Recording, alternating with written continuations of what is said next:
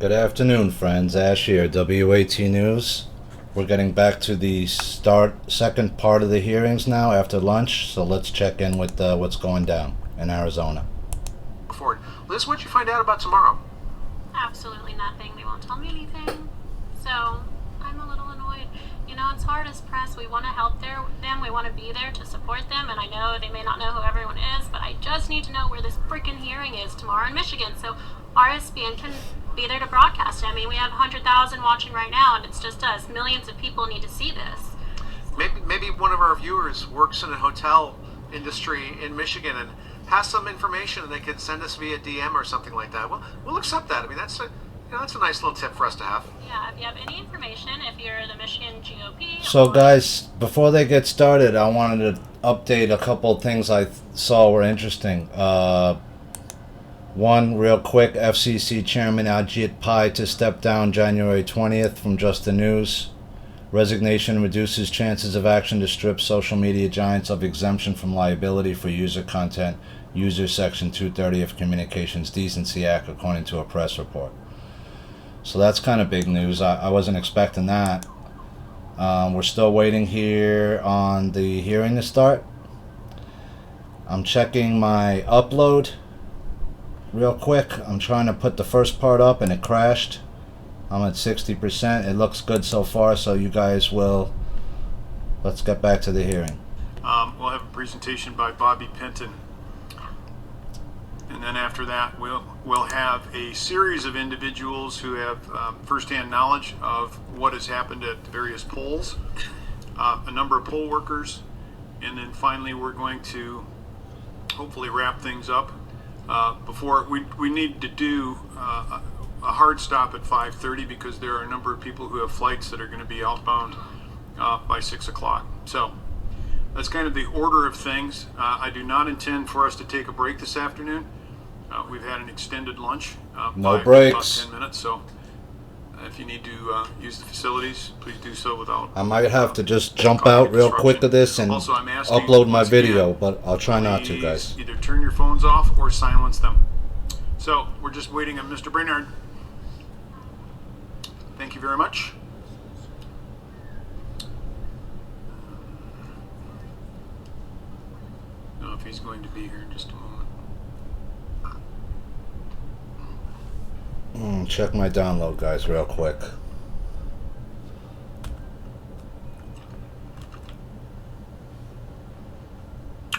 Mr. Brainerd. Is he there? Where is Mr. Brainerd? He's coming. Alright, well, this is what we've been waiting for. Brainerd testimony. This is a big deal right here. FBI has some of his records and documents have been asked for from the FBI, as I reported on, and they will be delivered in full to them tomorrow. His research. Some of it, at least. We're not sure how much of his research, but we know some of it. So we're going to wait and hear on Mr. Brainerd's testimony coming up. And this is live right now, coming at you live from Arizona State Legislature. It's holding this hearing right now. We had a big storm in New York. It's over now.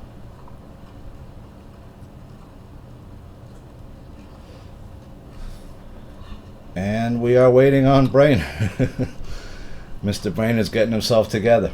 All right. Well, listen, he's got a lot of info, so I'm at 62%. My apologies for logistics being a bit of an issue here. We got a logistical problem. That's okay. It happens.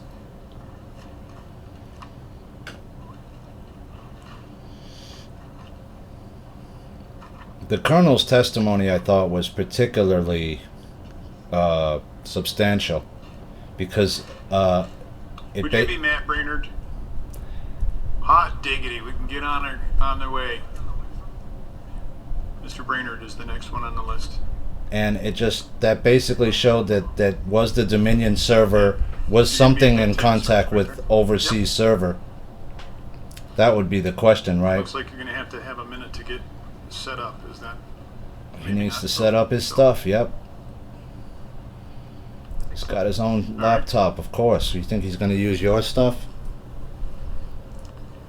And I presume you want to have what you have to show us on the screen as well? All right. Our AV guys will take care of that.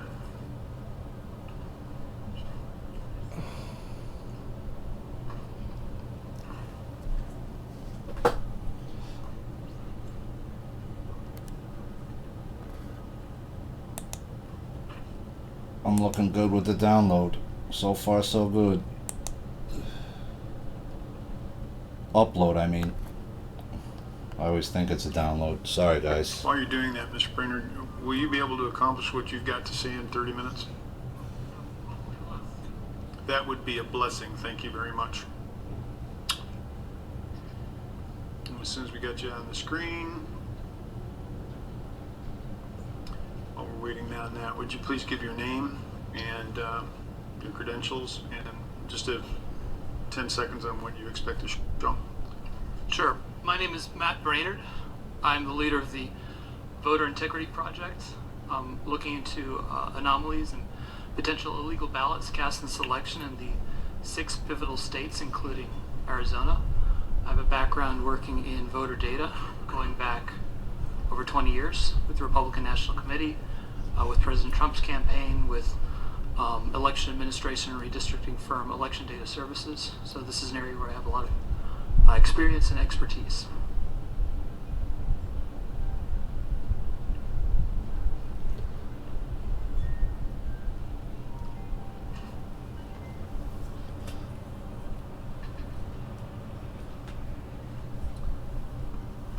So, are you ready for me to start? Yes, please. Okay. Proceed. Thank So, you. A couple days after the election, I and a team of dedicated individuals with experience similar to my own in the field of voter data and analysis decided to engage in an experiment of sorts to detect potentially illegal ballots without any preconceived notions about what we might find, what we want to find, just to try to determine the truth using a couple of different analytical methods. Fortunately, despite the great expense of this experiment, we were able to fundraise through crowdsourcing in a very short order. We've raised over $600,000 from almost 9,000 different donors all over the country who are interested in finding the truth. And we entered this with although many of us have political biases, personally, we brought none of those biases to our analysis. We just decided we wanted to try to find the truth using methods we believe to be reliable. Our findings were across the country. We found a tremendous number of anomalies, and Arizona is at the forefront of many of the anomalies we found. Now, unlike many other states that we evaluated, there were some unique limitations to our analysis in Arizona. In general, we were only able to get data for early and absentee voters in all of the 6 states we targeted. In Arizona, we were only able to get early and absentee voters for the county of Maricopa. So all the numbers I'm sharing with you, all of the analysis is based solely on Maricopa. Now, as the other counties make their data available, we'll certainly try to update these reports and these numbers. But just looking at Maricopa, we found some interesting results. So I'm going to open up a PowerPoint that kind of covers the country, but I'm really just going to speak about Arizona, which is, I know what you're interested in. So.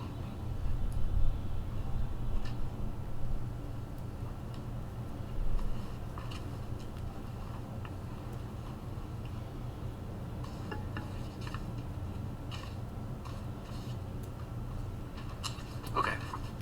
So we ran 5 or 6 different experiments on each of these states. One experiment that we ran where we isolated a universe of voters according to the state who had been sent an absentee ballot but did not return that ballot.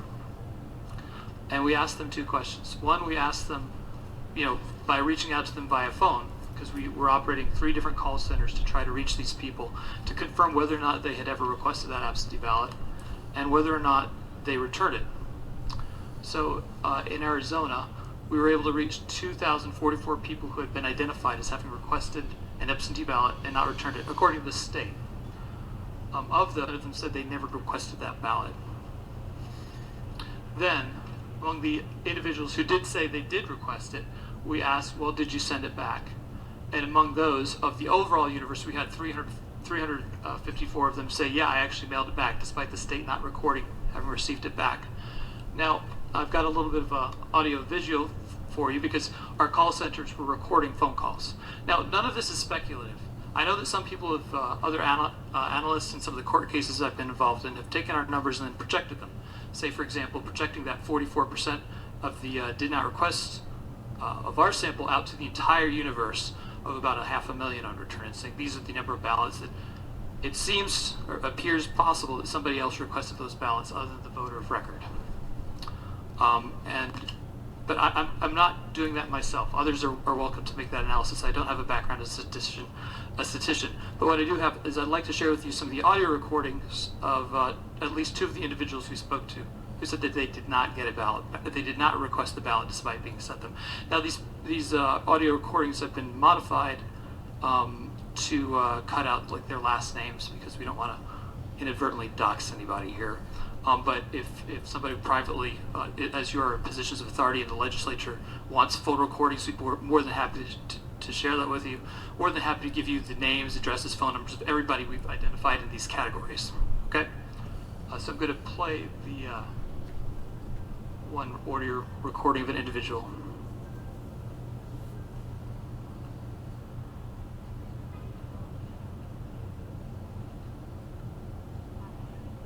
Bear with me as I make some adjustments.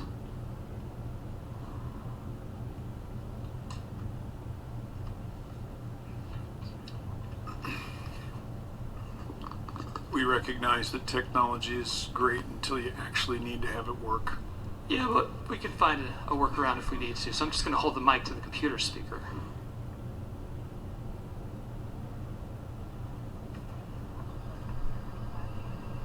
Can't hear it. Can we get it on this speed? Okay, we'll try it again. Okay.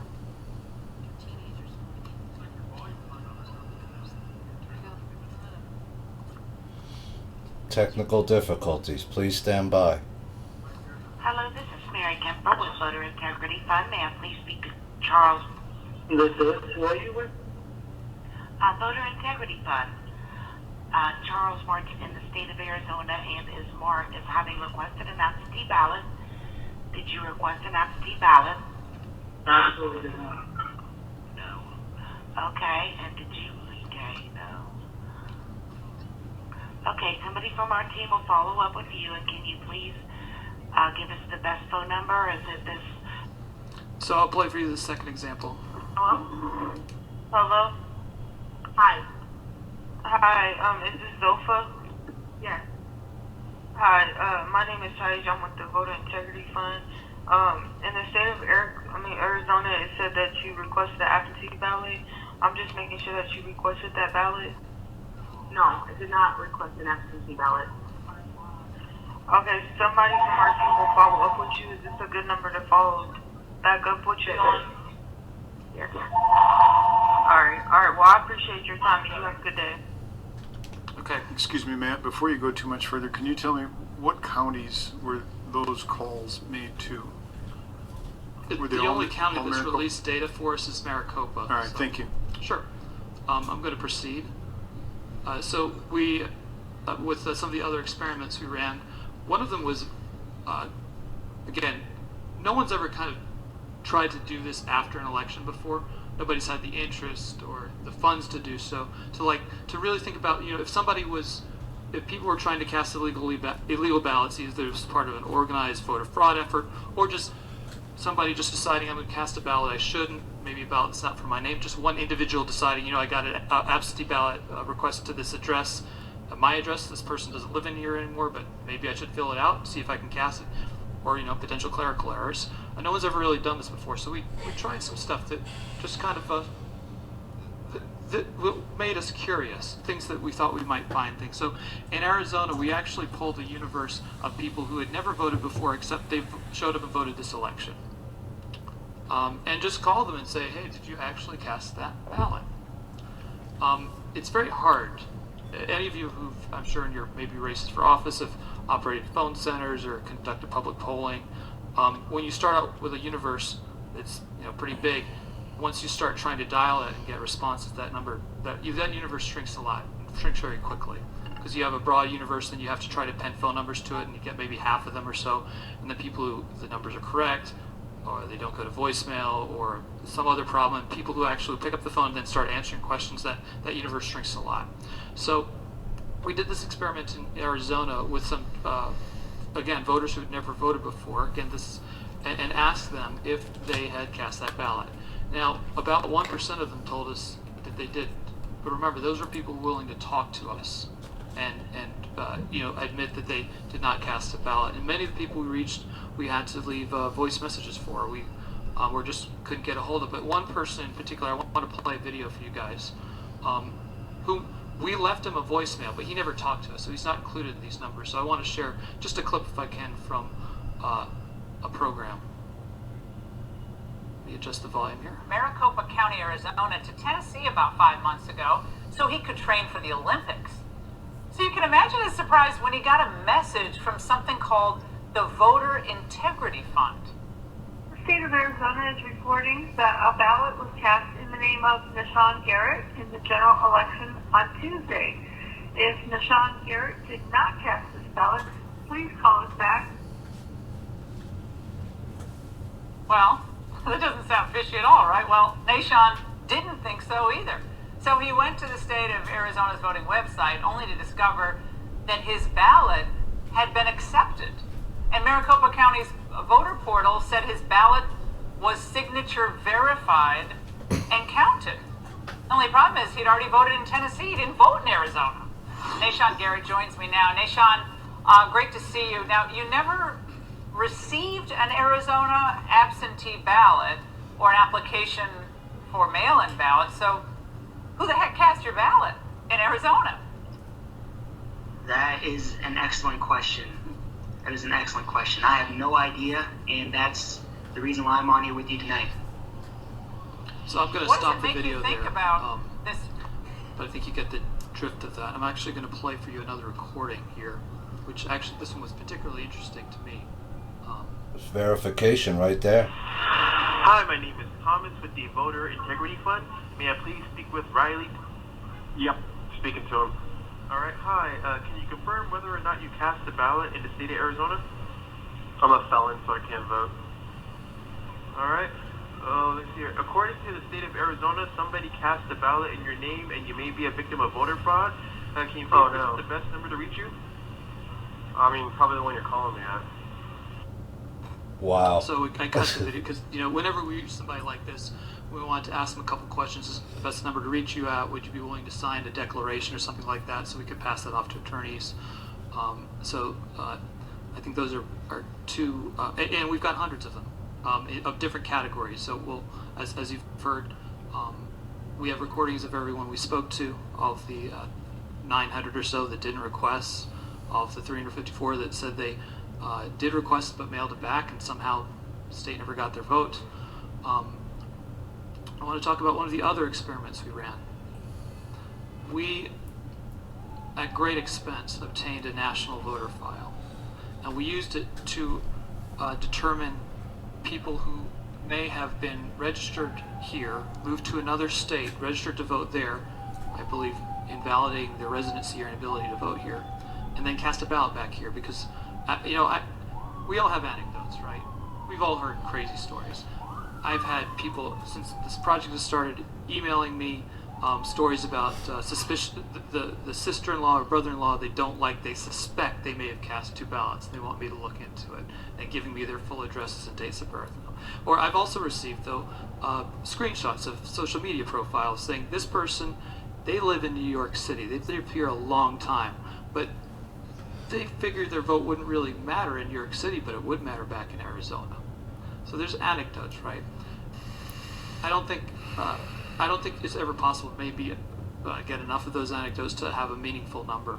But what we did is we took our national voter file and looked at registration dates there. And then we looked at the registration dates of people we matched it to in Arizona, where they moved from Arizona to California, for example. register to vote there, and then decide they shop their ballot, potentially, or they had the ballot cast in their name, and decide, you know what, my vote might count more in Arizona than it does in California, swing state. So we're able to identify these individuals who had a subsequent registration out of state but cast their early absentee here. Again, just Maricopa County and just early absentee, no election day. We also did an NCOA analysis, and when people move from one state to another, the Postal Service sort of tracks that. Often people fill out an NCOA card saying, I've moved here, please forward my mail. It's a pretty good indicator they've established residency somewhere else. And we found among this population a substantial number who NCOA to another state but cast their ballot here. Now, I've kind of earned the reputation lately as kind of a data guy, but I work as a general consultant. I do all kinds of work around the country for candidates, everything from speeches to fundraising to designing literature. I've knocked on over 1,000 doors myself this cycle in states all over the country. And I can tell you that a lot of times, you know, people are, they move and they're very careful about where they can vote, where they can make potentially cast their vote, where they think if they have options, they make a choice, and sometimes they don't always make the right choice. So just in my experience of that, you know, it's not that uncommon. So people move, but they can still vote here. They get an absentee request forwarded to them, and they cast the ballot. They should. When we combine those numbers together for your state, and we merge, and we take out some that we estimate to have been military moves, which they don't actually lose their ability to vote in the state, we came up with a total of about 5,700 or so, just Maricopa, just early absentees. We also identified a population of double voters. Now, what's unique about this is that, again, we're not looking at people who maybe voted in person in California and voted by mail here. We're only able, because of limited data in many states, to compare early absentee voters to early absentee voters in other states. So if they voted early absentee in Arizona and voted early absentee, for example, in California, they'd show up here. But if and when we get access to election day voter lists, we'll be able to, these numbers will inevitably go up. And also, we've got a lot of limitations on our ability to match. One of those limitations is the availability of full and accurate dates of birth from states on their voter lists. In a lot of cases, states will suppress that. And that prevents us from being able to get a successful match on somebody who moved out of state with a subsequent registration.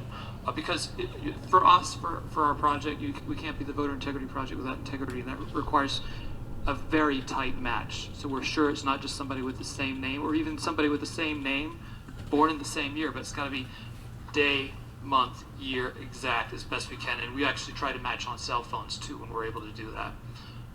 So that kind of concludes the initial findings that I wanted to share with you about your state in particular. And I'd be happy to take any questions if you have them. Mr. Mayor, do you want to ask this gentleman some questions? Go ahead.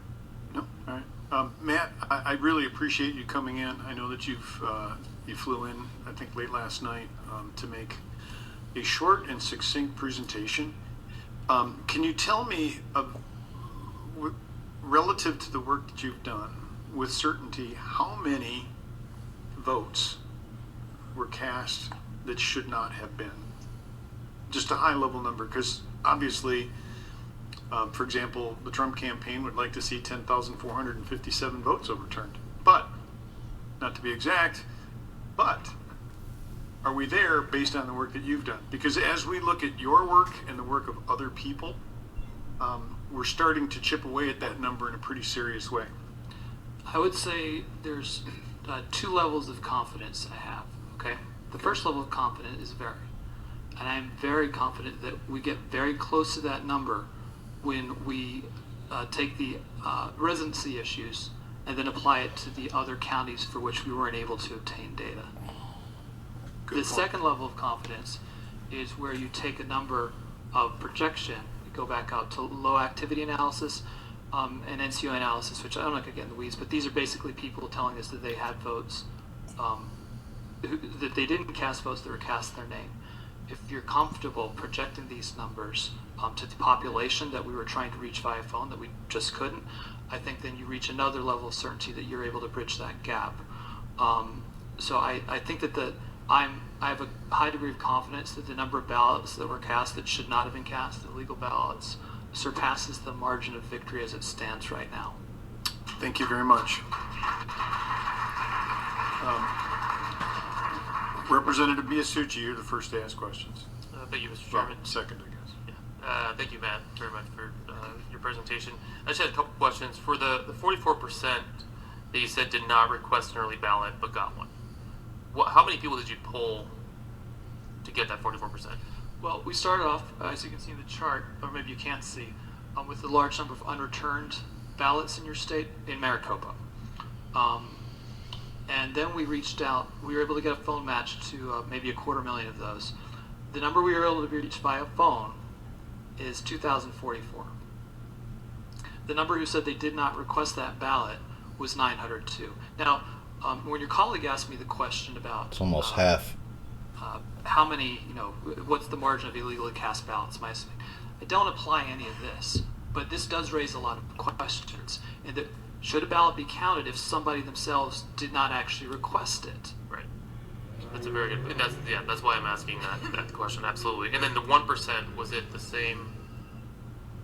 That was this is among our shot in the dark, calling people on the phone to ask them, did you actually cast the ballot? Because their voting history suggested that they hadn't voted very often, if at all. So that's this universe that we decide to reach out to, and we pulled a data load in the state of in case of your state of about 35,000.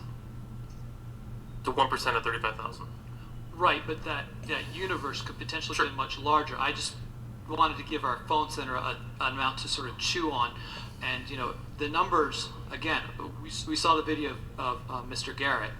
We never spoke to him. He doesn't show up in these numbers. He just got the voice message, and I got to tell you the tremendous amount of courage for someone to do what he did, because when you become public, come forward in a situation like this, willing to say that you may have been a victim of voter fraud, you're all in the public spotlight, right? You're used to this, but if you're just some guy who seems to be the victim of voter fraud, all the things that have to go through your mind are, you're going to have a target on your back. You're going to have potential media trying to trash you, dox you. Sure. Or you have to talk to your wife about it first. What impact can it have on your occupation, on your family? So the willingness of him to actually go on television, I think there's got to be so many more people that just, not that they didn't have this courage, but just their life conditions would not allow them to come forward as publicly as he did. Yeah, and I think, I don't care if it's one voter that this happened to. I mean, it's illegal. Right, and this is the problem, and the fact that even 1% of your 35,000, that should scare everybody. That's even happening. So, I appreciate you getting the data. Thank you, Senator Borelli. Representative Bartow, any questions? Just real quickly, I was wondering. You mentioned Arizona has more anomalies than other states. Were we the only ones that had this kind of anomaly compared to other states with the unrequested absentees? That actually is a universal problem to all 6 states, to some degree, but I don't think any had it quite to the same degree as you did. I'll just consult my chart, but that was my recollection. Yeah, it was far more substantial in Arizona. And looking at all these different states, they actually all have their own unique things that kind of make them stand out a little bit, and this is something that was unique to Arizona that made it sick. Because in other states they have serious problems in areas where you didn't have problems, but this was a problem that seemed to be more prominent here than we found it elsewhere. Would you think that's a feature of, absentee balloting is very popular here in our state? I mean, we've had it for years and it's growing, and voter confidence in the system had been growing until really there was more information about the vulnerabilities that have been coming to light, and the questions about that. Do we compare? How do we compare with those other states? Well, I think you have a stronger history of absentee ballot voting here than the other states do. But I think what's important is that, I've got a phone center, I've got data analysts, I can request things from different commercial vendors in your posse and go around and find out, well, who requested this ballot if this person did? How did that happen? It was done electronically, I can't track the IP addresses, I can't find the envelopes and that arrived in and dusted for fingerprint. That's something that's got to either be up to you guys or the law enforcement of your state or some other law enforcement agency. But getting the question in terms of who cast Nashawn Garrett's ballot, how did that happen? Was it clerical error, maybe, or signature verified? It wasn't just cast; it was signature verified. Something went wrong here, and I don't have the power to find that out. I can just present it to you guys and to others who have similar authority. But I'd really like to know the answer to that question. I don't think I'm alone. Absolutely. Mayor Giuliani, you had a couple questions? Yes, I do, sir. Just a few things that maybe I don't quite understand, but might be very helpful. The governor and the Secretary of State, I believe here today, certified the vote. That's true. It would seem to me that the one thing that you can be sure of, whether there are enough votes to overturn the election or not, or that the vote count is inaccurate, the one that presently exists. Is that right? I believe that unless the questions that I raise get answered, you can't be confident of what the vote count actually is, and no one can. But the present one is very questionable. It is extremely questionable. Not subject to a declaration under perjury that it's true and correct. Would you sign a declaration that it was true and correct in a statement to the federal government? I absolutely would not. I would probably I would put myself at risk of going to prison. And if I were your lawyer, I would tell you not to do it. Could you, based on your expertise, if in fact they hadn't been so hasty, or the legislature were to take the responsibility, could you conduct an audit in which you could come to a reasonable degree of certainty on how many illegal aliens voted? It's good you asked that question. The federal government actually makes available a database of people, not necessarily who are citizens, but the opposite, people who are illegal aliens or green card holders, etc. And I actually have the document that a state would use to request that, to have that check done. And it's my intent, subsequent to this, because we've got other things flying around, but to pressure every state in the country to make this request of the federal government. And that request has to come from the Secretary of State's office. Now, what I don't know is, has the Secretary of State of this state ever made that request to bounce their voter list up against that to see who maybe is not qualified to cast a ballot? But that's an excellent question. That's what I think they should do. Want to make a bet? I'm not a gambling man. Betting outside of the casinos I'm here is sorry. illegal, sir. Let's go across to Nevada, and we can do that. But seriously, with the number of illegal aliens in Arizona, in the millions, it's almost beyond doubt that some voted. And the margin is so small, 10 million. Wouldn't you be duty-bound to conduct that study before you certified a winner in this election? I would agree, and there's so many things we can talk about that we shouldn't be happening at this hour. This is the kind of thing that the state should have done before Election Day, before a single ballot was cast. So remove the risk of contamination, and what's just as dangerous, I think, is the suspicion of contamination. Right. Well, there's one study that was done that said 236,000 illegal aliens voted. I have no idea what their methodology was or how they produced it, but if you had time to do it, could that be done with a degree of certainty with regard to the number, even if it were an estimate? Well, to figure out the precise number is difficult, but to hold your voter list against what this federal government will provide and match, you'll be able to subtract a substantial number of the illegal immigrants, or not just illegal immigrants casting ballots, but I think as prominent, which may increase your numbers, are people who are green card holders. Non-citizens. Other visas there where they are here legally, but it's a bigger universe, non-citizens. It's a non-citizens who are permitted to vote. So yeah, it's a much bigger universe, and I could certainly do that analysis, but I could not do it without the signature of the Secretary of State on that letter to the federal government requesting access to that database, because as you know, as many people know, it's very hard to figure out who actually is a citizen and who is not, or who's entitled to vote and who is not. And how about the number of felons who voted that were not entitled to vote? That's been estimated at over 200,000 also. Would an audit of the voting list be able to assist in determining an approximate number? The mechanics, the technical mechanics of an audit are easy. Getting the data of all the felons who would be ineligible, and not just complete data, not just that data, but you need to have full names, dates of birth at least, and then have the reciprocal data from the state, which they should have, and if they don't, that's a huge problem, because we've encountered many cases where the state on their voter list, they've got like a blank, or they'll mark somebody as the default, like born on January 1st, the year 1900 or something. So to be able to conduct that analysis is easy, but to get the resources of the data behind it to conduct it may be challenging, but the state has a better capability of doing it than anyone else, and if you want to retain me to do that, I'd be happy to send you an invoice.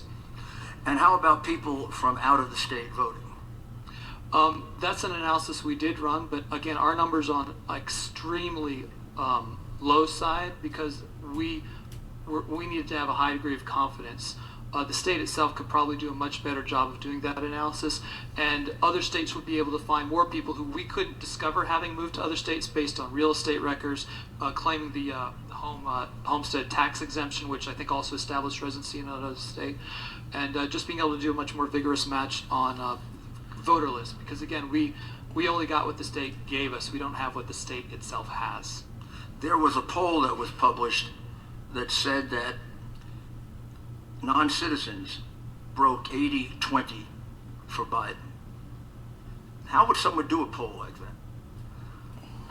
You know,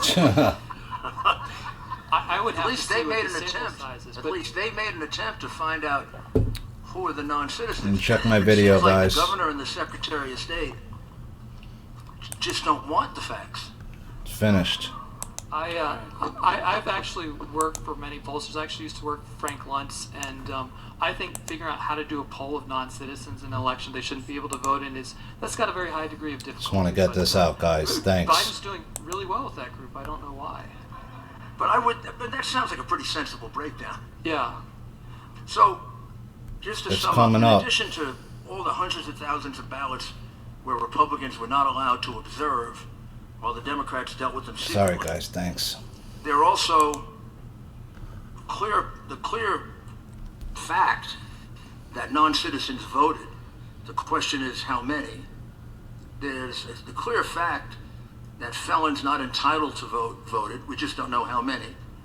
And that people from outside of Arizona voted. We just don't know how many. And in each case, the governor and the Secretary of State put their names on the certification that the results were true and accurate, and never bothered to make a single effort to find out about these obvious areas that would change the numbers. In a municipal election this same year, I was working for the candidate, and one of my responsibilities was as poll watcher. And when it came time to open up the absentee ballots, I was sitting in the room, and I made sure I could hear and see everything. And in one case, a name came up, and I had my list, and I raised my hand. I said, I object. That person doesn't live here. Doesn't live in this city, shouldn't be able to vote here. They took his ballot out, they examined it, we had a conversation about whether he should or not, and they actually, that vote was invalidated. It was spoiled. You must have been in a state that follows the law. I was, in fact, but if you do not have the ability to do that, it undermines the credibility of any election result. Thank you very much, Mr. Brainerd. I appreciate it. Members on the panel, any other questions for Mr. Brainerd? Representative Cook? Thank you, Mr. Chairman. I just wanted to ask you about the votes that you were talking about, that you could go in and you could find that stuff out, and I think we heard some misinformation. It wasn't 10 million, it's only 10,000 and some. And keep in mind, we don't need to find 10,000 votes, and I'm not saying we're for one person or versus the other, but 5,500 votes would change an election. So when you look at the numbers that you have presented just right here, right? And you call in question I won by 10,000 votes, let's say, well, 5,500 votes would change the election. And so it's very alarming when I see your information up here that in the voicemails that you have. But thank you for your work. To that point. Representative Townsend. Thank you. Thank you, Mr. Chair. And to that point, there wasn't just one election here in Arizona. There was many, and we lost one seat in the Senate by a very slim margin. So I think it's important to remember that we're not just looking at this for one person's election, and Arizonans have a right to have representation on a clean, fair election.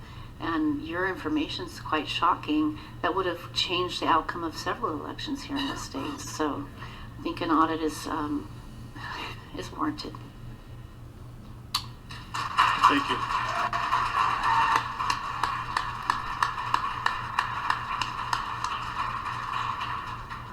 Ms. Brainerd, I've been trying to refrain from commenting, but I'm going to tell you that you have just shone a light on something that confirms, I think, for all of us that this is not an illusory issue.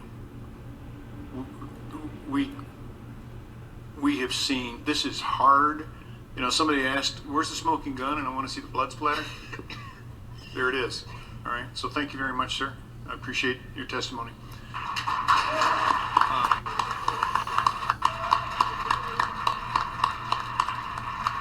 So our next witness is Dr. Shiva, and we're going to see what we can do to bring this in by way of Zoom. And I'm going to turn over the I got Dr. Shiva coming up. Okay. Oops, no. See if I could do some counting here real quick while that happens, guys. Bear with me. I don't know if this is... I think you need to unmute yourself, Dr. Shiva. Yes, I'm trying to figure out what's going on with this. The ability to share, you are getting way above my ability to run Zoom. I'll go back, guys. Sorry. Let's see, screenshot. Oh, wait a minute. There's Dr. Shiva. Multiple participants here we can go. share simultaneously. That's probably it. How about now? Great. Please proceed, sir. Okay, good afternoon. My name is Dr. Shiva Ayyadurai. One of my expertise is in the field called pattern recognition and mathematical analysis, so I'll try to keep it brief.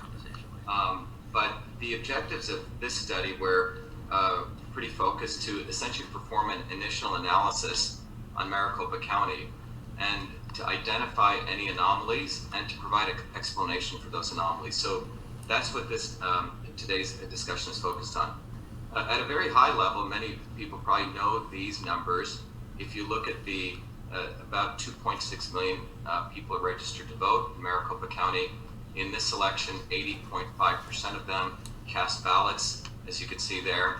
And this is not showing the data for, let's say, the independent or Green parties, but 49.8% went to Biden and 47.6% to President Trump. So that was the reported results from the Secretary of State. The other important thing to note is that just to get it, one of the important features that you can look at in a election is the distribution of votes by party affiliation. So in this case, there was 35.3% of Republicans who voted, 31.3% of Democrats, 32.3% of independents. It's a lot of independents. Small percentage of libertarians. That gives a total distribution. We'll come back to this, why this is important in this analysis. So what I want to first begin by having people put their attention on this chart. What this is we're literally taking all the data provided by the Secretary of State across the 743 precincts in Maricopa County, and we're literally recreating the election. And there are two curves here. One is the curve for President Trump, which is a red curve, and the blue curve is a curve for Mr. Biden. And as we move from left to right, what we're doing is we're starting with precincts which have low number of votes to precincts which have high number of votes, and we're literally counting the vote totals and summing them up together. When you get to the end here, you get the actual election results. So 49% for Mr. Biden and 47.6% for Mr. Trump. So these curves in many ways show the dynamic of the election as you move from the precincts from low vote counts to high, and you're essentially adding them up. So when you look at this curve in pattern recognition and pattern analysis, one of the things you try to understand is anomalies and the normal condition. So this is what we're calling the normal condition. In science, we'd call it the control. And we're literally looking at two important features. There's a shape of this curve, and there's the sequence and how this curve is developed. So in the analysis here, what we wanted to do was we wanted to see if we can reproduce the curve for President Trump and the curve for Mr. Biden by looking at the demographic of voters based on party affiliation, because that's one of the most easily accessible, or one of the most prominent features in an election. So towards this, we initially did a initial analysis of looking at voter turnout in a precinct, percent voter turnout. So every dot here represents a particular precinct, and you're looking at the percent voter turnout in a precinct along the y-axis, and along the x-axis simply the percent registered Republicans in a precinct. And what's interesting is you see a positive correlation. The more percentage of Republicans in a precinct, in fact, voter turnout is going up. Alternatively, when we looked at the percentage voter turnout in a precinct by percent registered Democrats in a precinct, you see a negative relationship. As the percentage of Democrats in a precinct increases, each blue dot is a precinct, you see a negative correlation with voter turnout. And similarly, we see the same behavior in the registered independents in a precinct. Voter turnout, and you see the negative correlation. So in summary, for Republicans, where the percent turnout positively correlates with percentage registered Republicans in a precincts, for Democrats and independents, the percent turnout negatively correlates with percent registered Democrats and percent registered independents in precincts. So that's just giving you the feature of what was taking place in Maricopa County. Now, getting back to this, we have the capability, the computer affords us the opportunity to do what we call scenario testing. What are the potential scenarios of distribution of Republicans, Democrats, Independents, Libertarians, and Greens, that if you were to look at the potential infinite possibility of spaces, we haven't done all of them, but in the time that we have, what are the percentages of distributions of voters that would give rise to produce President Trump's curve here, and what are the percentages that would give rise of those allocations of Republicans, Democrats, Independents, Greens, and Libertarians to give rise to Mr. Biden's percentage. And the reason we want to do this is to look at the plausibility of these results. Is it plausible that you could have some reasonable distribution of Democrats, Republicans, Independents, Green to generate this very particular slope and these curves to get this net result? Remember, again, we're going from precincts from left to right, we're accumulating votes. So this is really 743 different data points. So we first did, just to give you an idea, this is one of the potential scenarios where we're looking at, in the case of Democrats, we're looking at a split of votes between Mr. Biden and Trump of 20% to 80%, of Republicans between 80% to 20%, and of the Independents 70-30, Libertarians 0-100, and Green 100 zeros. This is one of the computer simulations. Like this, a computer can do far better than I could do sitting here. And what you see is the green line is trying to match Mr. Biden's blue line, and you can see it's way off. And the purple line is trying to match the red line. So obviously these aren't matching, because again, we wanted to see if we could overlay on those. So here's another potential scenario. In this case, we're looking at Biden-Trump voter distribution of Democrats by 80-20, Republican 20-80, the Independents 30-60, Libertarians 10-90, 100-0.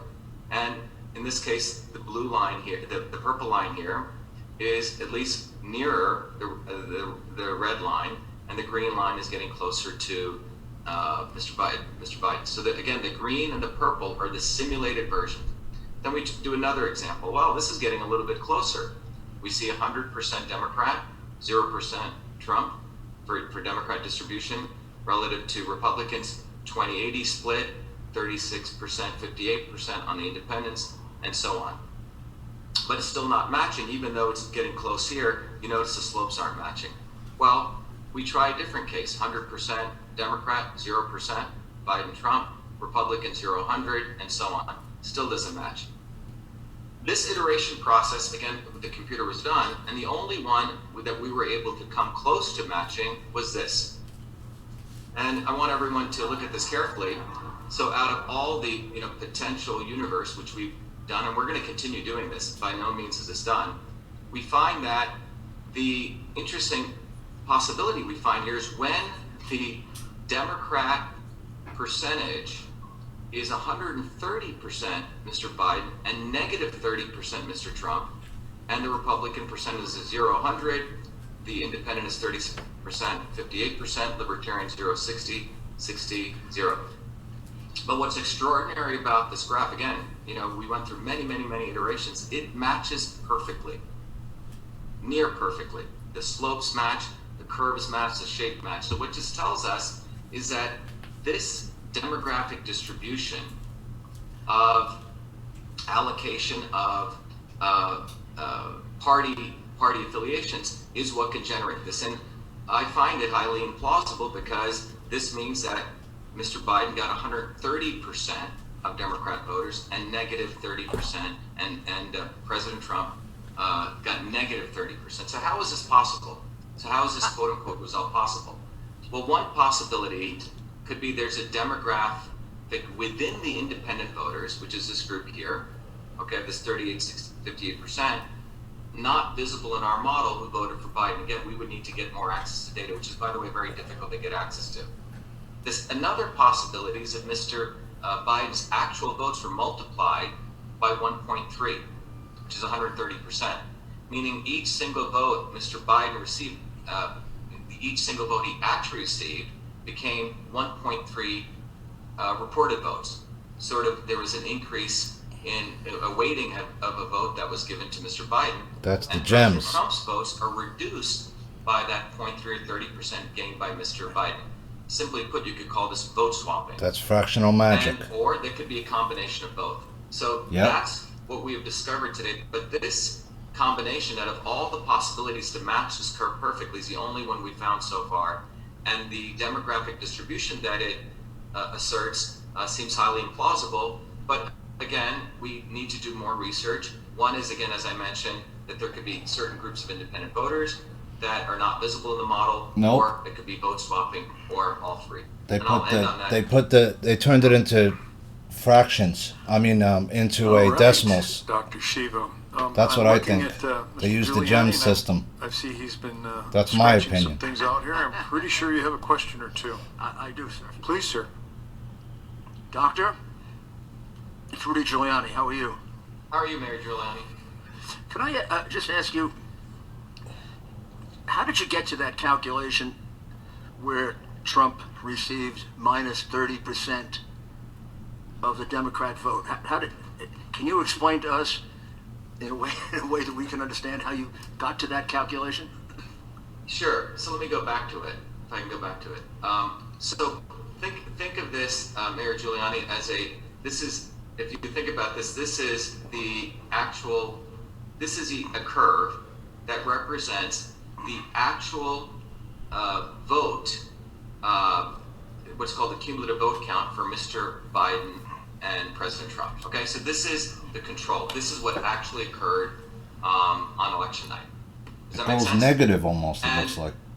What we're attempting to do in mathematics, using mathematics, you can do what's called curve fitting, where you can change certain variables to attempt to fit this curve. The variables we are changing here, which cannot be done, manually, but the computer is essentially changing the possibilities of different levers, a percentage of Democrats who voted for President Trump, the percent of Democrats who voted for Mr. Biden, the percent of Republicans who voted for Biden, the percent of Republicans who voted for Trump, the percent of independents who voted for Biden, the percent of independents who voted for Trump, and so on. So it's a solving where, remember in algebra where you could multiply variables by different equations and you're trying to match this curve. So the computer is doing this, Mayor Giuliani, and so that's why I'm showing you these different possibilities. Now there's hundreds of thousands that the computer is running through to figure out what possible as you can see here, what possible combination of these would lead to this. And the only one we were able to find was this. I hope that explains it. We're looking at the computer trying to find combinations of these vote allocations that could perfectly reproduce this The only result. way to find it is it's rigged, to rig it that way. So a vote for Biden would actually be 1 1/3 vote. Is that correct? Yeah, 1 3/10, right. So 1 so when 3/10. Biden got one One- vote, one That's and the 3/10, algorithm they and used. a vote for Trump would be 1.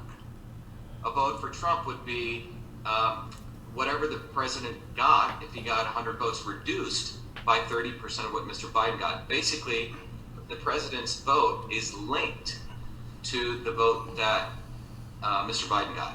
So if Biden got 100 votes and his went up by 1.3, which means it took 30% of the votes were reduced that would go to President Trump. Yep. So basically, votes are being eaten from President Trump and handed over to Mr. Biden. That's the only way to one possibility of explaining. That is what happened. That's my take. Did you discuss this at all with Colonel Waldron? I received a text message from this earlier, and in preparation for this, I wasn't able to get to him, but I'm willing to discuss that with him.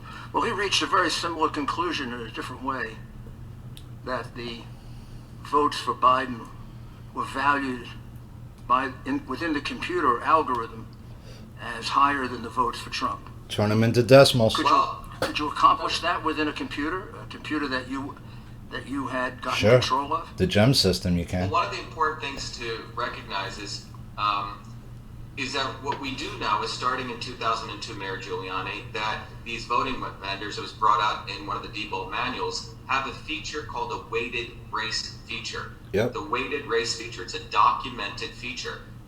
And the weighted race feature basically says that the feature in the software, which the secretaries of state have certified, knowingly or maybe unconsciously, but they must have certified these electronic voting system software has a feature called a weighted race feature, which allows a voter's vote to be, or a candidate's votes to be multiplied. So what that means is the central principle that Justice Earl Warren ruled on in Exactly. 1964, one person, one vote, or clarified that can be violated. It can be one person, not one vote.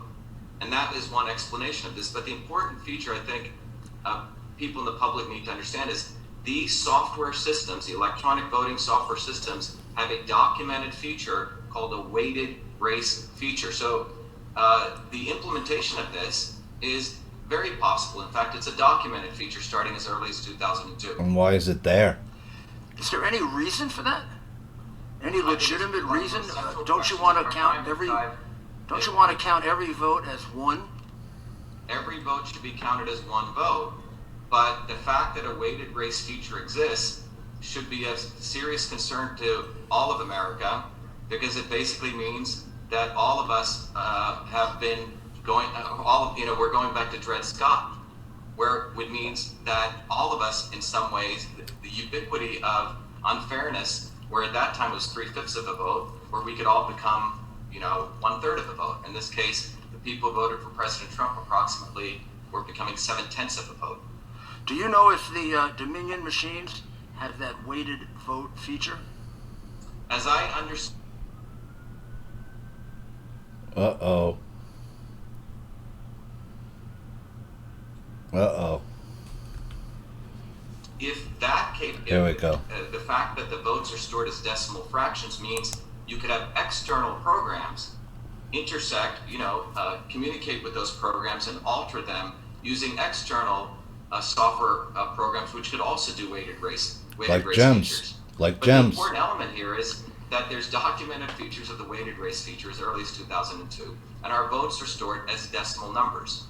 Shouldn't be. Would I be overly simplistic if I concluded the only reason you would want a machine with a weighted vote feature is in order to cheat? It's enabling cheating. It's an enabling of one person, not one vote. I mean, this is not a poll. The feature enables. This is not a poll. This is an absolute vote. And the only reason to have that feature would be if you're going to distort the vote. Exactly. Wow. Do you know what a Monte Carlo is? Excuse me, Mayor Giuliani? Did you do a Monte Carlo where you can do millions of possibilities in a minute to find a good match? Yes, so that's what this is doing. There are many different techniques. The solver technique here, there are many different numerical methods, but essentially it's doing one of those kinds of approaches to find that fit. And that's how you arrived at the one that you felt was the closest. Yes. And could you say with a degree of professional certainty that there's no question that this vote count in Arizona is faulty, false, not accurate, whatever words are comfortable? Well, I think what I can say is that the plausibility of that, the cumulative vote count as we see it progress is highly implausible. The caveat being we don't have certain data on the, what percentage of demographics of independent voters, but from everything we've run and the simulations we've run, it's highly implausible the pattern of voting we saw that was reported by the Secretary of State of Arizona in Maricopa County. Thank you, Doctor. Thank you very much. You're welcome. Members, any questions for Dr. Shiva? Any questions? Representative Cook, please. Thank you, Mr. Chairman. I just have a question for the doctor. So earlier we had heard from a state senator, I believe, and in his presentation, when it had the vote totals, it had a decimal point and then numbers after. And so this perfectly makes sense of what you're saying is one vote is one vote, two votes is two votes. But if there's some way there is something added to it electronically to have a weighted vote as a 1.25, so every vote for this person is a 1.25, would that be the way those decimal points got there?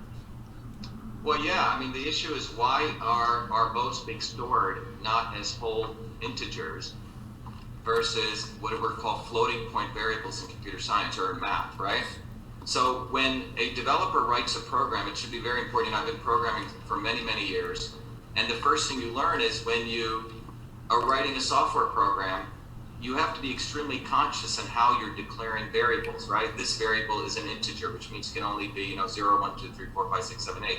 This variable is going to be a decimal, which is also called a float or a double, which means it can be 1.1, 1.3, so on. So the fact that the vote count is stored as a decimal, to me, when I first learned about this in my own Senate race here in Massachusetts, it was quite disconcerting, because this means that consciously people are putting into the software a capability to have fractional voting. And that's what this leads to. Fractional and why magic. is there such a feature or capability, and why are our votes even being stored as fractions or decimals? And I think this is probably the central question of our time, probably going back to the 3/5 compromise of 1787. Do we have one person, one vote, or do we have one person, not one vote? And in the era of electronic software systems, I think the courts need to step in and re-clarify one person, one vote, going back to 1964, the Equal Protection Clause of the United States Constitution. Mr. Chairman.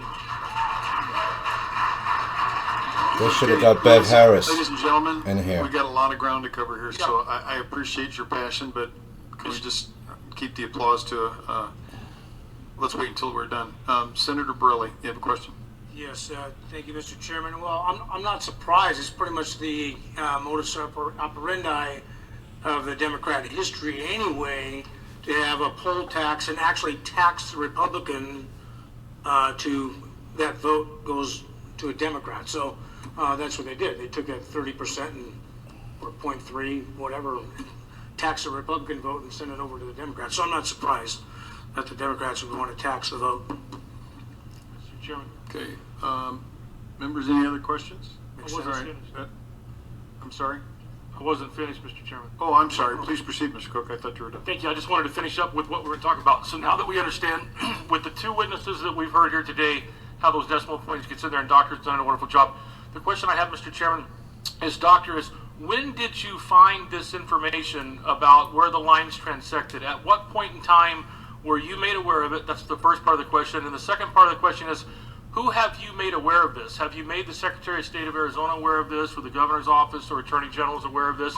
Or has it just been the privileged information of the Trump team until now, just about the state of Arizona, so we keep it short? No, this was discovered about 24 hours to 48 hours ago. You're the first ones to actually see these graphs presented today. Thank you. Thank you, Mr. Chairman, for your time. Yeah. Representative Townsend. Thank you, Mr. Chair. I just have a quick question built off of a comment. Sidney Powell had mentioned some conflicts of interest with Dominion and these systems. She had said, her words were, governors and secretaries of states and other politicians have a vested interest in this system. I read from last year an article where Nancy Pelosi's former chief of staff sat on the board of the lobbying firm that represents Dominion.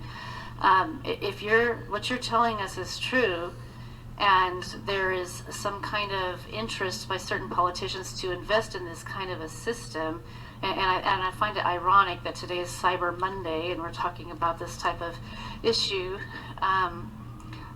Have you looked at that, of any kind of a nefarious background when you're looking at these weighted votes? Do you have any indication or any suspicion, or is this just a mistake or a fluke in data? Does this lend to her claim that there might be some nefarious motives behind the system? It's a very, very good question you bring up. Let me give you from my own actual experience in this. I ran for U.S. Senate in the Republican primary in Massachusetts, and I was deeply shocked when I found out that this weighted race feature existed.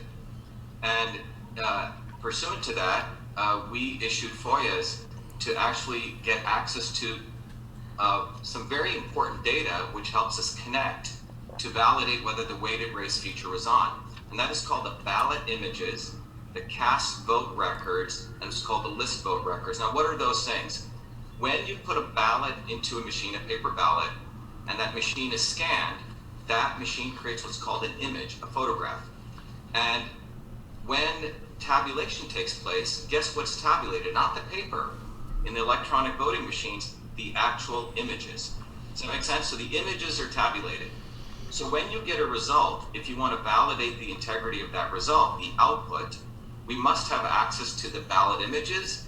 And because the ballot images are used to generate the cast vote records and the list vote records, which are the actual counts of votes that were gotten. So when, in Massachusetts, for example, I applied for a FOIA to get this, the Secretaries of State of Massachusetts, and I believe this may be true in many Secretaries of State across the country, they responded back to me saying they deleted the ballot images. In fact, they destroy them, that they don't have to save them by state law.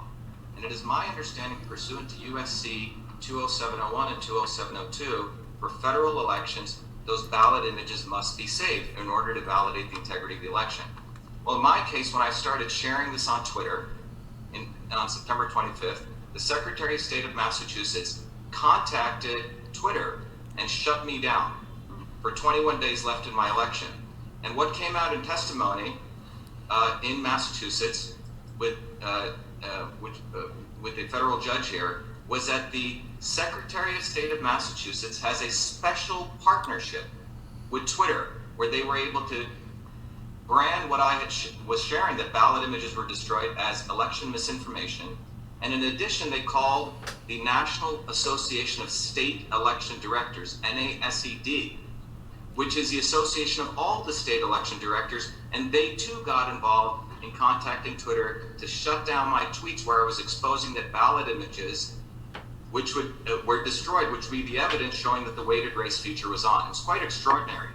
Well, the NASED is the group of all state election directors. So why was my tweet, when Twitter had not shut me off when I was talking about election fraud, but the state of Massachusetts Secretary of State and the state election directors found it threatening, because what I was essentially stating was that the state election directors of a number of these states are concealing the actual evidence which directly correlates which can expose whether weighted race feature was on. So yes, I do believe it's nefarious. And if you go look at the National Association of State Election Directors, which is a nonprofit, they are funded, and they're an entity of Democracy Works. Democracy Works is funded by Rockefeller Brothers. It is also funded by the Murdochs. There Catherine you go. Murdoch. And you can look at who is actually controlling the state election directors, or what community are they part of. Now, why is this important? Because the state election directors and the secretaries of state are the ones who certify electronic voting systems. Which means, are they certifying electronic voting systems knowingly with the weighted race feature? And in my view, I know in Massachusetts that's what was done. And knowingly telling the vendors to delete ballot images, which are the evidence that interconnect the weighted race features being on and the ballot images. So in Massachusetts, the factory settings of these electronic voting machines, the default factory setting is to save all ballot images. What we discovered in Massachusetts is they tell the vendors to set that to off, which means delete, destroy all ballot images. And I believe that many of these secretaries of state are involved in this. So yes, I believe it is nefarious. Thank you. And just as a follow-up, I believe, and I was told recently that in Maricopa County with the machines and the Dominion, that in the RFP request for the procurement, that it says you are able to, this allows you to publish the images, and that we were requesting that those be published, and we've been denied that. So I'm in communication with the Board of Supervisors to see, is it possible to go ahead and put that up? So I would recommend the public also get involved in demanding to be able to see this, because apparently we have leaders in the state elbow bumping today in celebration of the certification of this election, and clearly what you're saying, we should be doing anything but. It's abhorrent, it's a shameful thing. That's a sad day in Arizona that we're celebrating the certification of this election. Mr.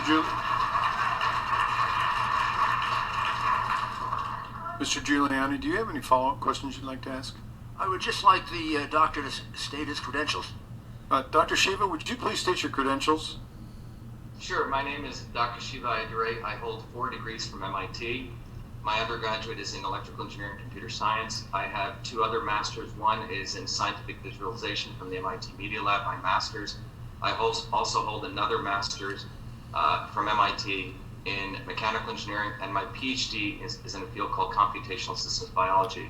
Wow. And when I was 14 years old, I created the first email system while working as a full-time research fellow at Rutgers Medical School.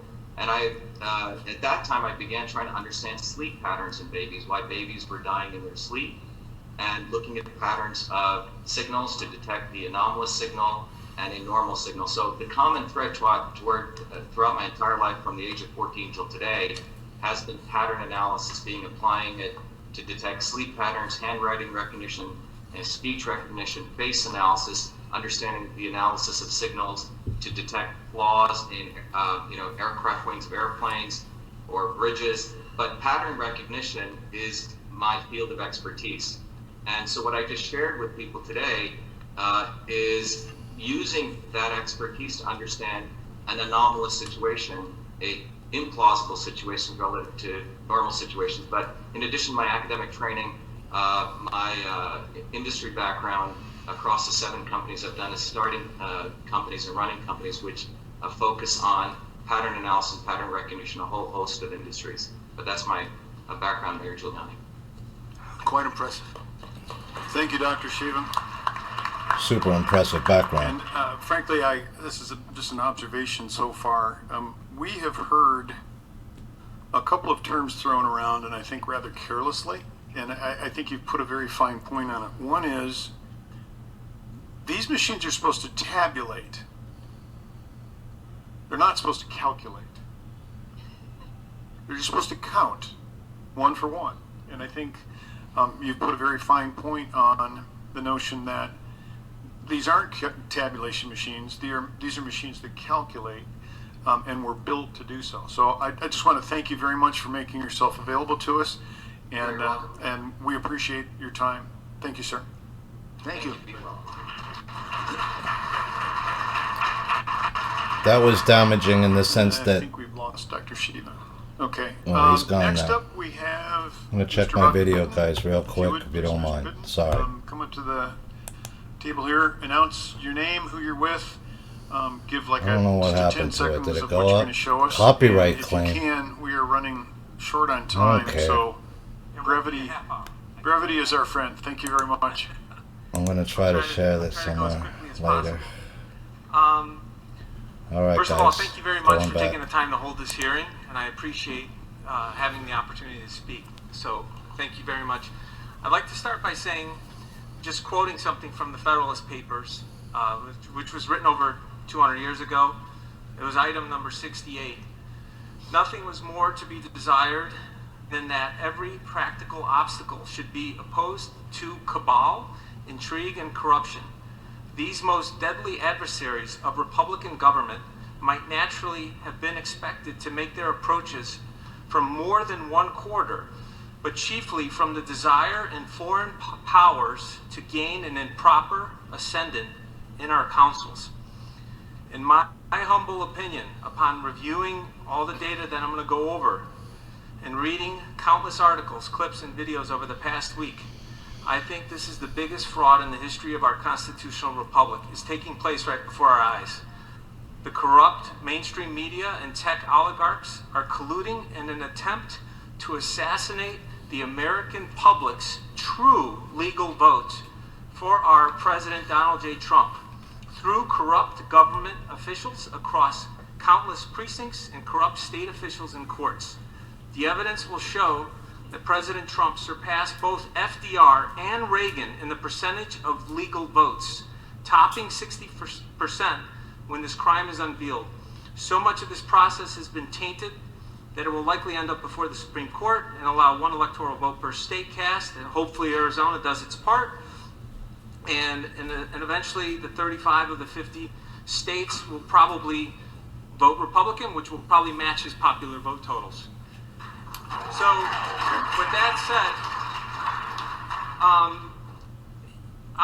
so basically what I've identified is that there's between 120,000 and 306,000 fake people. And I did this by looking at the data, and I'm not going to go over this sheet just yet. I want to kind of just highlight the bigger picture so that, because, you know, numbers can be, I love numbers, but they could be a little boring. So I want to kind of tell the story to the numbers. But basically, what I did is I took a completely different approach than what's been presented up to this point, based on the little that I've heard here. There's approximately 1,500 precincts in Arizona, and there's 3 classifications for male, female, and then you. I guess maybe that's the undecided classification.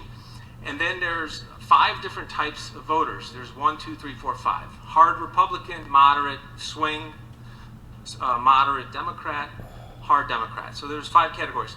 And what I did is I looked through the age rolls, so 18 to 100, and I basically created a unique bucket, so to speak, for each of those classifications. So it turns out there's about 980,000 plus unique Arizona voters. And the way what I did is I didn't look at the total, I looked at the number of registered voters in the state. Because if the core data set is flawed, everything else that happens afterwards is irrelevant, in my opinion. Because, you know, so I kind of took an approach of how is the thing constructed. It's a very tedious process to organize all this. But then, once I got that organized, I broke out all of the male 1, 2, 3, 4, 5 votes. So I want you to think about, like, okay, there's 5 classifications of male voters in the state of Arizona. I summed up and looked at how many of those votes by age, 18-year-olds, 19-year-olds, 20-year-olds, across all those different categories. And then I did the same thing for females. And then I did the same thing for the U's. And this is, it was absolutely mind-boggling what popped out as a result of this incredibly tedious process. the correlation of men that voted in Arizona, so the first category, one, the number one voter versus two, one versus three, one versus four, one versus five, and then making sure that all possible combinations of male voters was accounted for. The average of those correlations for male voters is approximately 63.83%. That makes sense because people as they age, they're kind of random. They may fall into maybe they're liberal one time, maybe they're conservative the other time. They kind of bounce around, and the variation, the standard deviation, is very high, as it should. People's life cycle changes. It's about 30%. So then I did the same thing for females. Now, I mean, I can ask a silly question, but I said no. My wife told me no jokes. But I'll get to the punchline. Are women more predictable than men when it comes to voting? Are they more independent? Now, people's first answer seems to be, oh, they'll do more of what their correlation should be higher. And actually, the opposite is true. They're at about 58%. So about 6 points higher, 6 points lower in terms of the correlation doing the same analysis. And that makes sense because most women don't want to tell you what they're doing when they go in the voting booth. So that's the joke. But anyways, so then what I did is I did the same thing for the U's. Now keep in mind, there's a total... Bobby, excuse me. When you say U's, you're talking about undisclosed, not Utes, as in younger. Okay. Yeah, I like that. From my cousin Vinny. Hey, there you go. I'm glad you got the joke, Mr. Mayor. The two Utes. So what is the Ute? But so basically, once I did that, there's 463,660 classified that I found under this category. I did that same analysis. Now keep in mind, the standard deviation for men was about 32.8%. For women, it was 35.77%. That there would be a lot of randomness through time across the aging process of human beings.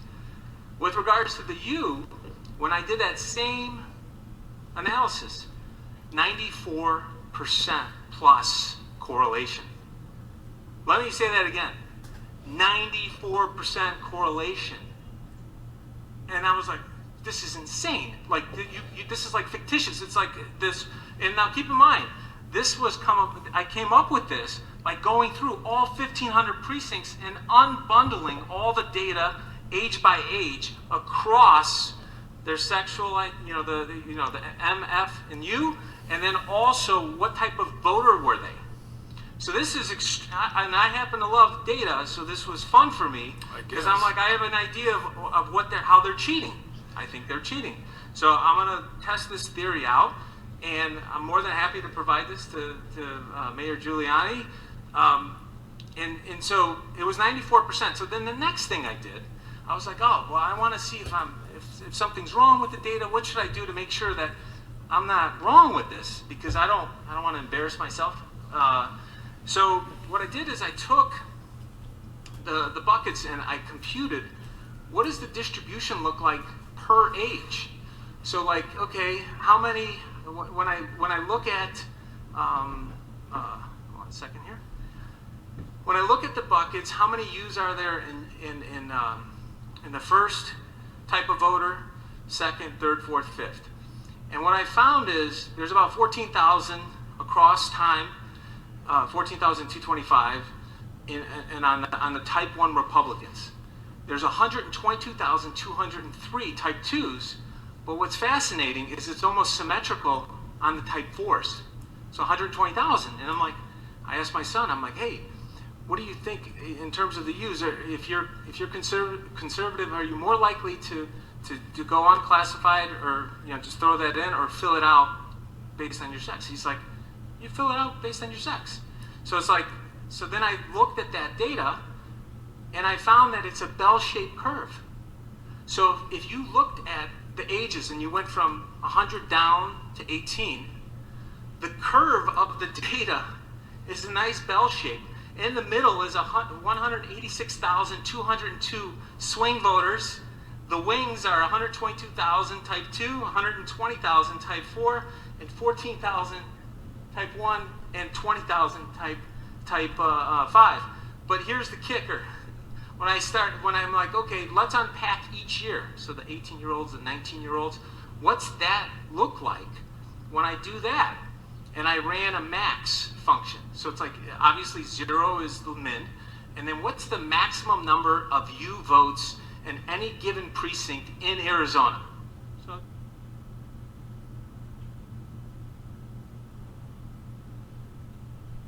number of U votes in any given precinct in Arizona. So fair enough. I trade in the markets. I like to see what's the min-max, what's the range.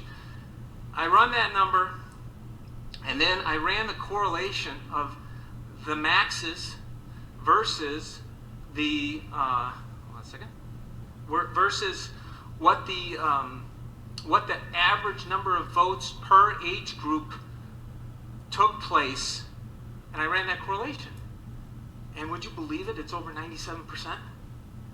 So it's like, holy cow! I think I reverse engineered the algorithm that they're using to do these damn votes.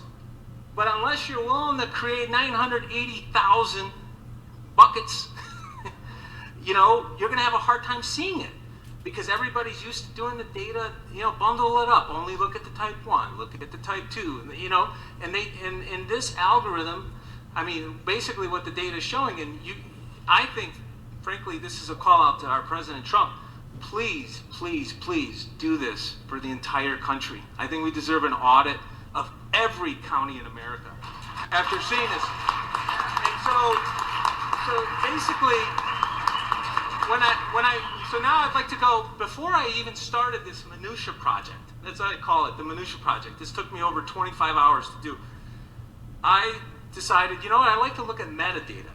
So metadata, you guys should look into it if you don't know what it is. I don't want to get into a philosophical discussion about it, but metadata is, I said, okay, if I landed in Arizona, I want to understand what's been going on in Arizona before I say anything. And I pulled back, on your website, you have 22 years of election results going back to 1998.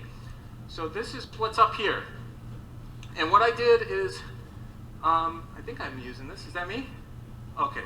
So basically, what I did is I went to the census and I pulled the census data on Arizona by each county. So I looked at 2000, I looked at 2010, I looked at the estimate for 2019, and then you can see I calculated what the annualized growth rate of each county was, and then what the growth rate was from 2000 to 2010, which is column B. And then I looked at column C, which is, what was it from 2010 to 2019, and I extrapolated the data for one more year because we don't have the 2020 results. So I kind of went through this whole process, and I did that before the minutia, and I wanted to see, like, okay, well, what does the census say with regards to how many people are of voting age? So I scroll down, you can see over here, right now, for example, 27% of Apache is under the age of 18. This is, once again, I didn't use any of my own data, I used government data. So if there's a problem, take it up with the government. So basically I computed what is the number of voters per year. Now keep in mind, since the census doesn't come out every year, I had to fill in based on the annualized growth rate between each census and kind of adjust it accordingly, because I don't want to just spitball it. I wanted it to be tied to the math and make sure that each year filled out. So then from there, I went in and physically typed in all of the reported eligible voters each year. Because I got to tell you, Arizona does not make it easy to standardize, to pull down the data in each county.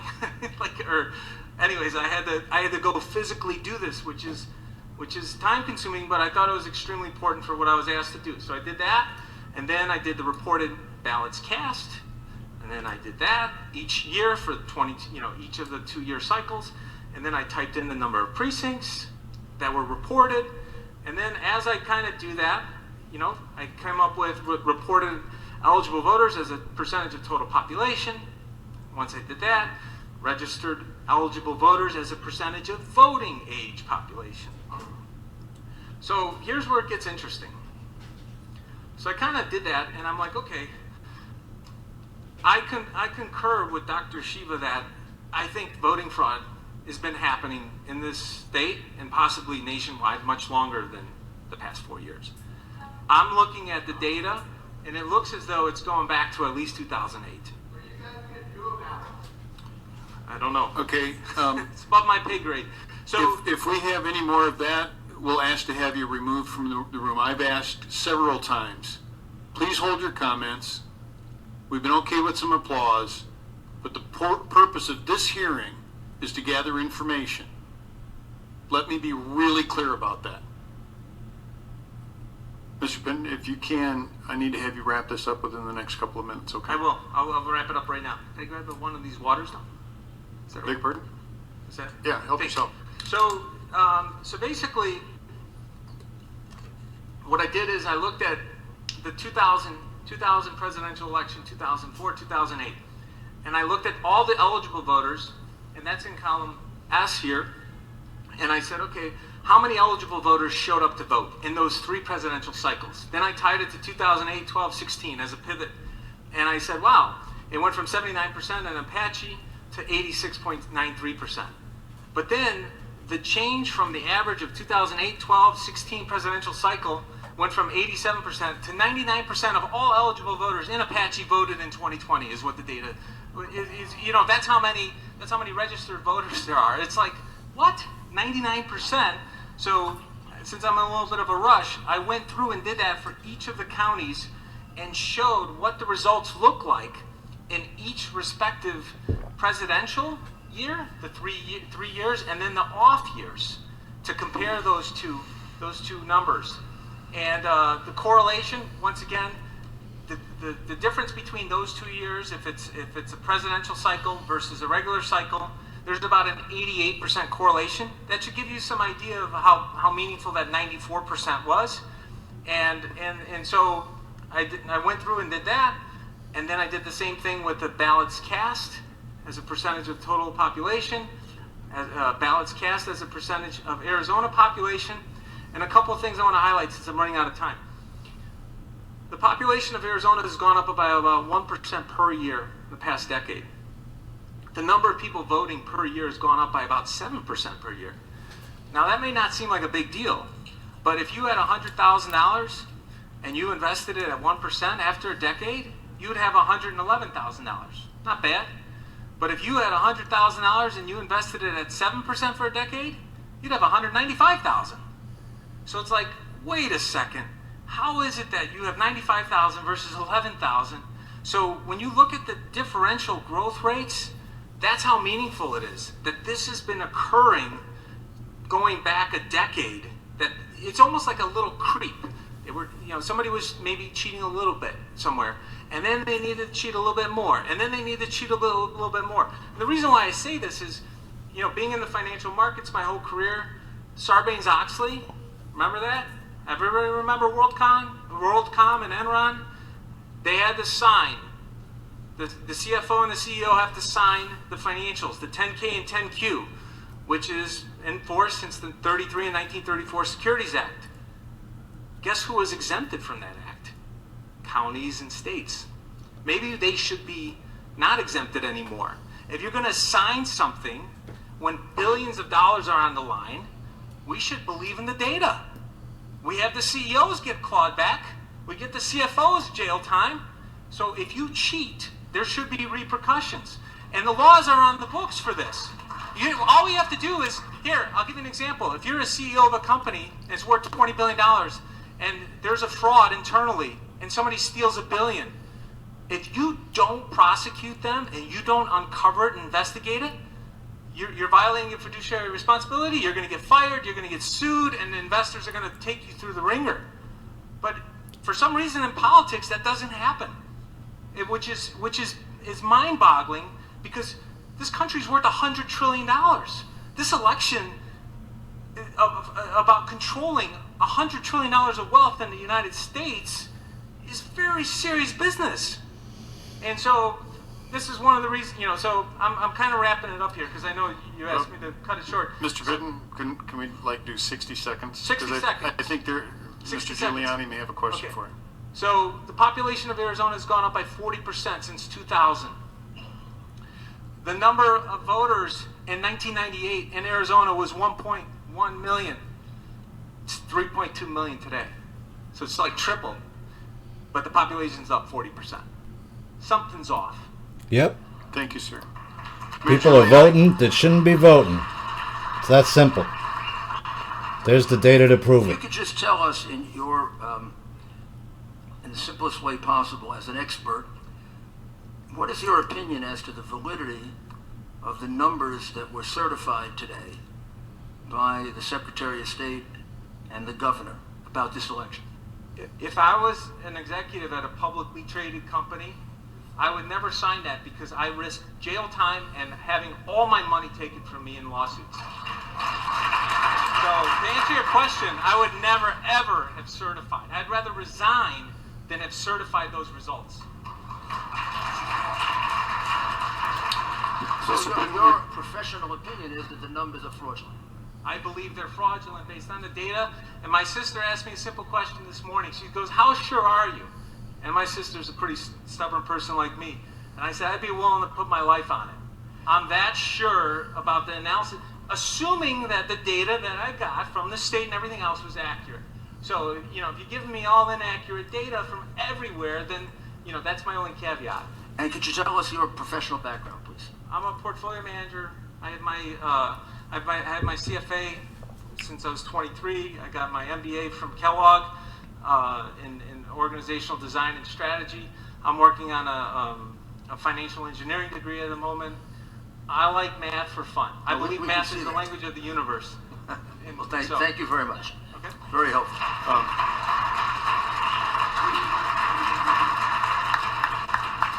Mr. Bitten, would you be willing to furnish that file? I mean, I get the math. Oh, absolutely. You've given me a headache, though. But would you be willing to furnish that to this committee and Jump Drive or whatever? I just want to make sure that it's not protected by copyright or anything like that. And if at the same time, I believe Mr. Giuliani would probably like to have that. Drive right here. You can have it. Well, this data here. we'd rather copy it, but thank you very much. All right, very good. Thank you very much, sir. Okay. All right. Thank you very much. Next up, we have Marissa Hamilton and Elizabeth Harris. Are you in here yet? Great. If you would please come to the table, have a seat, give your name, and just a very brief 10 seconds what you intend to show. And if you would, the hour grows late. We're at 3 o'clock already. So if you can keep it to no more than 10 minutes, we'd appreciate it. Absolutely, 7 minutes. Thank you. Hello, my name is Liz Harris, and what I intend to show is I actually am the one who brought Bobby Piton into this, and I only brought him into this on Friday. So if you can imagine what he can do with a week's worth of time, it would be amazing. And I really hope that someone looks at hiring him, or he might volunteer his services, I don't know, at looking at all the challenged states and all the states in the United States of America to see what states were affected. Okay, thank you very much. Again, my name is Liz Harris. I reside in Chandler, Arizona, which is in Maricopa County. I am the owner of a small business, a real estate brokerage. In December 2019, I was asked to consider a run for AZ State House of Representatives. At that time, I knew politics was divisive, and I gladly took on the challenge and ran an extremely clean campaign. I lost by a very small margin. When I went to vote on Friday, October 30th, 2020, everything seemed to be safe and secure, and I was told that my vote would be picked up the following day at noon. I even did a Facebook Live to ensure the residents of Arizona that we have a safe and secure voting system. However, with what I personally witnessed, the testimony we're hearing today, and the research I've buried myself in since the election day, I heavily doubt that Arizona has a secure system.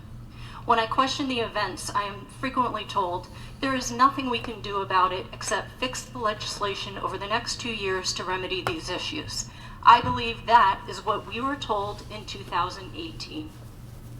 On election day, I visited 8 voting centers. Each voting center had approximately 2 people in blue shirts marked poll observers. They were all uniformed and all Democrat. Interestingly, when I and others spoke to them, the majority was from California. Some were even admitted attorneys. Gee, California, wasn't that the same state that injected much of the $1.8 million in attack ads against my running mates and me, which is unprecedented for a state election? The observers remained in close proximity to the 75-foot line and were sure to tell volunteer Republicans when they felt they were violating the 75-foot rule.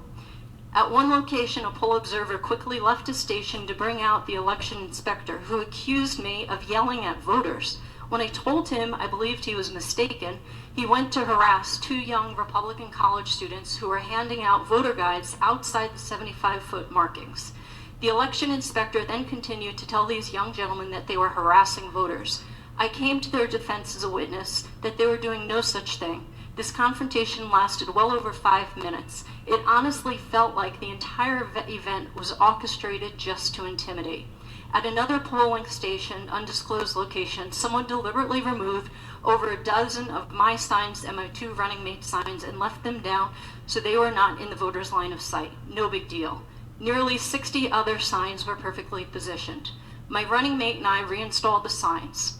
I then learned that this polling center was also the receiving station on election night. This meant that many voting centers within my legislative district sent a day and a half worth of ballots to a polling station that was clearly biased against us. It was an odd location to centralize ballots, access was not easy, and the lighting was extremely poor. Knowing the bias against us, the faith that I had in the Arizona system began to diminish. While I was visiting the polls, I can testify to 3 polling locations that basically broke down in the middle of people voting. And what happened was those lines of people were sent home, not sent home, but sent to other locations to go vote elsewhere. That was all questionable. All sorts of stories, they ran out of ink, they ran out of, nothing made sense. Learning that we did indeed use Dominion software in Arizona, and that Eric Coomer sold it in October of 2019 and was involved in the training process, I further lost confidence in the integrity of our election. Eric Coomer clearly identifies as an anti-Trump Antifa apologist, as seen on his social media pages dating back to 2015. All of these pages have since been removed. Considering that on my campaign trail, I was heavily attacked by Antifa, including a really bad death threat, which I had a nightmare about last night. Once again, I have little confidence in the state's discernment of who they select to do business with. Several days after the election, I asked the AZ GOP for a sample of voters over the age of 90. Using a nationally known background checker, I found a 3rd deceased, a 3rd where I could not find a record of the person existing or a social security number tied to the person, and then a 3rd who are alive and well. This led me to ask for a larger sample size. I got a really large sample size of 30,600. Fellow concerned citizens performed these checks with me and found not only deceased voters at a rate of 0.1%. Now realize that number is going to go down, and I don't think deceased voters is our issue in Arizona, but we did 3 audits, and actually on some we did a quadruple audit. And what we did is we made sure before we classified a person as dead, we looked for the obituary. We did everything except visit the tombstone. This was thorough.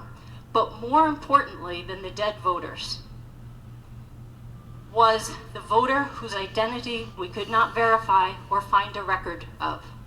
And that consistently ran at 10%. Now, if you take that 10% and you look at 3.3 million voters, that is right in line with what Bobby Piton just presented to you. Multiple cases of voters who voted twice. Again, that number is not that large. 22,903 ballots that have receipt dates prior to the ballots being sent out. Now, I just want to say, very often we hear, oh, those are the military ballots. But then we have an additional 4,854 ballots that were received 10/7 and 10/8. Now we all know the ballots mailed on 10/7. My household received 1 on 10/8 and 2 on 10/9. And we have 2,000 votes which uses an address that is a vacant lot. When we examined that address, it turned out to be an area of Phoenix where homeless tents are erected. However, it was not 2,000 tents. Of course, the homeless have every right to vote, but the numbers are overwhelming. This leads me to question, was the state of Arizona in any way negligent when they assured the Arizona residents that we have a next to perfect mail-in ballot system because we have been at it for over 2 decades? I requested that a friend, Bobby, look at the data to help me decipher exactly where, if any, of the abnormalities were occurring, and he had much to report. That 30,000 was a lot to go through. You can imagine what it would be to go through 3.3 million. With Bobby's report, he has now identified for me 450,000, and our auditing team is more than happy to start going through those 450,000 voter registrations and people who voted to decipher which of these ballots is fraudulent. For us to certify this election at 11 a.m. this morning and allow our electors to pass the Arizona vote to Biden based on all the information presented here today is an absolute travesty without a solid investigation. Thank you very much.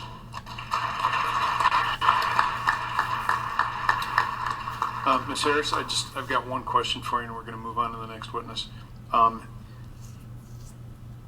You have got a workforce that is committed to doing this.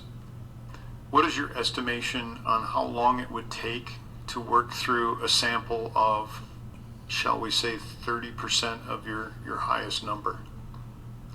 It's got to get done before December 14th.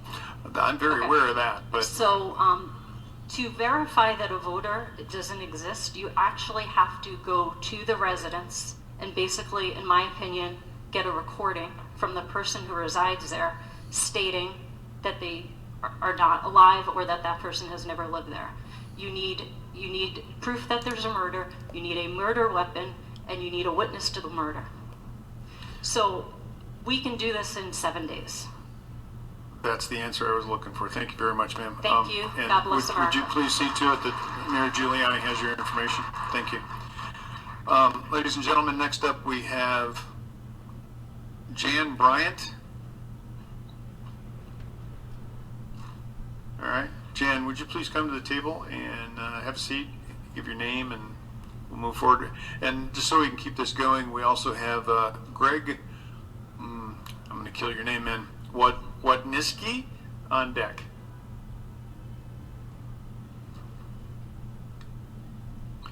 Thank you, Jan. If you don't mind, could you give your name and briefly why you're here? And you've got about 5 minutes to explain, okay?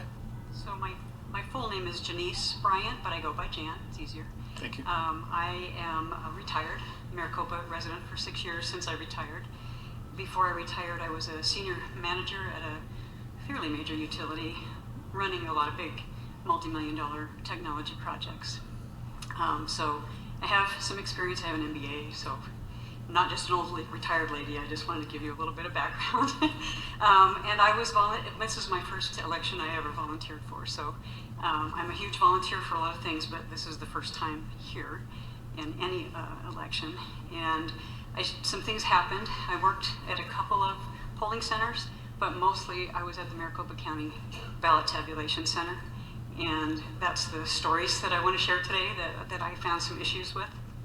And I'll tell you the biggest thing, I have no idea how this happened, but on November 10th, we were on a night shift. It was about 9:30, and I actually was watching the people doing the duplication ballots, and so they were hand entering military and overseas ballots. That happened behind a wall, so if there are any camera people shooting through the glass window, you could not see those people who were hand entering ballots. So all of that work went on behind a wall. So you walk around behind the wall. We were allowed to go back there and watch, and I did. But it just would be random if you happened to go by and something weird happened. This first incident that I had, they had a duplicate ballot, and these are printed off at a company called Runbeck, I believe, and then they bring them over and they're hand entered. And they call it the duplication process. Anyway, that ballot numbers were identical. The system does not allow for a duplicate ballot entry, so it kicked it out. I didn't really think any issue of it. I thought it was weird. There was 2 copies of the identical ballot in this stack of ballots that one Republican and one Democrat employee were entering. But I didn't record that. But then later that evening, and I said that was about 9:30, I did record this one. There was a ballot with a red vote for president, a red pen, and these are copies. There should be no red ink on any of these ballots. And so the 2 ladies that were entering the ballots stopped and said, "This is weird. We have there's no red marks." It was the only mark for president. It happened to be for Biden, but it didn't matter. It was an anomaly. And so why was that red ink on that ballot? I don't know. I never did find out. So that was weird. They called Scott Jarrett over, and he actually said apparently there's a committee that reviews any ballots that can't be determined in the room at the time. So Scott said, "Put it aside." Well, and he walked away, and I stood there for another minute, and luckily, because the next 2 ballots were duplicate copies, but not red ink, just black, same mark, same vote, and the same ballot number. And so we called, I don't know why.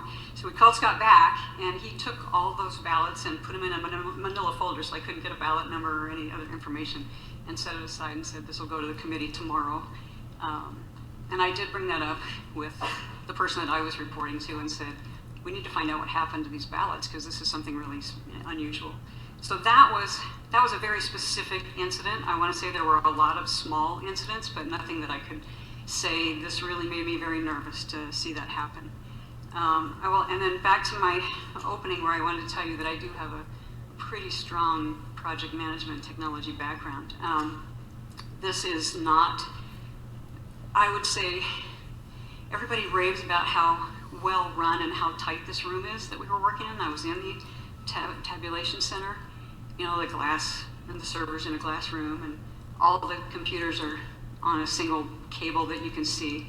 None of that matters, because 2 things. One, Dominion employees were the only ones that were running any of that equipment. So and I was in the tabulation center 6 different days, day and night shifts.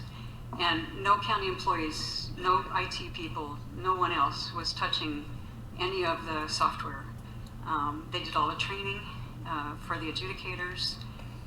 They ran all the reports. And so, and I brought that up on my very first day in the room. I said, "This doesn't seem right." As a person with my background, never in a million years would I turn my company's most important thing over to someone else, and there's only 2 guys, and they had the whole control of everything. I also participated in the random ballot selection for hand audit, picking the ballots, determining which bin we were going to select, and even that Dominion ran the reports for. So no one, they knew exactly what was in the hand audit boxes. That made me nervous also. And they also know when we pulled the last box, which was probably 8 days before they quit counting ballots. So I don't know. That's all I can tell you is what I observed. I can't tell you that there was anything wrong. I just can tell you what I observed. And as a senior manager over big projects, never in a million years would I have allowed some of the stuff that I saw going on there. The other thing that I wanted to make sure, the final week that they were counting ballots, I came in, I think, on a Tuesday. When I had left the Friday before, I did not notice there was a laptop in the room behind the wall that John, one of the Dominion employees, was working on. And when I came in on that Tuesday and walked around where they were doing the hand entry of ballots, I also noticed that laptop sitting there, and John was working on it. And it's not a secure room. If you're bringing a laptop in and out of a room, who knows what happened there. And every one of the 50, potentially, desktops that were in there had a row of USB ports on the side of it. So I get very angry when I hear some of our leaders here saying, "Oh, it's secure, nothing can get in or out." That's not true. So I will tell you that is probably the biggest issue that I had. I will also say there were 3 rows of adjudicators. So, and you may have heard this before or seen it. one Republican, one Democrat, sitting at they call them boards, but it's a monitor, and adjudicating any issue ballots that kick out that can't be tabulated automatically. And those rows, the first few days I was in there, we were allowed to walk between the rows, so we could get fairly close. They were very close together, so with COVID and everything else, it was awkward anyway, but we could walk between them, and we were all wearing masks, by the way. But anyway, when I came back in I can't tell you the day, but they were placing stickers on the floor to keep us away, so we could only see the back row of monitors and get close enough to see anything that was happening. So I would say that the reason they gave was that one of the observers had gotten too close and was actually like touching people. I do not know, I wasn't there, that's the reason I was told, but then we were not allowed the rest of the time anywhere near the rest of the monitors. So we could see the back, I don't know how many were on the back row, but we could see all those pretty clearly, but other than that, I couldn't tell you what was happening on the adjudication. Let's see, there was one more thing that wasn't on my list. They reset the tabulation machines 3 times to 0. I beg your pardon, I didn't hear you. Reset the tabulation machines 3 times to 0. At what point? Throughout, because they did not know, and this is literally what Dominion and Renee, who works for the county, told me. They didn't know what would happen after so many batches had gone through those new high-speed tabulation machines. So apparently they can take a card out and start over at 0. Now, as observers, we were recording the counts on each of those machines at the end of each shift. And then when it started over at 0, we recorded that. So it's recorded, and it wasn't hidden. But I just want to say, again, how poor of a project is this that you didn't test for how much data was going to come through, that they had no idea. So they were afraid that the machines would crash, or I don't know what they thought. They didn't know what would happen, so they zeroed them out again to start counting over. So, and I just want to say, I am retired. I'm here because I don't want to cry, but I love my country, and I never thought in a million years I would have to be here talking about stuff like this. So.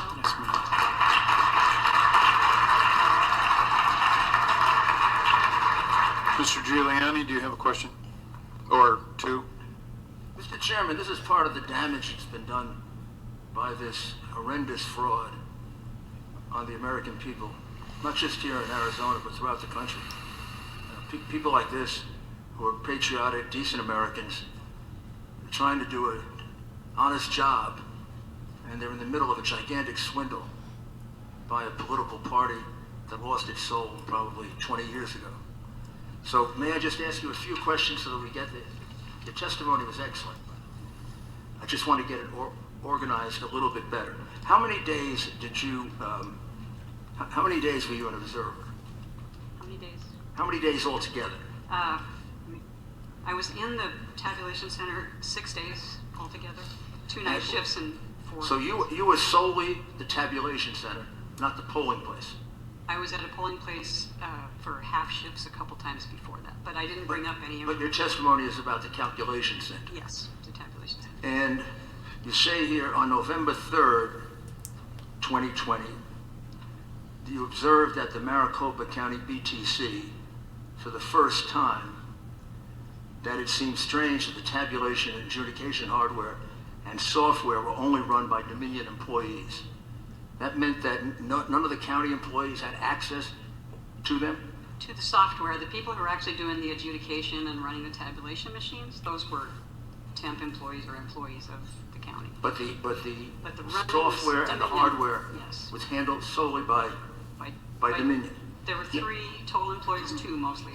Were you led to understand that there should be no internet communication with that room to the outside world? Yes, they even pointed out that the servers are only plugged into the electrical outlet. There's no internet.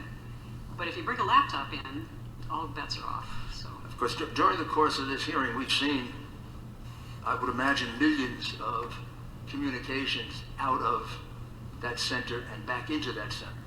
So whoever told you that was just lying completely. And they said a lot. I mean, that's like they're... But to support that, you did see a computer.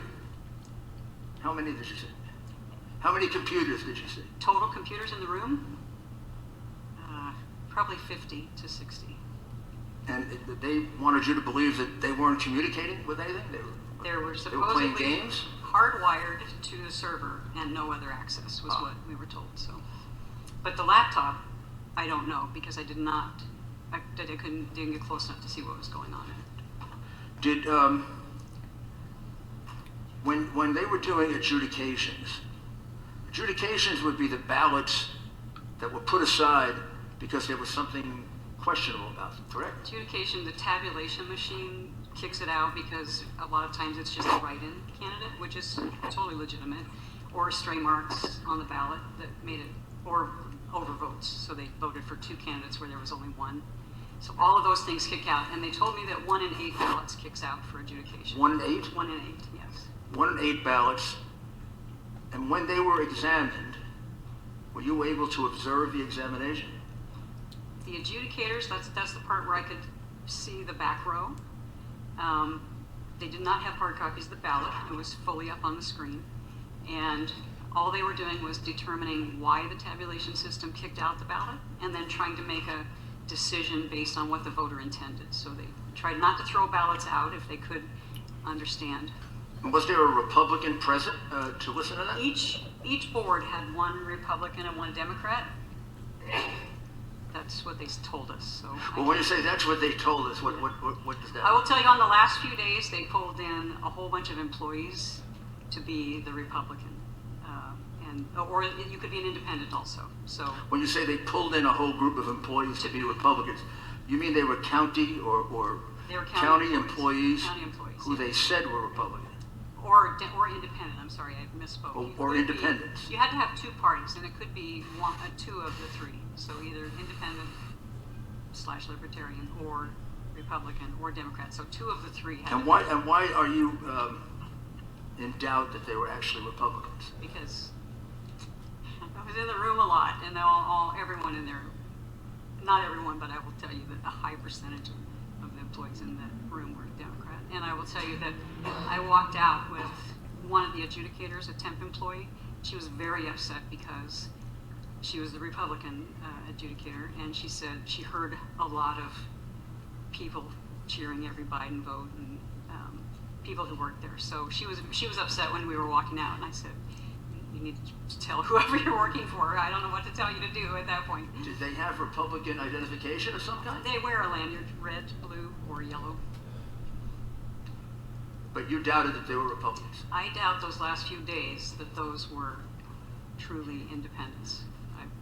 And what about verification of signatures? Did you get a chance to observe that? I did not watch the signature, but there are some people behind me that did. Pardon me? There are people coming in the room next that did see the signature. And when you say you as a project manager, you were shocked, can you just elaborate just a little bit? This is the most important thing going on in the country right now, and this whole thing is run more sloppy than any project I've seen. I just can't believe that this is how we run elections. I just can't. And that we sign off on this. I mean, has it always been like this? Like I said, this is my first time, and I'm very disillusioned. I just don't understand. Did you detect a bias in it? A bias? I didn't personally, but they knew who I was, so. Pardon me? They knew I was the Republican official observer. No, so I mean a bias in the way in which they were doing it. In the way? No, I can't say that. Thank you. Thank you, Jan. I believe, did somebody raise their hand? Yes. Mr. Roberts. Thank you, Mr. Chairman. Ma'am, you spoke earlier about, you said that the tabulation machines were set 3 times over a period, if that was one evening or over the period, over the whole period. You said that it was recorded, that's good. Do you have any inclination as to why that could or could be problematic? The only thing is when you start over it, I mean, they're keeping track of how many ballots are running through each machine, and so they're getting reset to 0. They all were reset at the same time, so it all happened on the same day, on the same shift. So what was problematic was that shows me that they did not have a tested system in there, because they literally told me they didn't know what would happen if it went over 1,000 batches on any machine. So so that rather than have that happen and not know what was going to happen with the ballots or the tabulation or anything, they just started over. And they specifically used that term if they didn't know what would happen if it went over 1,000 batches? Batches, I think they call, that doesn't seem like the right name, but I'm losing the name right now, but 1,000 somethings going through there, so. Thank you. Mr. Cook? Mr. Chairman, thank you, Mr. Chairman, to that point. So how can I feel comfortable with in what I've just heard you say and my colleague talk about? So if I get this right, they ran 1,000 batches, vote totals come up for one party or the other. Now, I don't want to get into that, but vote totals come up for one party or the other or candidates. What I heard you say is, so you document what those votes are, or they... We documented the number of ballots that had gone through that machine each shift. And so we had a number that was incrementally going up every shift. And then... Okay, so then they go to 0. So is that information is put over here for what that batch is? I don't know what happened to the original. So so what I'm trying to get to is, how can I feel comfortable that, are there 10 batches? Are there 9 batches? Were there 15 batches and only 9 batches counted? And I go back to what I have seen is when they were doing an audit in another state and the woman had her video recorder on and everybody knew it and said, well, how many batches are there? Well, we thought we were through, but we have 6 or 8 more boxes of batches we can't find. And that's what I'm trying to get to here in Arizona. How do we know that that wasn't the case there? Can you give me some assurance? Because I would really like to have I can't, and I don't know who could, but I will tell you what you just said triggered another thought. The Wednesday before the Friday that we quit voting, so 10 days before they quit tabulating, they thought they were done. And then more truckloads of ballots would come in, and I'm like, how can you not know how many ballots are still out there? Mr. Chairman, I'm sorry. Would you repeat that? Yeah. They thought they were done, and then there was what? Multiple times, the people that were running the rooms thought they were done or almost done, or were going to be done Wednesday morning, then Thursday morning, then Friday morning, then it went on the whole next week. And I'm like, I asked the question, I'm like, you don't know how many ballots are still left to come in? So I don't know. I don't know who does, again, process project management. On that point, ma'am, I'm tracking with you, but what day did the truck show up? Thank you, Mr. Chairman, because what I heard the first time, what I thought I heard is a truckload of ballots showed up. Okay, just a minute. I want to make sure that we capture this properly. So there were trucks that showed up on the 3rd, and then the 4th, and then the 5th. And how long did that go on? How many I days? wasn't there the whole last week, but I know. For as long as you can recall, how many days? My last day was the 10th, and they were still coming in. Trucks. Coming from a company called Runback that does the high-speed scanning and printing of duplications and I think the military ballots. So now I'm getting out of my comfort level here talking about this. I don't know what they're doing, but those ballots were coming in from a high-speed scanning company called Runback that apparently you haven't heard of Runback? No, I've heard of Runback, man, but what I'm trying to figure out is whether they printed them or they scanned them, and if they scanned them off-site, to what purpose? I can't tell you. Because wasn't that your job to scan them? Well, I mean, not your job, but... Yeah. No, all the high-speed scanning happens at Runback. So those ballots go to Runback. As far as I know, there were no observers there. That sounds I don't suspicious. know. I never got called to work at Runback. That's all I can tell you. Okay, with all due respect, Mr. Cook, now we've opened up a whole new can of worms. Yeah, and again, So, I don't know enough about it to be the witness. No, that's fine. Your observation is useful here. So what you're telling me, I'm going to play this back to you a second. The scanning wasn't actually done on site at a Maricopa County structure. It was done someplace else. Where they have very high-speed scanners, yeah. Well, right now, I really don't care what the speed is. I want to know, were they Dominion scanners? Or they were... No, I don't think it has anything to do with Dominion. So I'm trying to understand, what was the purpose of scanning them in advance of them being tabulated on the Dominion equipment? They were duplications, the ballots that wouldn't read through the tabulation machines. They were ballots that came in from military and overseas. But there were more ballots than that, so I don't know where the rest of them were coming from. Because they kept bringing Truckloads. trays of them in, so I don't know where they were coming from. That's a question for the county employees to Exactly. explain to you where those ballots came from that whole next week. I don't know where they came from. Mr. Cook, are you done? Oh, I'm sorry, Mr. Cook. Mr. Giuliani. So you were there from the 3rd until the 10th? Yes. Okay, so 7 days later, ballots were still coming in. And were those ballots counted? Yeah, I watched them go Did through. you observe them being I watched counted? them go through the tabulation machines, and I watched people working on the adjudication of those. And how many ballots? No, I don't know. Yeah. What was the largest number you saw in any one day? Oh man. No, just a guess. How many cartons? Okay, there was, and I wasn't there, there was usually 2 or 3 shifts, so I want to say one day they thought 90,000 was a good number. So for a one day shift. was For a shift, and if they were running multiple shifts. And which day was that? One of Oh, the I middle days, one of the It end was, days? it was in the middle, probably. Somewhere in the middle between the 3rd and the 10th. Yeah. 90,000. Yeah. And then other days it was approximately the same, or? Some were less, some were more. So some days when they had the 3 shifts, well, they never had 3 shifts tabulating. Sorry, they just would run. Sure, a no, that's long- okay. You're They doing would the run best a you can. long tabulation shift. What so, was the lowest number, you think?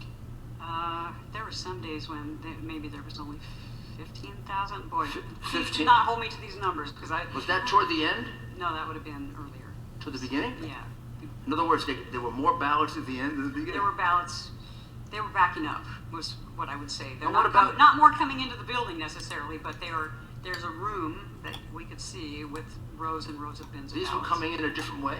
Yes, I don't know. They're Some coming in come the back door. Some come from the mailbox or from the postal service. They all go through a couple of, they get the signature verified, then they get separated from the envelope, and then they end up somehow in the room that I was So in. if I understand this correctly, ballots were coming in 2 different ways? At least, yeah, from the post Front door, office. back door? Well, I think they were all the back door. Oh, they were all the back door? All the back door. None came in the front door. But this group was 15,000 for a low, 90,000 for a high. And then those last couple of days when you were there, the 8th, the 9th, and the 10th, how many? It was pretty average. They were still running full-time. Like long 90,000? shifts. Yeah, probably 80 to 70 to 80 maybe. Anybody explain them? Explain. Anybody explain what they were? I did not ask every time. I asked a few times, so I understand some of them, but. Senator Allen, you have a question? Yes, I do. Thank you very much, Mr. Chairman. Ms. Bryant, I'm curious, why did the county, on the last day was the last day brought in county employees to take part of being part of the observers? Why did they? They weren't observing, they were actually adjudicating. So they Oh, were adjudicating, yes, okay. I think they just needed all hands on deck. So, I mean, that was the intent, was to get the work done, finish counting, because they kept thinking they were done. Well, because I heard that then, because I was thinking that you were saying they were to make up for the lack of not having Republican there. So were we short of having volunteers to go in and observe in Maricopa? I don't believe so. There was always at least 2 of us in the tabulation center, and at least one in one of the other rooms, the signature verification. What the employees were doing was the adjudication work, which also requires 2 different parties to adjudicate each ballot. So you had to have at least 2 of the 3 parties to do that. So that's what the county employees were doing at the end. They brought them on just to help the backlog. Well, that's what I was thinking, Mr. Chairman, because I was thinking we should have called in more of the party workers then to come in and help rather than do that. But that's fine. You clarified it for me. We didn't call anybody in. That's, I think, the joy of this hearing.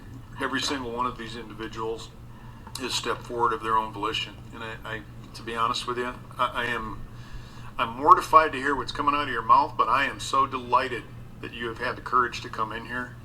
Very too few people.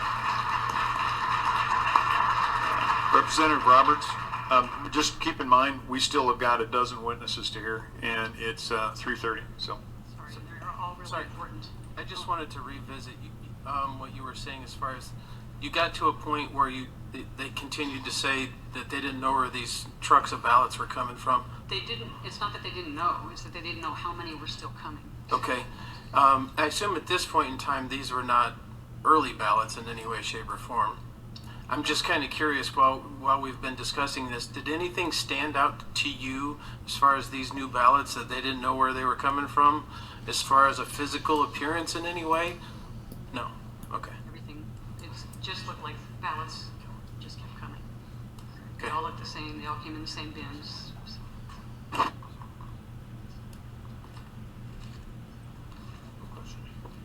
Senator Borelli.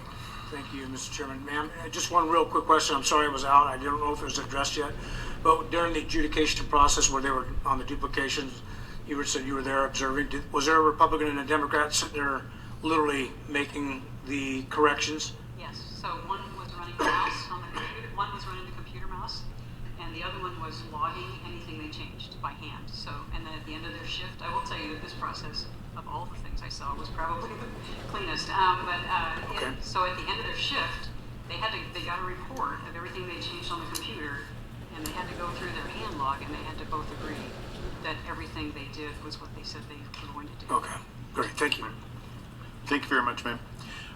Next we have Greg Wadniski, and up on deck is Les Menkes. Truckloads of stuff coming into this place, she said. That was pretty damaging. I don't see why that a week later you got so many ballots still coming in, right? Doesn't make any sense. Interesting testimony. Greg, I'm very sorry for butchering your name, man. But if you would, could you properly pronounce it? Give us just 10 seconds of what you plan to tell us, and if you could, keep it within 10 minutes. Thank you. Thank you for having me here today. My name is Greg Wadinski. I'm obviously an American citizen and a resident of Maricopa County. I want to talk to you a little bit about what I observed as a certified poll observer, election observer down at the Maricopa County MTech facility, the tabulation center as it's referred to. I'm going to refer to some of my notes, but in short, what I'd like to talk about is comments that were made to me by a Dominion employee around chain of custody and what I would discuss or describe as the ability of fluidity or porous administration on the system. As I mentioned, I was an observer at MTech on 10/24, and then again a week later on Sunday, 11/1, before Election Day. I spent approximately 8 or 9 hours on site at the MTech facility. I obviously had the paperwork to be there, was badged, and I had the ability to move about the MTech tabulation room. I was in the area where they were doing adjudication work, and then later on the Sunday the 11th, Sunday the 1st, they were also doing ballot feeding and tabulation. What I observed in there was the Dominion computer system in what's described as a caged glassed area. There were several Canon scanners in there, as well as what I'd call 2 rather large bulk ballot processing machines, which are essentially OCR, optical code requisition scanners. I interacted with several supervisors. I will not mention their names here today, most of which were just by first name basis, and that was either inside or outside that room. What's most important is I had an opportunity to speak to a gentleman whose name I will not mention here, but all I know is his first name, but he identified himself as a Dominion employee on contract to Maricopa County for the election, and I observed him and another Dominion employee who I would say was in the capacity, as they described to me, as systems administration roles, and they demonstrated competence and knowledge around systems, access to the system, as well as the administration of that system. They were there to help the workers, as well as the volunteer poll, not the volunteer, but paid poll workers to do the adjudication process, as well as any issues that may have occurred with the tabulation machines. What I observed was that the machines were optically reading the mail-in ballots, converting the paper ballots into an electronic image, and discerning the voter tabulation data into an electronic format. So think of that as an image, like a JPEG, a picture, as well as some sort of tally or calculation. I don't have intimate knowledge of the inside workings of the system. And then I also spent a day on November 5th in the signature room, but I will not discuss any of that today, but for the record. So on Sunday, November 1st, in the adjudication tabulation scanning room, and in witness with other observer, who's here to testify today as well, as my witness, I spoke to this gentleman from Dominion and asked questions on the computer systems contained in the room and contained within that caged area connected to the ballot scanners, the OCR readers. It was my understanding from staff as well as the employees that we were processing mail-in ballots, obviously, and that those tabulations were being fed into the computer system within that room, and there was an assurity that there seemed to be a level of physical as well as network security based on the arrangement of those computer systems. On that day, I asked the gentleman how the tabulation data and scanned images were being stored and backed up. It's common practice in computer system IT administration to do regular disk backups or system backups in the event that some sort of failure occurs to that system. The gentleman stated that he would perform a manual daily backup of the system to an external hard drive attached to and within the secured computer bay Just want to see if this worked, guys. Sorry. The hard drive was in a rubberized orange case and easily visible. He pointed to it and identified it. I asked what software program he was using to perform the backups. He stated he was not using an automated backup, but inferred that he was doing a simple manual copy of data to this orange disk, as I'm referring to it here in my statement. Then he said he took and made a second copy of that Doesn't seem to be uploading, of huh? that orange backup. And then he reached over to his cubicle area and demonstrated a new box of hard drives that were contained in there. And he was saying that he was making a second copy of that data onto one of those fresh hard drives. That then led me to ask him a common question, which was, is there a chain of custody, and where does that drive go? He was a little bit vague in his answer, but he said that there was not a chain of custody, and that the copy that he was making daily of the master backup was being taken off-site to another facility, and he was unclear to me how it was, but when I asked him if it was getting serialized or in any way secured, he could not confirm that, and basically said there was no chain of custody. I found that alarming.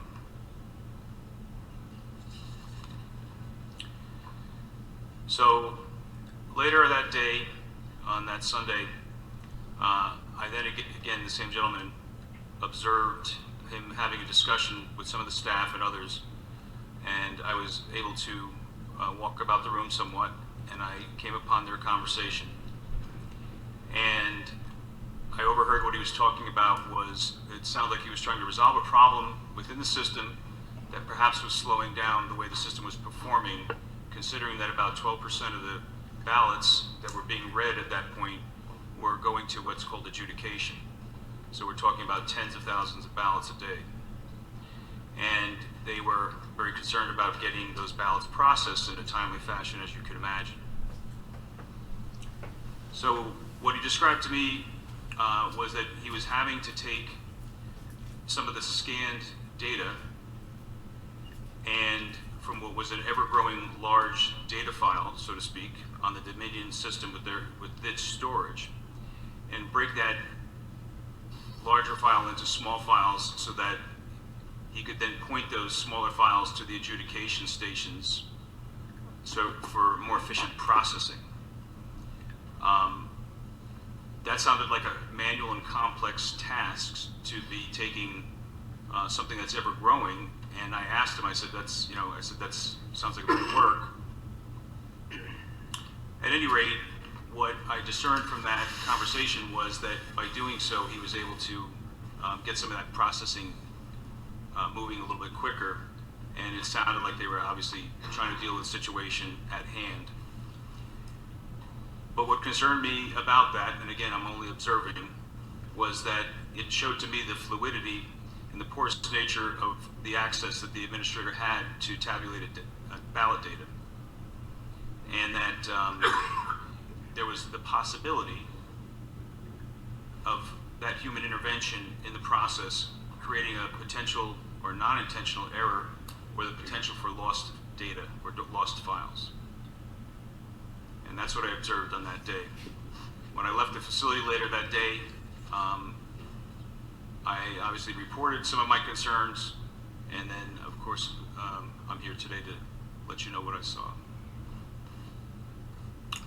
Thank you very much, sir. Mr. Giuliani, do you have a question? Or two?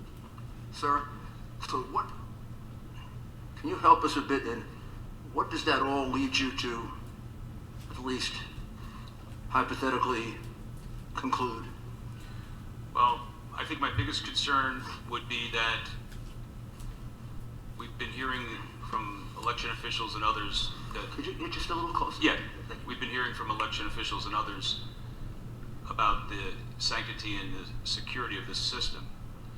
We've been hearing things about networks and data coming and going. And one of the most, I guess, basic premises of any kind of security would be physical security. And by having that disk drive copied and then shuffled off the premises, presumably, by this gentleman's statement, without a chain of custody, that's no different than ballots in a box, read or unread, coming and going without any supervision. So this Dominion employee took these with him, could have taken them anywhere, and could have done anything with them that he wanted. There's the potential for that, or have given it to another individual to courier it to whatever facility they were allegedly storing it at. So he was vague on those details. Perhaps he didn't know, but his job was to make that copy. So why is there a chain of custody? I would imagine there's a chain of custody so that we can prove that the data has not changed and it arrived at its intended destination unhandled and manhandled or any kind of malicious activity performed on it. And this was a Dominion employee who did this? That's correct. And did any of the county officials try to stop him, try to interfere with him? Not to my knowledge. I mean, he openly talked about what he had to do when I asked him the question on the backups. So I would presume that he was performing a function that he deemed necessary to make sure that there was some data backup copies made. But I can't attest to why the county or the other employees there or how they would have managed that process, other than the fact that he did indicate that it left the facility. Did he indicate he was taking them with him, either home or somewhere else, to do something with them? Was there a purpose to it? I did not hear him make any mention of that. My concern was, where did it go? And he inferred that he thought it might be going to another facility uptown. He thought it might be? Yes. He didn't know where it was going to go? Well, that's his words. I don't know if he actually knew. I can't read his thoughts, but my point is that his answers seemed a little bit vague and perhaps honest, but nonetheless. His name was Bruce? Yes. You don't know his second name? I don't. How old is he? I would say he was probably in his mid-40s at the oldest, about 200 pounds, 5'8", 5'9". And when you asked him what he was doing, he said he was bringing them uptown? He said that the copy of the backup drive was being taken off-site, which is not an uncommon practice to have an on-site and an off-site backup copy. But when I asked him how it was getting there, how it was being transported, if it was being secured, and where it was landing, with some assurity that it got there, he said there was no chain of custody. But he said nothing else about where he was taking it, what was going to be done with it, or anything like that? No, again, implying the normal nature of what an administrator would do for backup, he probably was intending for it to be secured safely in the event that it was needed for some sort of restoration process. How often did this occur? One time? He told me that he was doing this daily. So every night he would take out the drive with him. He would make a copy to the main, what he called the orange drive in the cage in the security area, and then make a second copy for this off-site copy, which would then allegedly move out of the MTech facility to some unknown destination. And when you objected to it, what happened? I guess I really didn't overreact. I was there as an observer, and I guess it wasn't my question. You know, I didn't feel it was my position to get confrontational about it, and I just quietly made my observations and duly noted them to the proper authorities.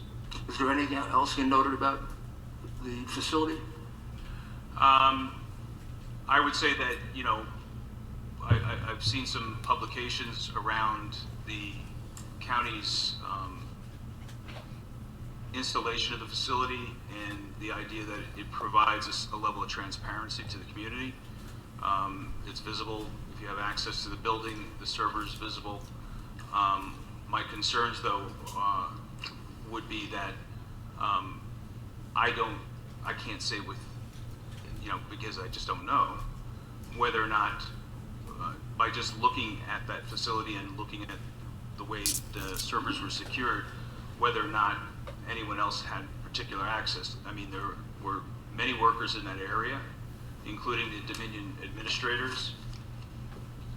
There was, you know, at any given time, 15, maybe even more than 20 people working on adjudication in there, as well as the staff from the county.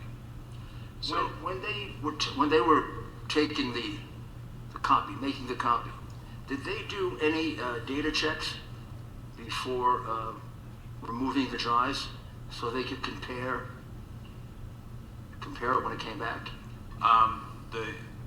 My question to the employee and his answer didn't include any speculation around that. Did you see that happen? No, I did not. Thank you. Members, any questions? Representative Roberts. Thank you, Mr. Chairman. Sir, you mentioned earlier that you said that you reported your concerns after this all took place. Who exactly did you report your concerns to? The Observer program, I was told to go online and make a report. And then later on, when I was reached by the coordinator for that, they asked me if I would make a declaration, which is why I'm here today. Do you know if this information, as far as the lack of chain of custody, because I understand that from your explanation, this orange hard drive would be like essentially the entire electorate's votes that's kept in there.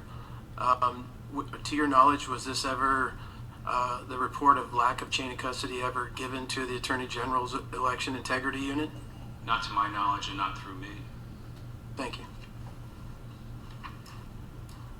Members, any other questions? Thank you very much, sir. We appreciate your time.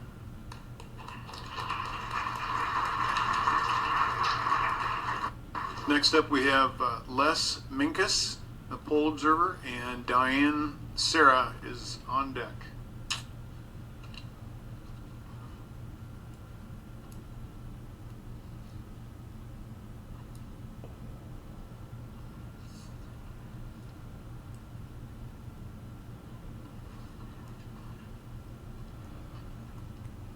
We're still recording here, guys. Still trying to get it out. If you would, could you please give your full name and go right ahead into your testimony, please. My name is Leslie Minkus, and as a veteran poll watcher and observer of the 2016, 2018, and 2020 elections, I'm here to testify to what I encountered in the 2020 election as voting irregularities, inequities, lack of transparency, and contested voter results. I'm also here as a veteran, a military veteran, and wish to extend my sincere appreciation to all of our military men and women that serve to keep the United States of America a free constitutional republic, a nation of constitutional laws, checks and balances. And I salute our flag.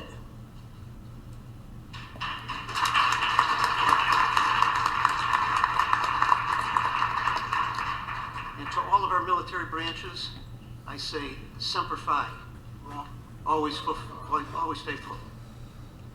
My professional bio includes 50-plus years in corporate life as Vice President of Finance, CFO, Legal Liaison Officer for worldwide companies and joint venture operations, where I traveled to 28 countries over 13 years, responsible for financial operations, mergers and acquisitions, audits that were both general audits and forensic audits, banking, tax, and legal relationships with barristers, solicitors, and attorneys internationally. Following is my declaration, as well as a copy of my poll observer authorization form, which I brought with me to show you that I was legally responsible as a poll worker, that I was required to present to poll inspectors at each of the poll locations where I was assigned to observe. Also, I have a picture of the Barr Elementary School gymnasium that was a polling location where I served on November the 3rd.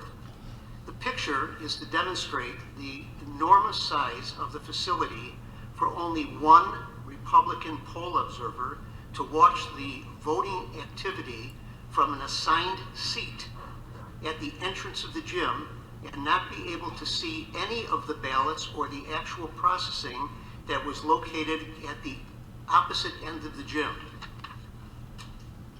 Everybody knows what a school gym looks like, but I thought I'd bring a picture just to make certain that you got it.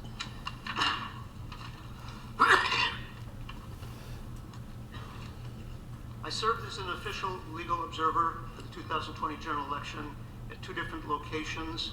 On October 27th, October 29th, I was at the United Methodist Church in Sun Lakes, Arizona.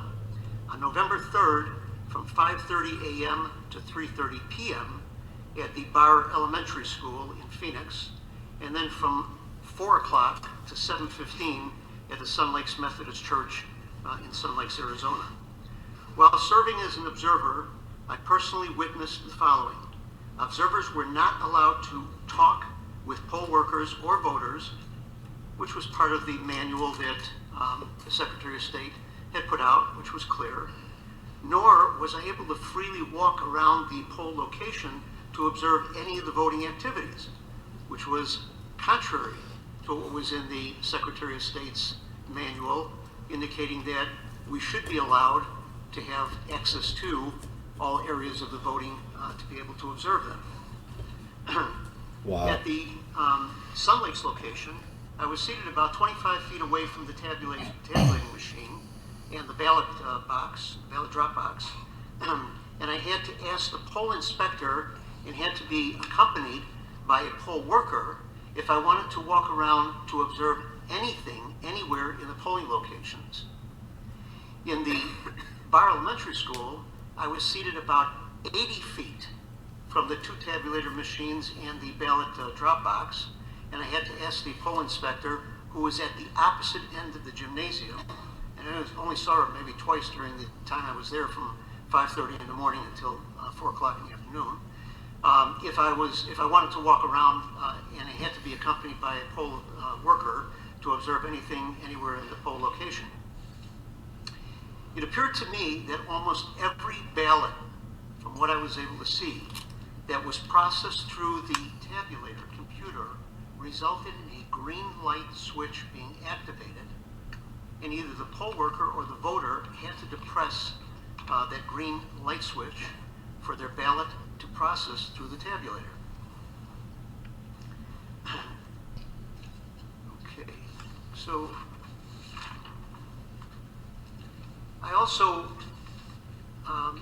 was on October 16th, I was also an observer that I went to the Maricopa County Election Center. That was the week after the early voting had started. And I asked to observe the ballot opening. I was asked to observe the ballot opening, sorting, and processing in the center.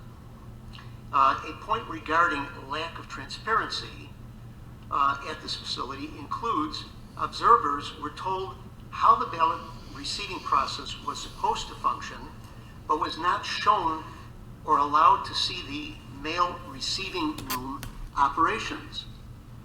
The methods used to support the supporting of the various types of ballots, how the various types of ballots were opened and distributed to processors, what the processors did with the various types of ballots, and the security of knowing that all valid ballots reached the tabulating room so that each legal vote was actually counted. While I was an observer there at the facility, where the ballots were received, validated, processed, in the large room that was there that I was seated in, I was about 25 feet away from the closest table where there was supposed to be a Republican and a Democrat sitting at the table, but who knew? I mean, nobody knew who was actually at the table because you couldn't see any credentials for anybody there. The room was large enough to hold 110 ballot processors, and the closest one that I was near was 25 feet away, so I wasn't able to really see much of anything. I was not allowed to talk to or ask any questions of anyone other than the assistant director of the facility, which I saw maybe 2 or 3 times throughout the entire day that I was there from 9 in the morning till 5 in the afternoon.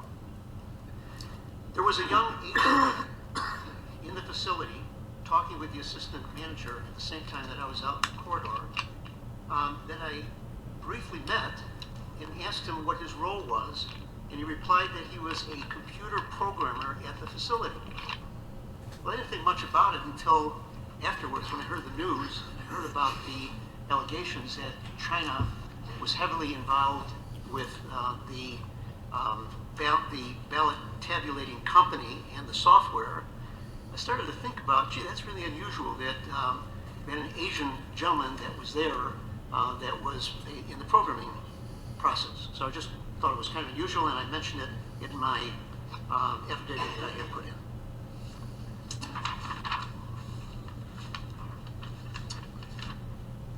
Okay, finally, following the election, I was asked to come to the Arizona GOP office in order to be able to investigate some of the complaints that were coming in from voters. And I spoke with around 35 Republican voters that complained about their ballot issues of processing through the tabulating machine that they personally experienced on election day. Then they signed declarations under penalty of perjury that I actually went out, saw them, and talked to them, and asked them if they would be willing to sign those affidavits. That they had to push the green button on the tabulation machine since the poll worker told them to do so, but didn't tell them that the machine rejected their ballot and what options they had to correct their ballots by having the ballot spoiled and redoing it again. So they just thought that pushing the green button was required to process their ballot through the tabulation machine, a sign of voting irregularity and voter inequity. Thank you. That concludes my testimony today. Mr. Mayor? Mr. Minkus, when you were at the center, you noticed this green button. Can you explain to us what the green button is, and was it on every machine? It wasn't at the center that I observed the green button. It was while I was a poll observer. When you were a poll watcher at the voting location. At the poll okay, location. well, explain to me the green button. The green button is a button that's labeled CAST. CAST, C-A-S-T? C-A-S-T. It is a triangular shaped button, and there is another button that's on the machine right next to it, which I believe is a rectangular shaped button, that was a button that was used for other issues, but it wasn't for casting the ballot. If they wanted to reject the ballot, they pushed the rectangular button and they would reject the ballot. So, as I understand it, the reason that the green light would show up is because the machine wasn't accepting the ballot. There was some issue with the ballot. Now, whether there was a smudge, whether there was an improper mark someplace, whether it was an overvote, an undervote, or whatever it may have been, it had rejected the ballot. But I had observed from the distance that I was at that so many times that green button, that green triangular button had to be pushed, that it seemed to me like it was almost a requirement that they had to do that in order to be able to put a ballot through. And in fact, what happened when you pressed the green button? Well, the green button did accept the ballot.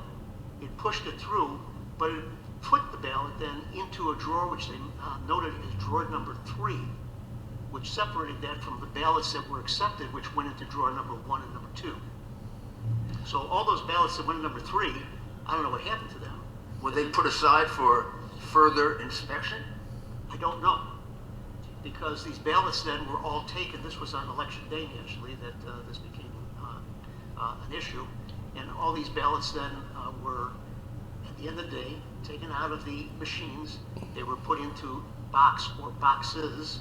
Special boxes just for them? For number 3? I don't know if the drawer number 3 went into a special box. Because I wasn't able to observe that. I see. And get close enough to see that. But I know that the ballots then were all supposed to be taken to another location where it was a central location in the East Valley in Arizona, where they were going to be picked up by a white panel truck. And again, I did not follow that because the inspector, who was a Republican, indicated that she was going along with it and she was going to follow it.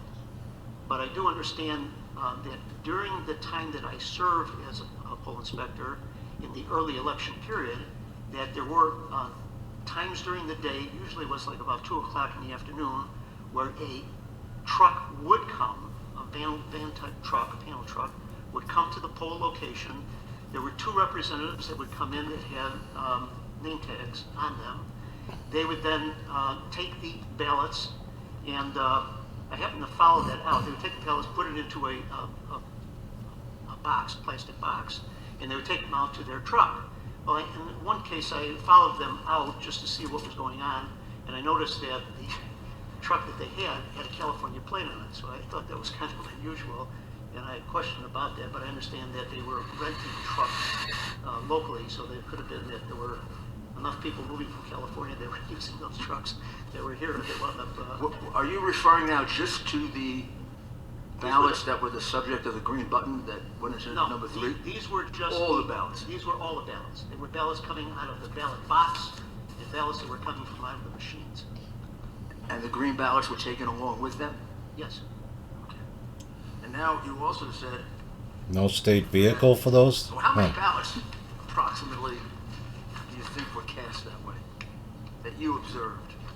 Well, in each day, when I was there prior to the actual election day, there were probably several hundreds to thousands of people that filed through that particular... How many? Several hundreds to 1,000 people that filed through that particular polling location. Right. Yeah.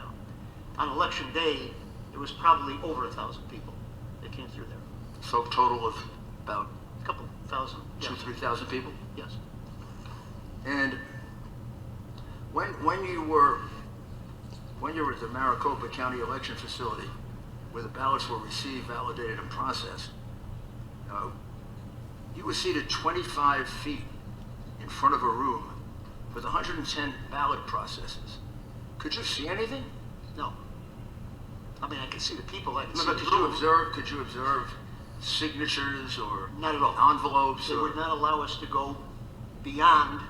I was sitting in a seat, and there was a pathway that was in front of me where they would actually bring the carts in that had the ballots in them in mail containers, and they would just go through that long aisleway and set them off on the side.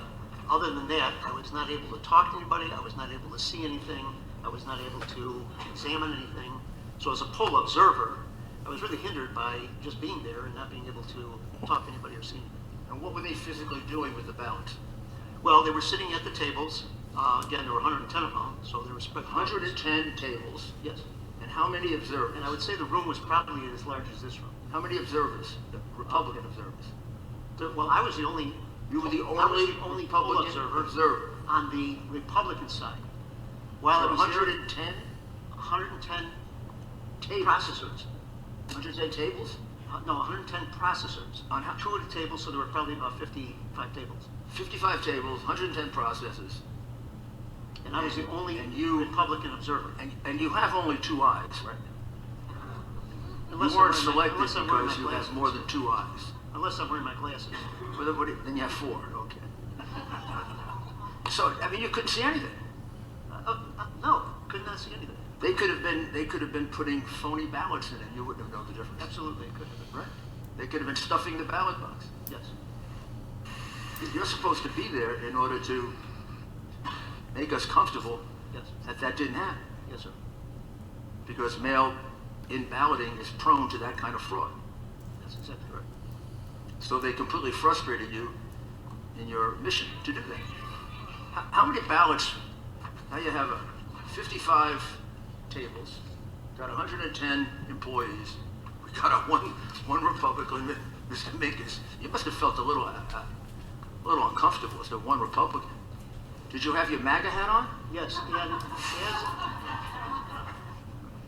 as I had asked the assistant manager there a couple of questions as she came in and out 2 or 3 times throughout the entire day, and asked her how many ballots they were actually processing. She said that they had about enough to catch up? 2.8 million ballots that they were expecting to process during that election period. I think it was a 14-day period, and there would be about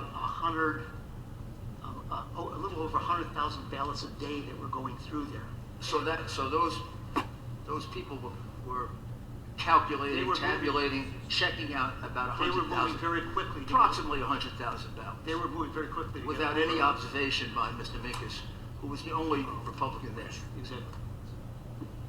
And did you raise an issue about that? No, I didn't, because I didn't know whether anything that was going on there was proper or not proper. I was only there for 1 day, and I was just observing to see what questions I did want to ask. Just want to see something, guys. As well as that I realized that I was not able to actually see the process coming where the trucks come in, unload the ballots, see what was going on in the mail room, how they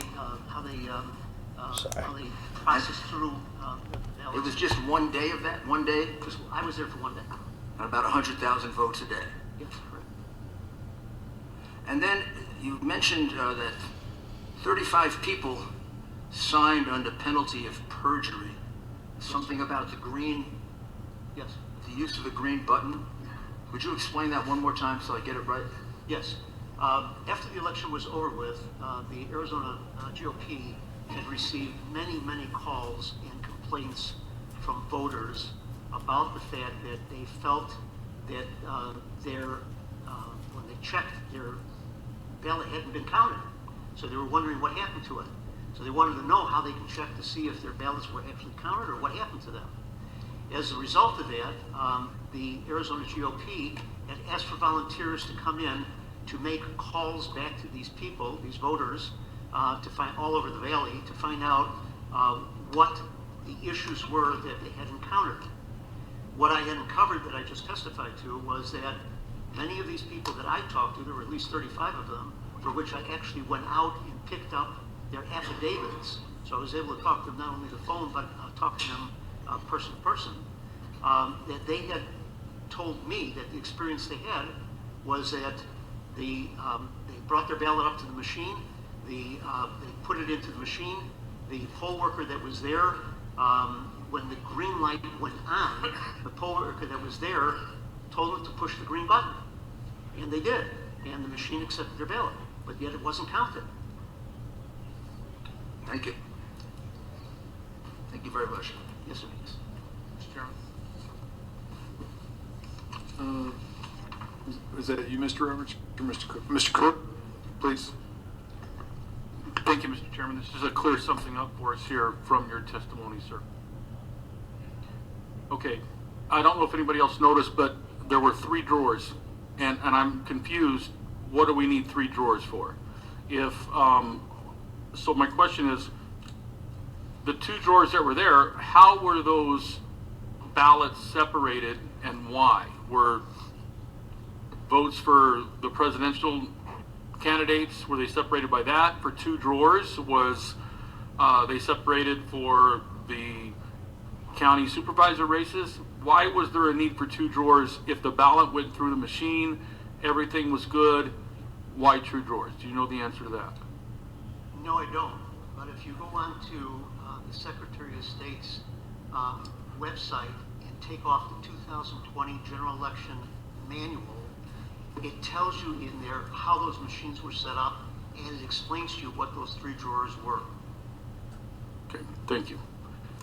Next question I have was that, did you witness in any of your, and thank you for your work, by the way, did you witness anything like the testimony we have heard today where the lowering of standards on the site for signature verifications for any mail-in ballots, were those standards lowered at that site by any individual? I did not observe that, so my answer to that would be I don't know. Thank you. Thank you, Mr. Chairman. Mr. Roberts. Thank you, Mr. Chairman. Mr. Minkus, well, just to tack on to what Representative Cook was just asking, you stated earlier that you were not allowed to see the receiving process of those ballots. Does that include the signature verification? Is that what you were referring to earlier? I wasn't allowed to see any part of the receiving process where the trucks would come to the building, they would be unloaded, they would go into the mail receiving room. The mail receiving room should have been able to separate the ballots by whatever method they would use to separate them. They were then supposed to go through a slicing machine. And these were things that I was told, but we were not actually able to see them. Now, when you, if I may continue, when you say that you were told, because you also said something earlier that you were not allowed, you participated in 2016, 2018, and now 2020, and that some things changed from 16 and 18. I assume there's always going to be some minor changes here and there, but you said that you're not allowed to talk to them, and you're not allowed to walk around the polling place, which was contrary to the policy set forth by the Secretary of State.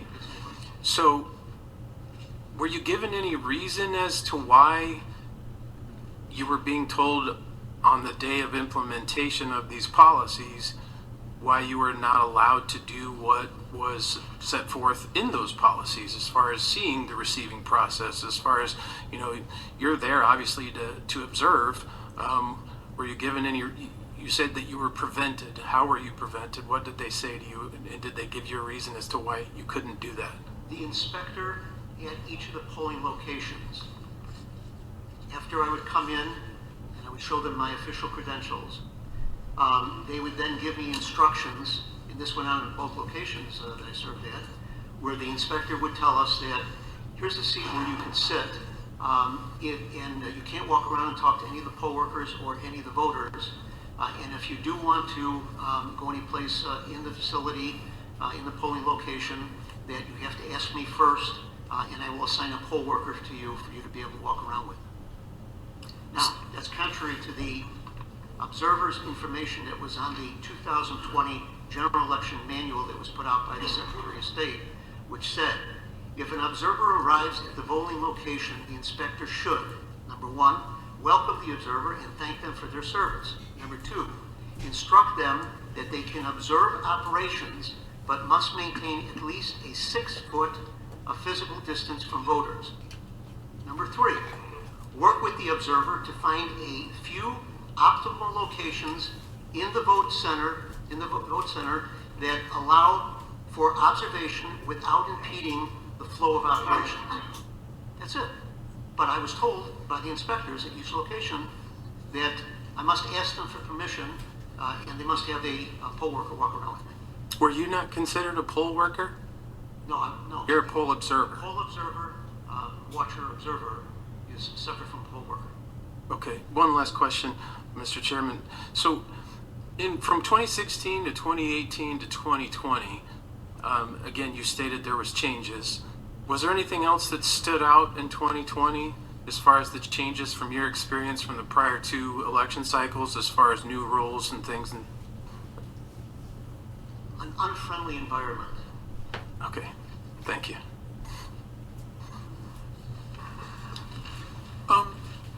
Mr. Minkus, forgive me, but I'd like to expand on that a little bit. Unfriendly compared to previous years? Yes, sir. And unfriendly how so? As a Republican poll worker, which I had a badge that I had to wear that said that I was a Republican poll observer, I felt intimidated by if I was walking anywhere in the facility, even to go to the bathroom, some of the poll workers would they kind of be intimidating. They'd be if I made a nice gesture or comment to them, I wouldn't get any kind of return back to that extent. If you're having a good day, something of that nature. It was a rather intimidating, unfriendly environment. So a failure to be cordial. Yes. All right, thank you very much. Senator Burley. Thank you, Mr. Chairman. Mr. Mingus, now, were you a volunteer, or were you getting paid for that? No, I'm strictly volunteer. So you did that completely out of patriotism and no pay, and no good deed goes unpunished, right? Now, did the Democrat poll, the other folks, your counterpart, did they have a badge also? Selfish motive for doing what I did. And it is to save this country. Yes, sir. Now your counterpart, did they also have a badge that identified Democrat? Some of them did, some of them didn't. So that it wasn't consistent. But you were... They all had to come in with an identification. The Republicans were one color, the Democrats were another color. When I was at the election facility there for the short period of time that a Democrat was there, which they came in like about 2 in the afternoon. We stayed till from 2 to like 4 in the afternoon. There was a Democrat there. She was sitting right next to me. The extent of the conversation I had with her started and ended with the fact that the Democratic office in Phoenix was destroyed sometime during the year by one of their workers. And I didn't know anything about it, frankly, but she went on and talking about it like that was the only thing that we ever got a chance to talk about. So, it was an environment that was not. I didn't really feel warm as a volunteer to actually feel like I was being accepted and being welcomed to be doing what I was doing. One more question. You're a veteran, sir? Am I a military veteran? Yes, sir. Yes, sir, I am. Okay. I made that. What era? I was in during the Cuban Missile Crisis. Thank you for your service. Thank you for your service, sir. And beyond your military service, I'm sorry? beyond your military service, sir, Yes. it's people like you that make this country work, so thank you very much. Absolutely. Absolutely. We appreciate it. All right, our next witness, and I know I'm very sorry that we have, it's been such a long day and we've had a number of witnesses that have had to go to work and have had to leave. So if I'm going to give you a couple minutes, if I call your name and you're not here, we'll go on to the next person, but we're going to try and work through this entire name list. The next individual up is Diane Sarah. Is Diane still here? All right, she'll be on her way. Oh, she's on Zoom. Well, let's see if we can find Diane Sarah on Zoom. Diane on Zoom. Where are you? All right. We're still going, but we're still doing this, guys. I'm gonna try to get it all I am in. not seeing Diane Sarah on Zoom. Diane, where are So you? if somebody wants to reach out to her, or maybe they know her, if she would like to try and get back on, that'd be great. Next up, Judith Burns.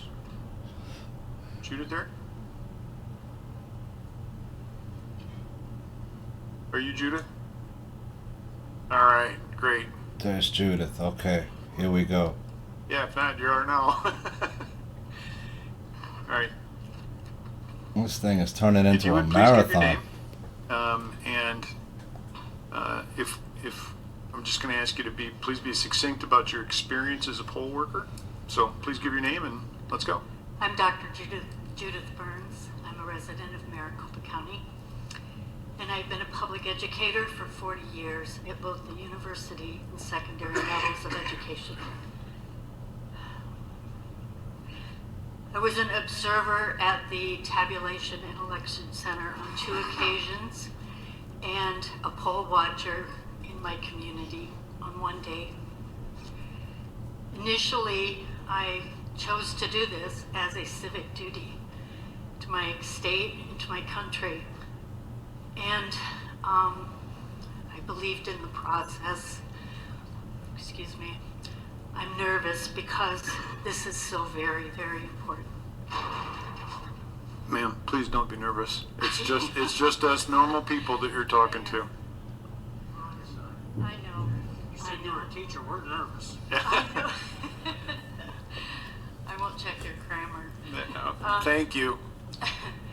I observed at the election center on 2 occasions, both in the signature verification room and in the ballot processing room. The first day I was in the signature verification room, I was a little bit, having never done this before, I was a little bit startled at the circumstances. I walked in, was set at a table, told to stay in that spot, and I was facing a room full of computers that all I could see was the back of them.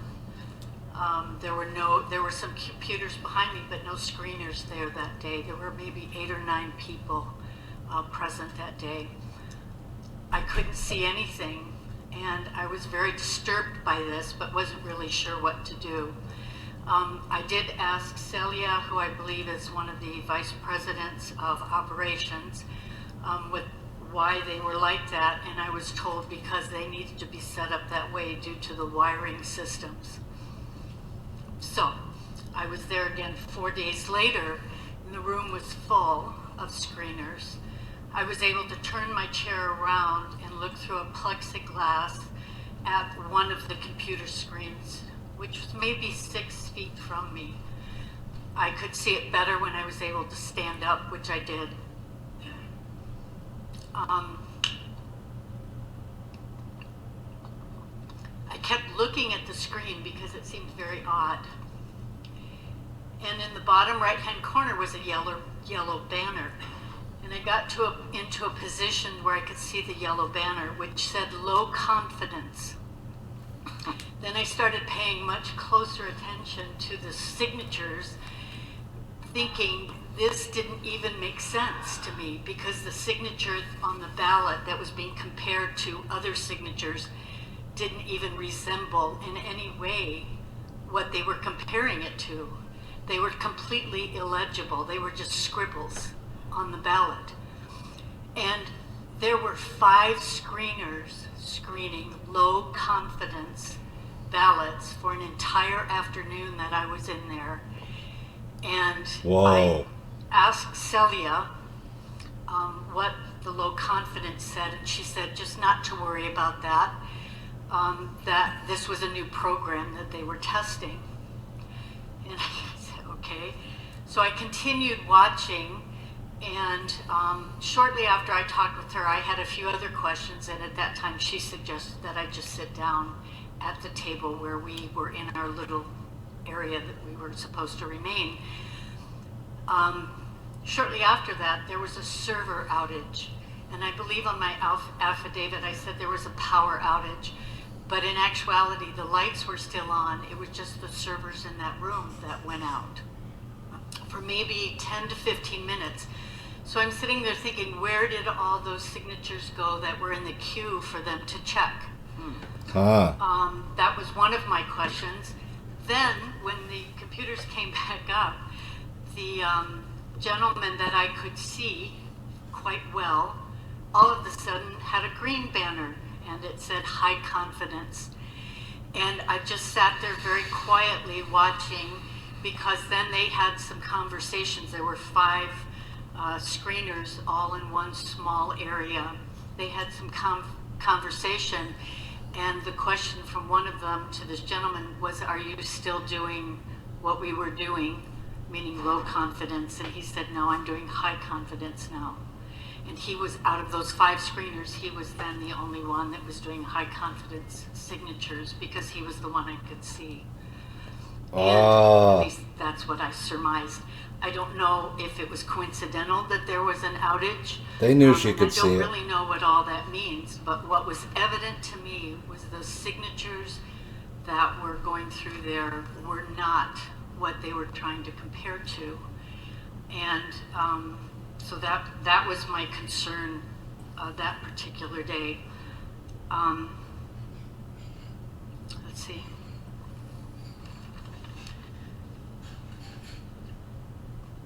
The other experience was in the, I did ask Celia what happened to those votes. Were they counted? And I may have already said this, I don't think I did, but she said, yes, they were counted. And I gave her a puzzled look because it all seemed very odd to me, and I wasn't sure what to make of the fact that there were all these signatures that did not match. And then I was being told they were being counted. The other area that I was in the ballot processing room. We were in a room probably a little smaller than this. There had to have been 75 to 90 tables in there. There were 2 processors on each side of different parties, I was told. Again, I was probably as far away as that black curtain, and the room was this big. We couldn't see anything or really observe anything. There did seem to be a process for getting new ballots for them to take out of the envelopes and separate the ballot and the envelope. But what I noticed that raised some questions for me was they had their purses at their table. They had their cell phones there. During their break time, if they did not get up and leave their table, they were able to rummage in their purses. And in their backpacks, people had backpacks there as well. And this bothered me. I wasn't really sure if this was appropriate.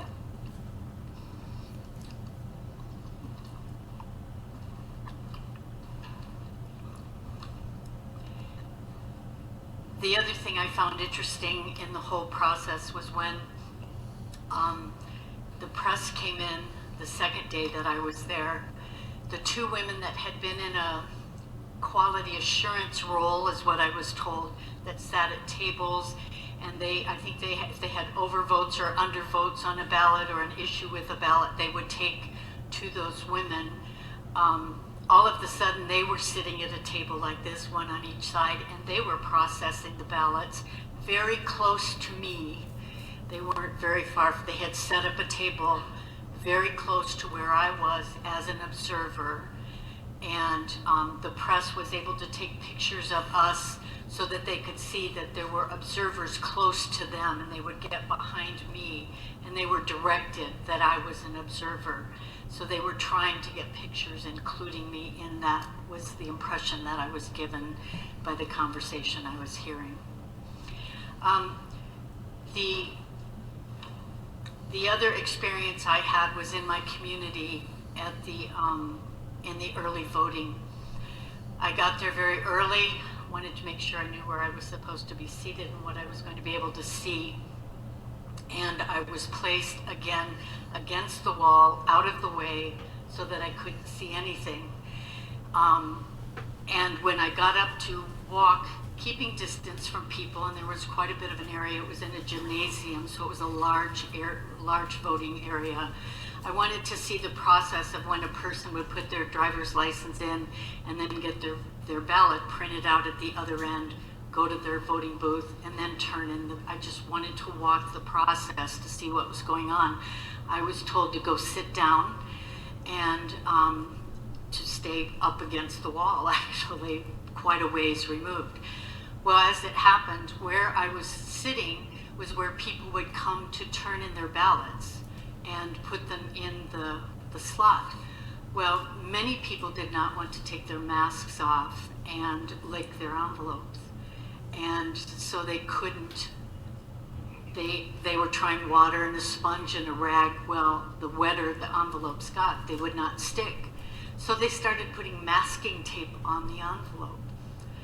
And I guess it's the teacher in me, forgive me, but I did say to the supervisor, I'm not sure this is appropriate.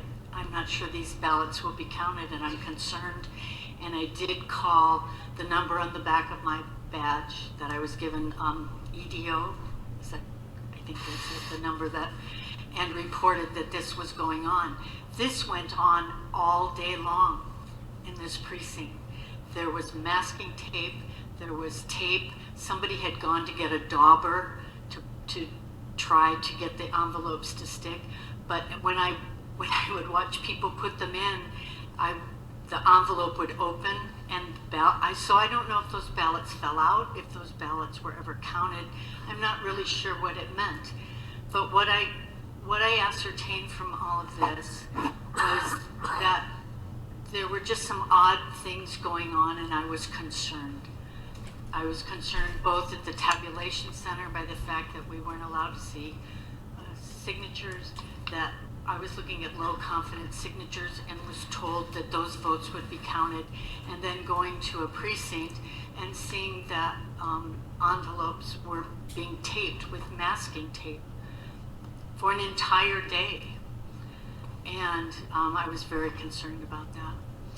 When I volunteered to serve as an observer, I did so with the belief in the process and the system.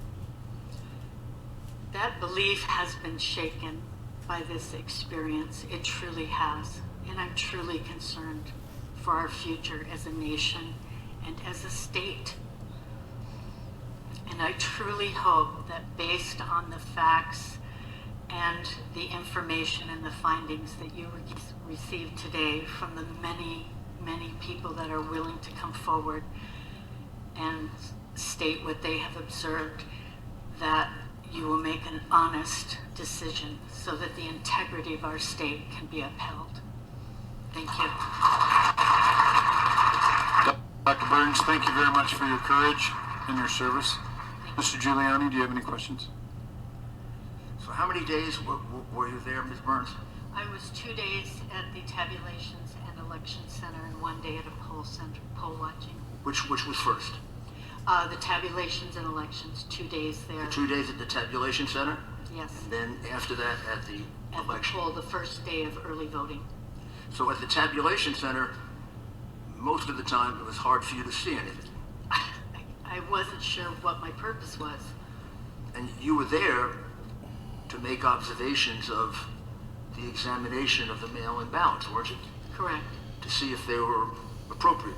Right. Filled out, whether the signature looked right, address there, name there. Did you ever get to see any one of them? Not one. Not one? Not one. So how many people in this center? In the ballot processing room, there were approximately 90 tables, and it was a gymnasium-sized room. And the first day I was there, there might have been maybe 50 to 60 people in the room, 50 to 60 tables with 2 people at each table. The next day I went was during the week, and it was also the day when the press was coming, so all the tables were quite full. So how many Republican observers were there in addition to you?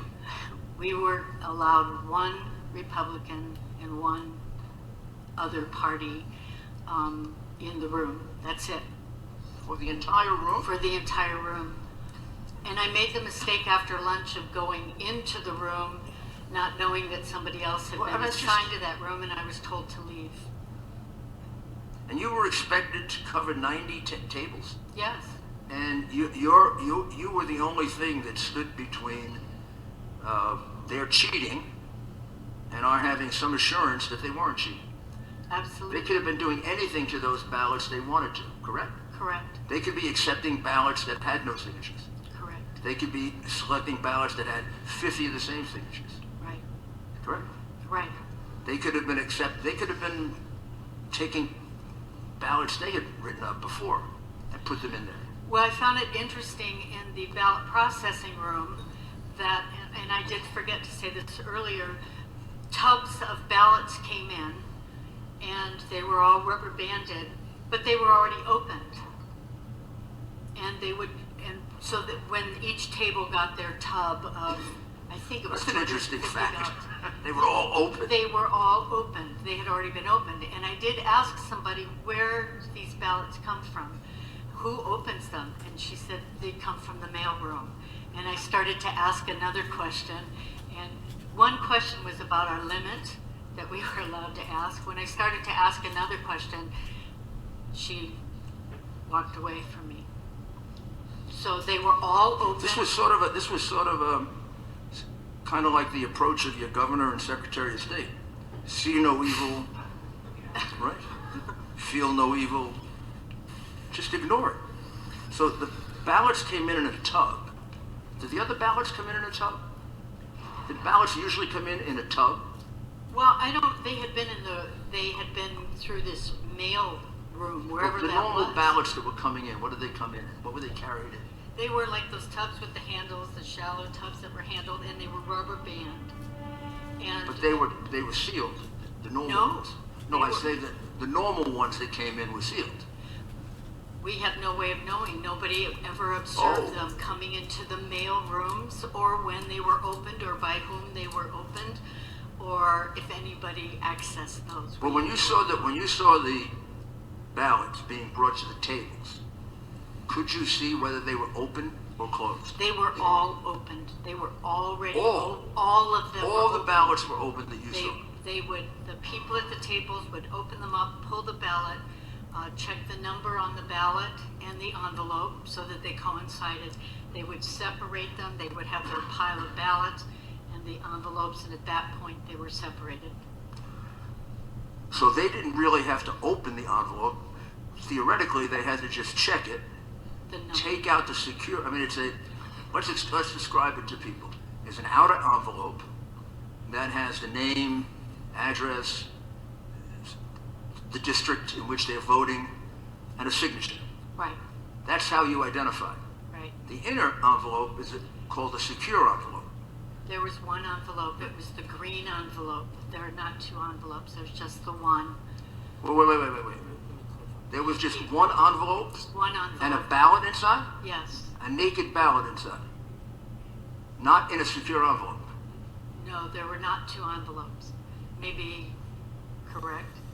The green envelope is the only envelope that we have. No, there's supposed to be a There were secure not two. envelope inside because your ballot is supposed to be anonymous. There were not two envelopes. There was one envelope. It Well, was that a may green- explain why they were open. Right. They went through some sort of a system where they opened them. But we signed the back of our envelopes, and on the front of that envelope is the mailing address to the county. Did you do a mail-in vote? Did I personally? I hand carried mine and put it. But was it a mail-in vote? Yes. Well, was there an envelope you had to put the ballot in? Yes, a green envelope, one envelope. One envelope and the naked ballot. Correct. No other No envelope. duplicate. And in other states that I have lived in, Yes. there were That's two why I'm confused. envelopes. Okay. So when it came in, it was open already. Yes. And all they did was separate it? Right. Did they look at the back of the envelope? No, because the envelopes are, I believe, are scanned in, and the signature verification room is where that number that is on the envelope coincides with the signature, and those are scanned in. So my understanding is that in the signature verification room, they do not know anything that's on the ballot. They only have the signature, and they are checking it against other signatures, driver's license, previous voting. Did you see that done? That's what I was trying to see in the signature. Did you ever get to see it? Just that one gentleman who was doing low confidence and then switched to high confidence. And you were the only Republican doing that too. I was the only one in So that. if you weren't doing it, nobody else was. Correct. So that was all being done secretly. Well, secretly meaning without any Republican observers. Right. Because the rest of the room was full. There were maybe 14 computers there, and it was full, and they were all, I couldn't see anyone. So how many of these ballots would you estimate went into the vote without a Republican getting a chance to even glimpse at the envelope? As much as I would like to answer that, I can't even guesstimate. It was an entire afternoon. How long were you there? I was there 2 afternoons. For how long each afternoon? 4 hours. And how many ballots could they do in an hour? Well, this was interesting. Some of them would click, click, click, click without really looking at them. They would just sort of glance at it and go on to the next one and go on to the next one. There was one gentleman that seemed a little more intent on actually looking at the signatures that he was comparing to, and he would take maybe 10 or 15 seconds per signature. But some of them just kept clicking and clicking and clicking. And how many of these tables were doing it? Well, the first day I was there, I believe there were 8. 8? 8 computers, 8 different people. There might have even been 8 to 9 people. The second day, I believe the room holds almost 20 people, and it was pretty full. Pretty much 20 people? Yeah.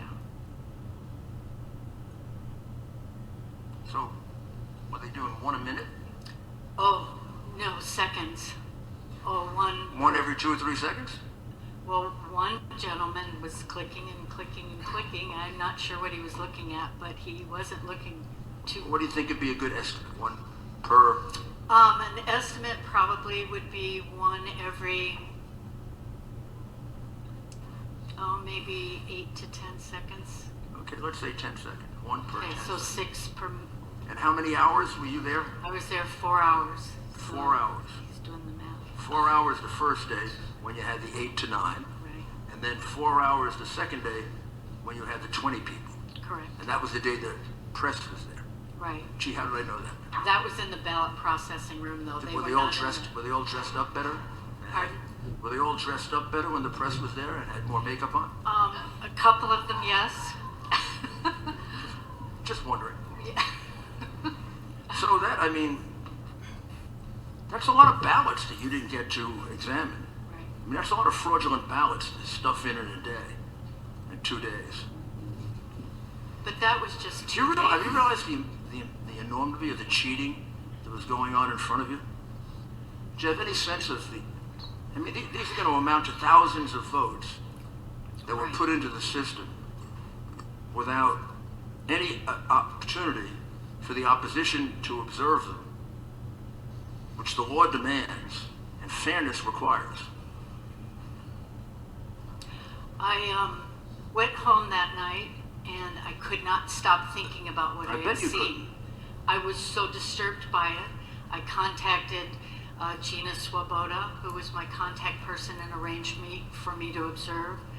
And I texted her. She asked me to write an email.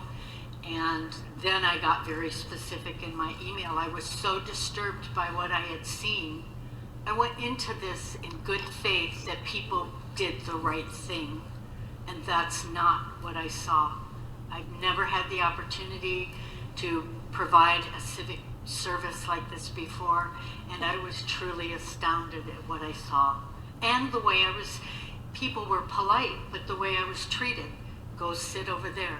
I was at that black curtain, and the closest table to me was further away than I am from that black curtain. You did this for no compensation. And tell us the reason again you did it. I did it because I'm a retired university professor, and I wanted to be involved in this process. I believe in our country. I believe in this process. And I'm so disappointed in what I saw. You're shocked? I was shocked, absolutely shocked. And at first I thought, maybe it's me. I've not done this before. I don't really know specifically what I should be looking for, but it didn't feel right. I didn't know what it really meant, but it didn't feel right. And the way things appeared, especially in the signature verification room, really disturbed me. I'm very sorry. for what happened here. Well, It shouldn't happen in America. That's that why should, I'm that should here. happen in China or Venezuela. Well, that's why I'm here today. Well, maybe you'll make it back into America. Help us become America again. I would like to. Thank you. Just not so fast. Members, any questions? Representative Bartow. Thank you, Dr. Burns. This is really troubling. I mean, when you think about signature verification, that's so basic. I just have a question about how this works out. From your observation, does each click mean that it was accepted? You're talking about the clicks. I don't know. So there could be a click that it's not accepted? And this was something that I can't answer. I don't really know that. Well, if it wasn't accepted, do you know what happens to those ballots that were not accepted? Did they go somewhere else that you observed where they would be adjudicated properly? Well, later on, I found out that some of them would go to somebody else and they would follow up on them. But my thinking was there were so many that weren't even close to the signature. How could they possibly follow up on those?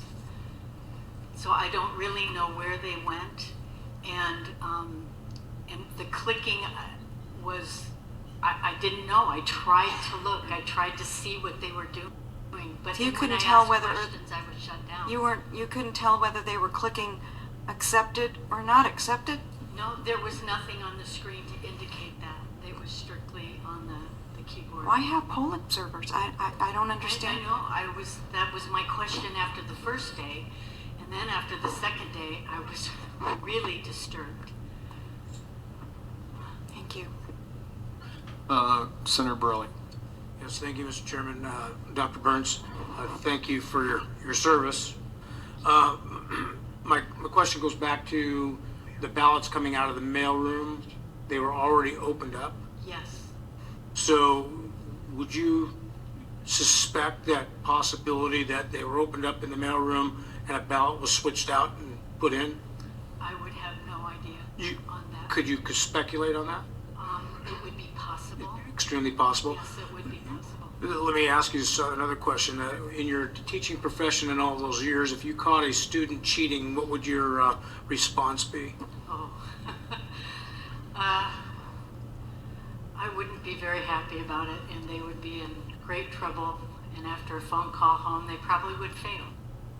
Thank you very much, ma'am. I'm sure we all feel the same way. Thank you. Dr. Burns, I want to, forgive me, I want to kind of run back at the envelope thing, because apparently Maricopa County runs differently than Pima County, which is where I'm from. So when a Pebble ballot is returned, a permanent early voter list ballot, that's what PEVL stands for.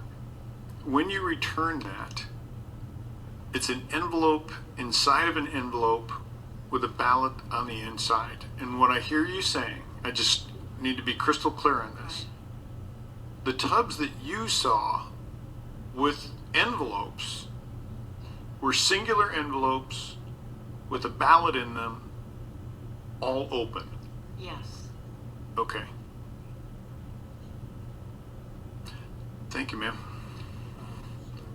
Oh, I'm sorry, Senator Allen? Yes, thank you, Mr. Chairman. Thank you, Ms. Burns. I'm really curious about the low confidence and the high confidence. It's got me really curious. And you're saying that the screen with the low confidence, you couldn't see that the signature matched at all to any of. Okay, so they're looking at one signature and trying to match it to other signatures that are on the page. Yes. Am I getting that right? Yes. And you could see that from where you were sitting that the signature did not match any of those. Most of them did not match any of the ones they were trying to match it to. It wasn't, in many cases, not all, it was just a scribble. It was just a flick of the hand. So ma'am, maybe the low confidence might mean I'm not sure that this matches, but I'm going to pass it off anyway or something. I don't know. That's kind of what I'm thinking maybe that it means. And that so was the impression that I had. Yeah. And I think many of them were passed on. And that was my concern and what truly bothered me. Thank you. Dr. Burns, just really quick, I know that you probably would like to get out of this chair. When you were watching that, and this is just a real simple response I'm looking for, did you notice any stark differences? For example, you said a scribble. Well, what we didn't hear is the signature they were comparing it to. Was it so clear and convincing to you that it's like, this is a signature, this is a chicken scratch? Right. It was that clear to me All right. on many of them. Thank you very much, ma'am. Oh, just a moment. Two quick ones. Two quick ones. What did you teach? I was a director of choral activities in music. I was hoping you taught ethics. Maybe you should now. And as you now know, I didn't teach math. Well, I don't do math very well either, but I just want to tell you I computed what you said. 4 hours, 8 or 9 tables the first day, 1 per 10 seconds. That'd be about 12,000 ballots that went in that were unobserved. Second day, we had 20 people. That'd be 150,000. That's a lot of votes. It was. That's way more than the votes that decided this election. Way more. So if this is true, and we have no reason to believe it isn't true, I mean, all these people who are so upset saying that they cheated have to confront the fact that there are numerous American citizens who were sworn under oath that they did cheat. You gave us an affidavit under oath, didn't you? Yes, sir. You understand what that means, right? Yes, I do. I'm sure you do. Thank you. Thank you very much, and God bless you. Thank you. Ma'am? Okay, looks like we're not going to get out of the question zone quite yet. Representative Roberts, please. Oh, I'm sorry. Thank you, Chairman. Dr. Burns, you said earlier that when you were looking at it and they were saying that it was in yellow and there was low confidence, that you asked about it and they told you that it was a new program that they were testing? Yes. And they were testing this new program on live ballots? This is what I was told. Did they give you any further explanation on that? Okay. And one other thing, you also mentioned that you had concerns about where you were sitting after you had got up and walked around, and you were told not so nicely to sit. That you had concerns about a masking tape issue that kind of went on for the better part of the day, and you asked about that. Did you ever get an answer on that? If there was an issue with that? I was told not to worry about it. Oh. By the supervisor. Not to worry about it. And that's when I called.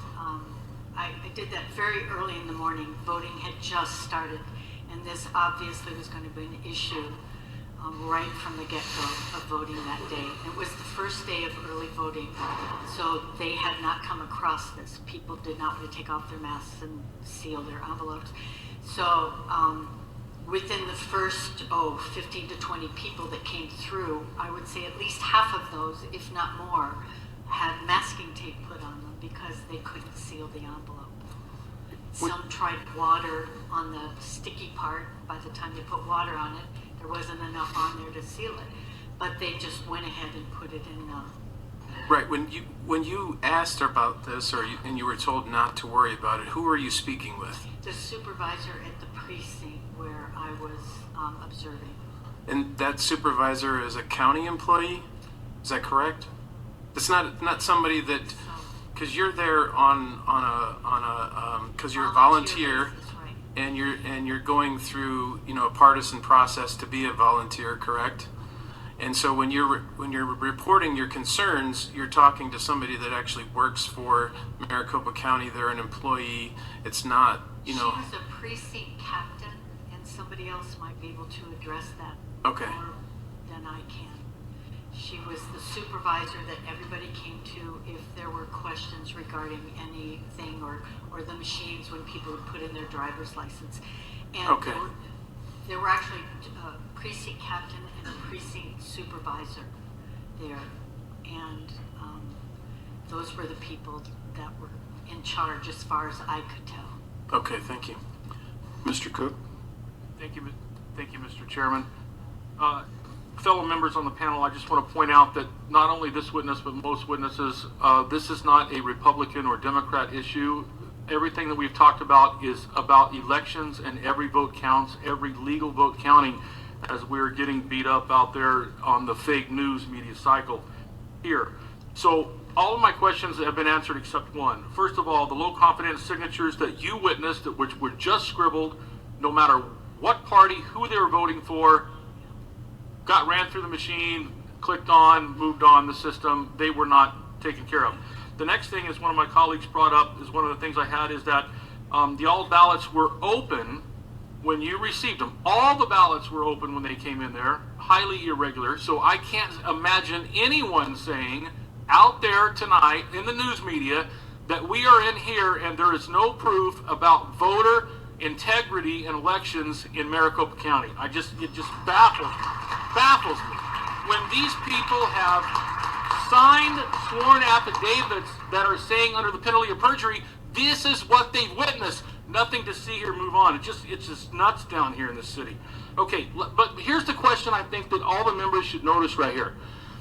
I heard you say in your testimony, now correct me if I'm wrong, you emailed in detail to the correct people these highly irregular things that you witnessed during you volunteering for this position, but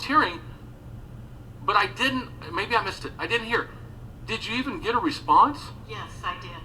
And that's, well, let me think.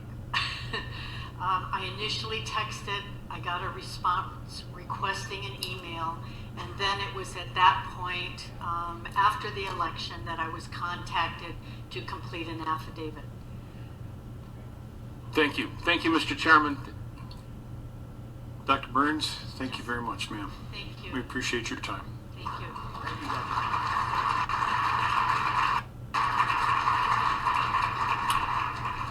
Next up is Kathleen Alvey. Kathleen, are you in the building? All right. Kathleen, if you would, please come over, have a seat.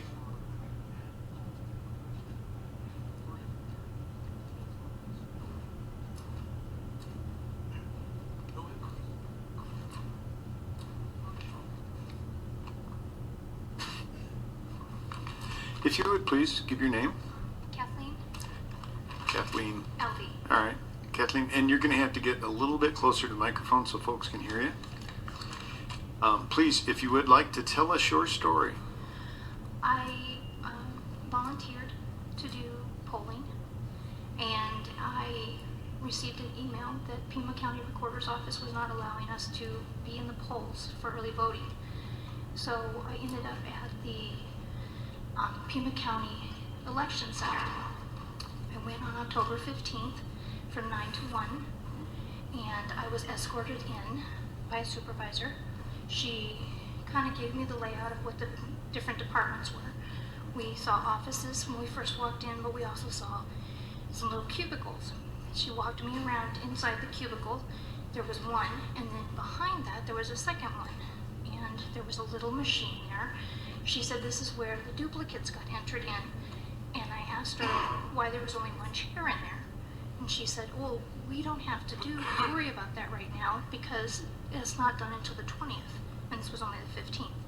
So she took me into a second room, and this had poll workers throughout the entire room.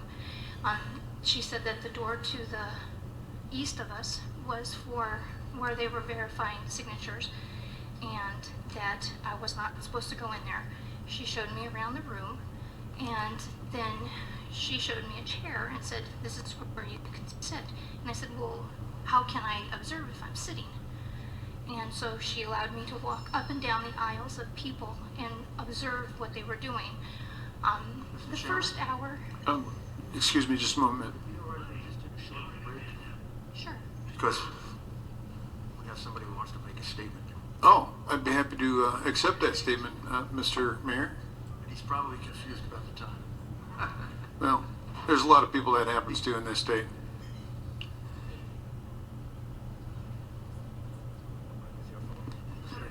Now you're Is this on. one on? Yes. Yes, it is. All right, so Mr. President, your line is now connected. Well, thank you very much. I've been watching the hearings and they're fascinating, incredible, and I want to say thank you.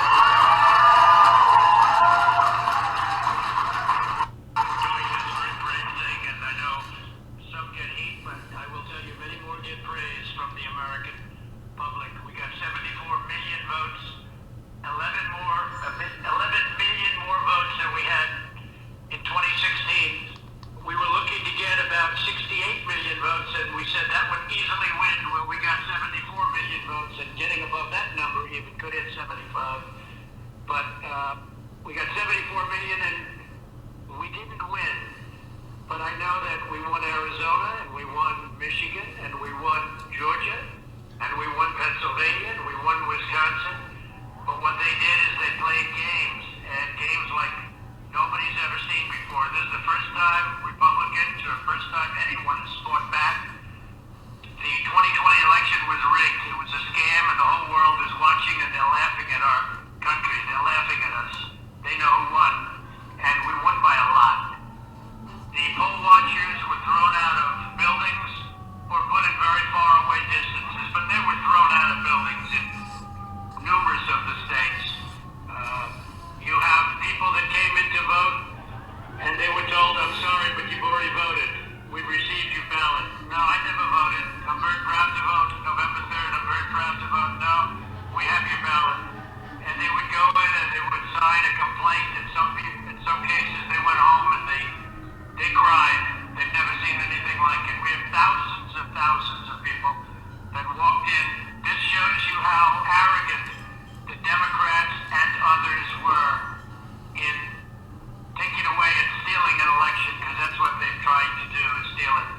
And the easy route for me, when everyone's saying, oh, just focus on 2024, sir, focus on 2024, I said, no, I have to focus on 2 weeks ago, because this is the greatest scam ever perpetrated upon our country. This is the big one.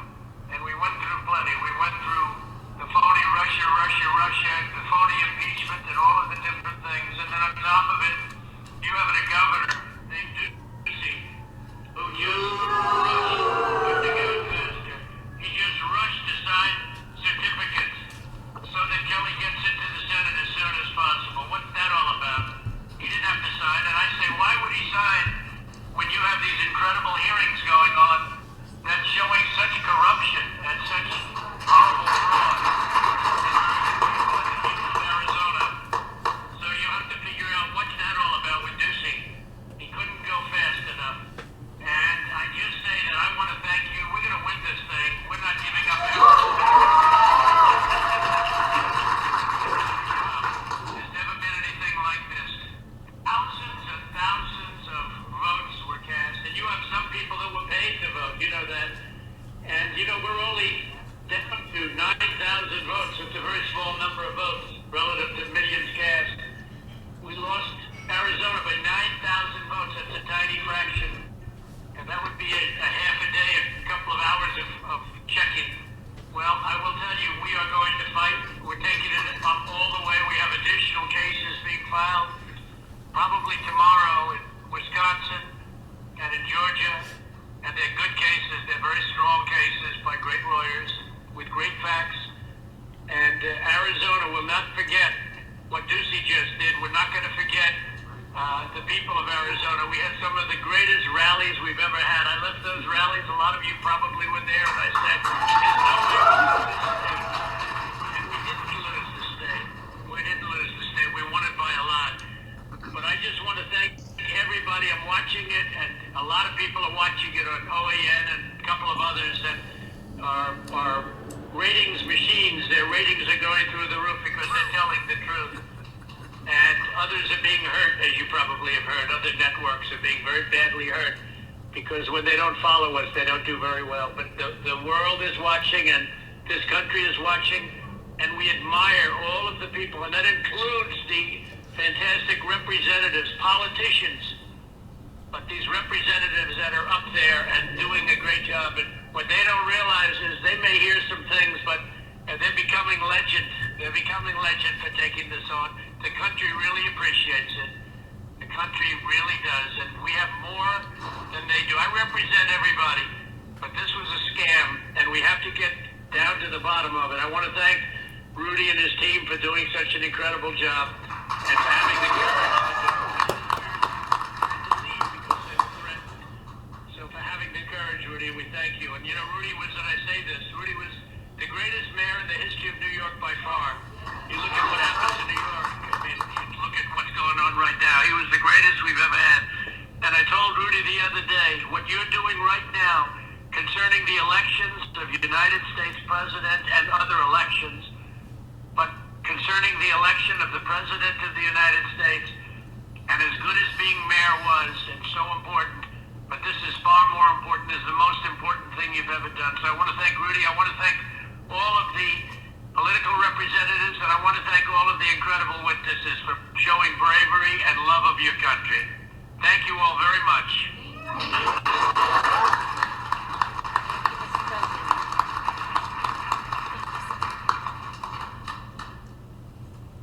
I'm sorry for the interruption. Well, kind of outranks us, man. You can literally say, I approve that message and be done. So, Mr. Mayor, now that we've been upstage seriously, we would like to thank the president. I think that was that's what this team needed to hear. Thank you. Thank you. Thank you.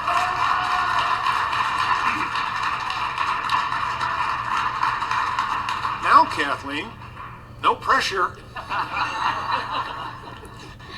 So please proceed with your story, ma'am. Okay. Well, I was observing the different tables, and the supervisors didn't stop me whatsoever. I walked up and down the aisles for all the 4 hours that I was there. After about the first hour, I noticed that there were a lot of ballots that were coming in that were being removed from envelopes that were faxed in. And the supervisor said, those are military or absentee. But there were hundreds and hundreds and hundreds of them coming in. And I asked, well, what is the chain of command? How do we know for sure that these faxes are accurate and they're from the people who sent them? And I said, how do you verify a signature?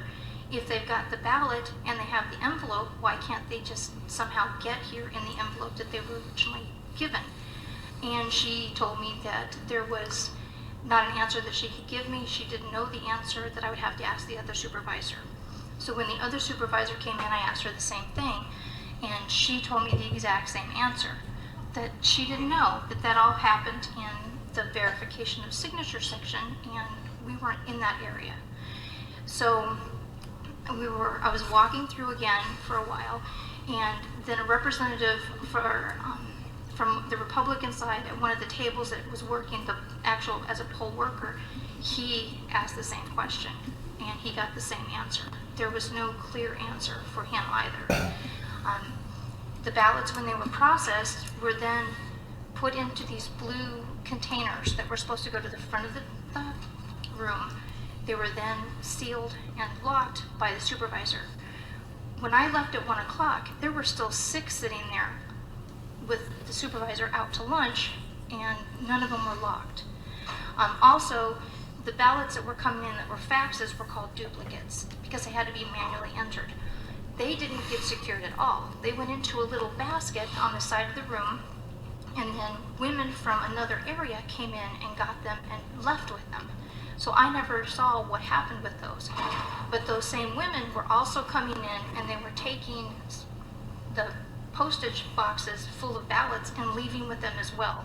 And they were going to a different area of the facility that I was not given access to, because the room that I was in I was basically told that's where all the processing went.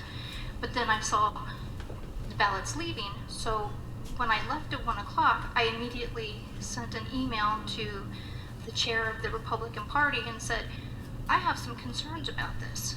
First of all, the chain of custody for the ballots that are faxed in, but also because there were things that I wasn't seeing behind the scenes. Thank you, ma'am. Mr. Giuliani, do you have any questions for this lady? Sure. Please proceed. So, Ms. Alvey, tell us the room that you were in. What was it? A tabulation room? It was a well, there was What would no you call it? machines. It was just a processing. There were workers at tables, and there was two different people from two different parties. And what they were doing was they were working as a team. They would pull the ballots out of the envelopes that were signed. They were putting the signature envelopes to the side, and those went back in the boxes. But then the ballots were laid out flat. If there was any questions about it, if it was ripped, or if it had a signature, or if there was any kind of default on it. Like, there was one gentleman who asked, because it was done in marker, and the supervisor told him, oh, it's okay. There's no problems with using markers on this. And she said, just send it through. And so he just processed it regularly. Other than that, at the other end of the room, though, there were people who were not taking ballots out of envelopes. They were just counting ballots. There was a machine and a gentleman counting it with a machine, but then the people who were sitting at the tables, they actually had lists, and the lists needed to correspond with the ballots.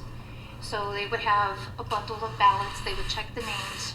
If it was all correct, they'd bundle it back up and put it back in.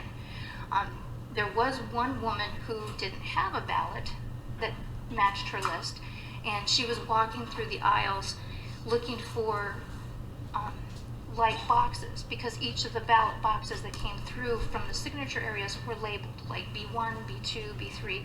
So she was looking for anyone who was tabulating or working with the boxes that had a B5 on it, because there was a misplaced ballot from that.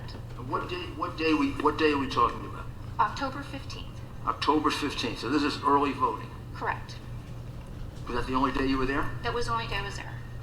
And what were you there? What were you told you were there for? I was told I was just there to observe, just watch, make sure that everything was on the up and up. When I first went in there, I did oversee a class for new poll workers that came in, so that I would kind of have an idea of what they were doing and how the process was done. I noticed, the nice thing that I noticed was there were no pens in the room. So I didn't see anyone using a pen on any ballots at that point. It was all like Sharpie or markers, colored markers, like highlighters.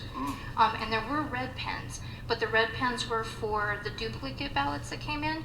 They were supposed to be numbered and isolated by precinct on a piece of paper. And then those went to, like I said, the basket that then left the room, and I don't know where they went after that. Where were the signatures being verified? There was a room to the east of where we were at, behind closed doors, and that was a different section. Did you get to observe that? No, ma'am. No, sir. How many Republican observers were there? Well, the room was divided half and half of all different parties. So there were, at one table, there was a Republican and Democrat, there was a Republican and Independent, I saw a Democrat and a Green Party. I mean, each table had two different people, at two different political These were tables affiliations. after the envelope had already been examined. Then all the, well, in a different room, right? right, that was done in a different So room. who was observing that? Do you know? I don't know. I did give a list to Thomas Lane of all the people who were supposed to be observing through the whole election time. So you don't know if there was observation of the signature verification. I do not. And then after the signature verification, the ballots were brought into your room. Correct. There was large trays of ballots that were brought And in. in your room, they were being counted. There were some being counted off to the right of the room, and then in the area, well, I was able to go into both, because I was able to wander. And what else were they doing with them other than counting? Well, they were counting, and then they were removing them from the envelopes. They were being removed from, they hadn't been removed from the envelopes already? No. Most of them were cut open, though, so all they had to do was reach in and pull out the insides. And then you complained about this. Well, I complained not necessarily about this. I complained about the chain of command or the chain of custody that all of these faxes, because there were so many, and I questioned that because I wasn't sure. I mean, because I could be in Michigan and I could fax something to Pima County and it could be rerouted anywhere through any fax. And how do I know that it didn't come from Afghanistan? Right. So that was my concerns. So, and I was told by the chairman of the Republican Party that a lot of people come away with frustrations like this because there are no good answers unless you're there watching and you know exactly where the faxes are coming from. How many ballots were processed during this? How long were you there? How many hours? I was there for 4 hours. How many ballots do you think were processed while you were there that you didn't get to observe? I don't know, because the boxes that left the room and the duplicates that left, I don't know where they went. So I don't know how many were in each sleeve of the post office boxes.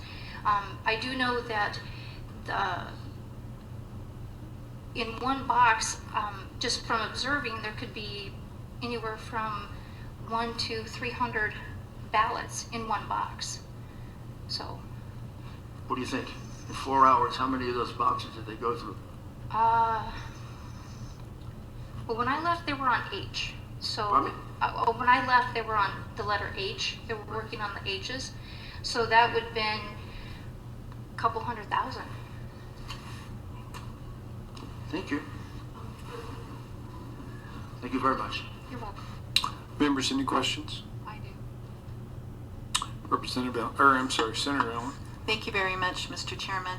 I want to talk a little bit more about the duplicates. From the duplicates, or they think there's something wrong with the ballot, so it wouldn't process, so that then they go and they make another ballot, another duplicate ballot. In that process, and you said though that was there a lot of those duplicates? Yes, thousands of them. Thousands of them? Yes, there were, at one point, that's all that they were processing, were the faxed ones.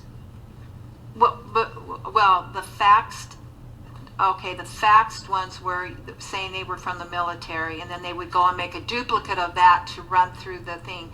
But here's what my concern is, that who then observes the person making the duplicate, because they're going and marking another ballot, probably, is that what they're doing, or do they go and punch it into the machine? How do they make the next duplicate ballot? That's what I'd like to know. And is there two observers watching that to be sure that it is done correctly according to the original ballot and who they wanted to vote for? I agree. And if there's thousands involved, then I would be very concerned. There should absolutely be an observer and two people involved in processing that original document to be sure that the duplicate absolutely matches. And we've heard some of that today, and so that's my concern. And you just have no idea then how they process that. No, like I said, all the duplicates were put into a basket, and then someone came and cleared that basket every half an hour or so. But they were cleared out into a different room that I wasn't given access to. So I don't know how that was done. I do know that when I first came in, the supervisor showed me the little cubicle that was behind a cubicle, and she said that this is where the duplicates were manually entered in by a person. And that's when I questioned her about, are there two people here at the time? And she said, well, because this is only the 15th, we don't have to worry about that right now, because ballots don't get entered in until after the 20th. So. Okay, well, thank you very much, and thank you, Mr. Chairman. I wish we had somebody from the election department that could help explain some of these questions that we have. Thank you. Thank you very much, ma'am. We appreciate your time. I know that you have been here for a number of hours waiting patiently, but I hope it was worth it. Yes. Thank you. It was for us. All right.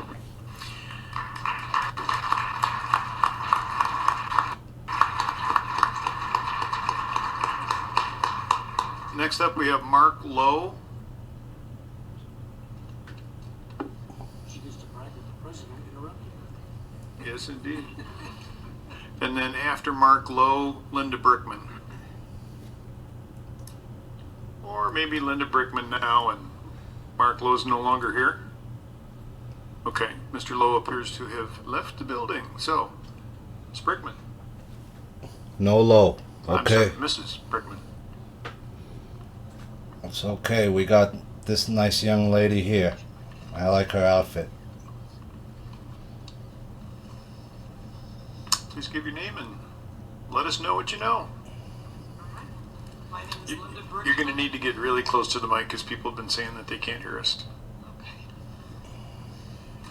My name is Linda Brickman, and I want to thank you, all of you, legislators, chairman, and Mr. Mayor, for letting me come forward and be able to speak today.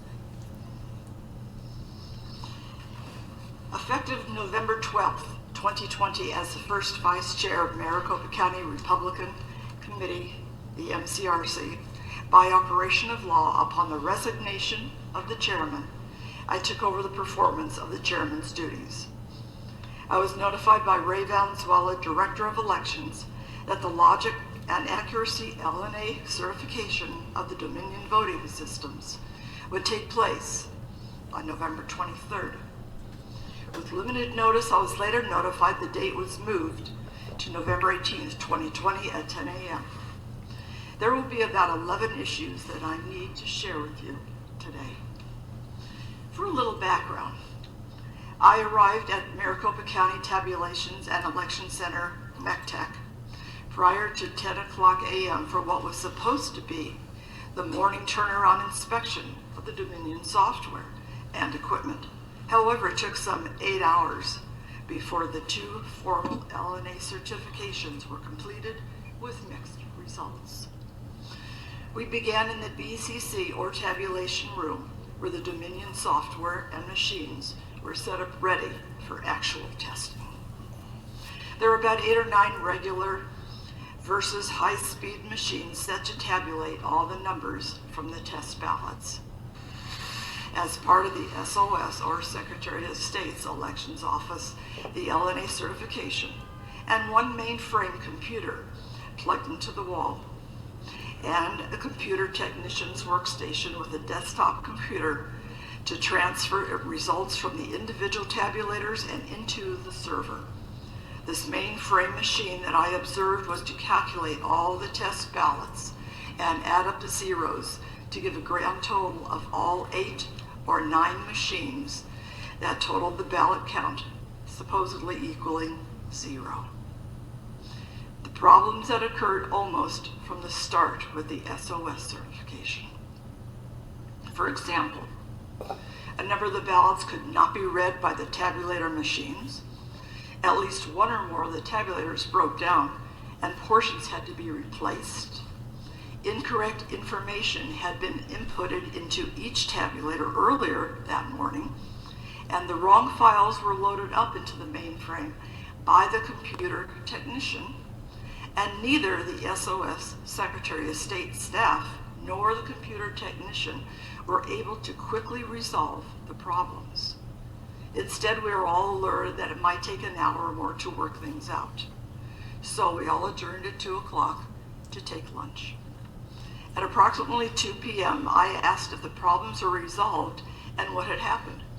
Instead, I was informed that the machines were not calculating correctly, and all the machines had to be shut down during a break, during the lunch break, and reset, and they were going to start on a brand new test.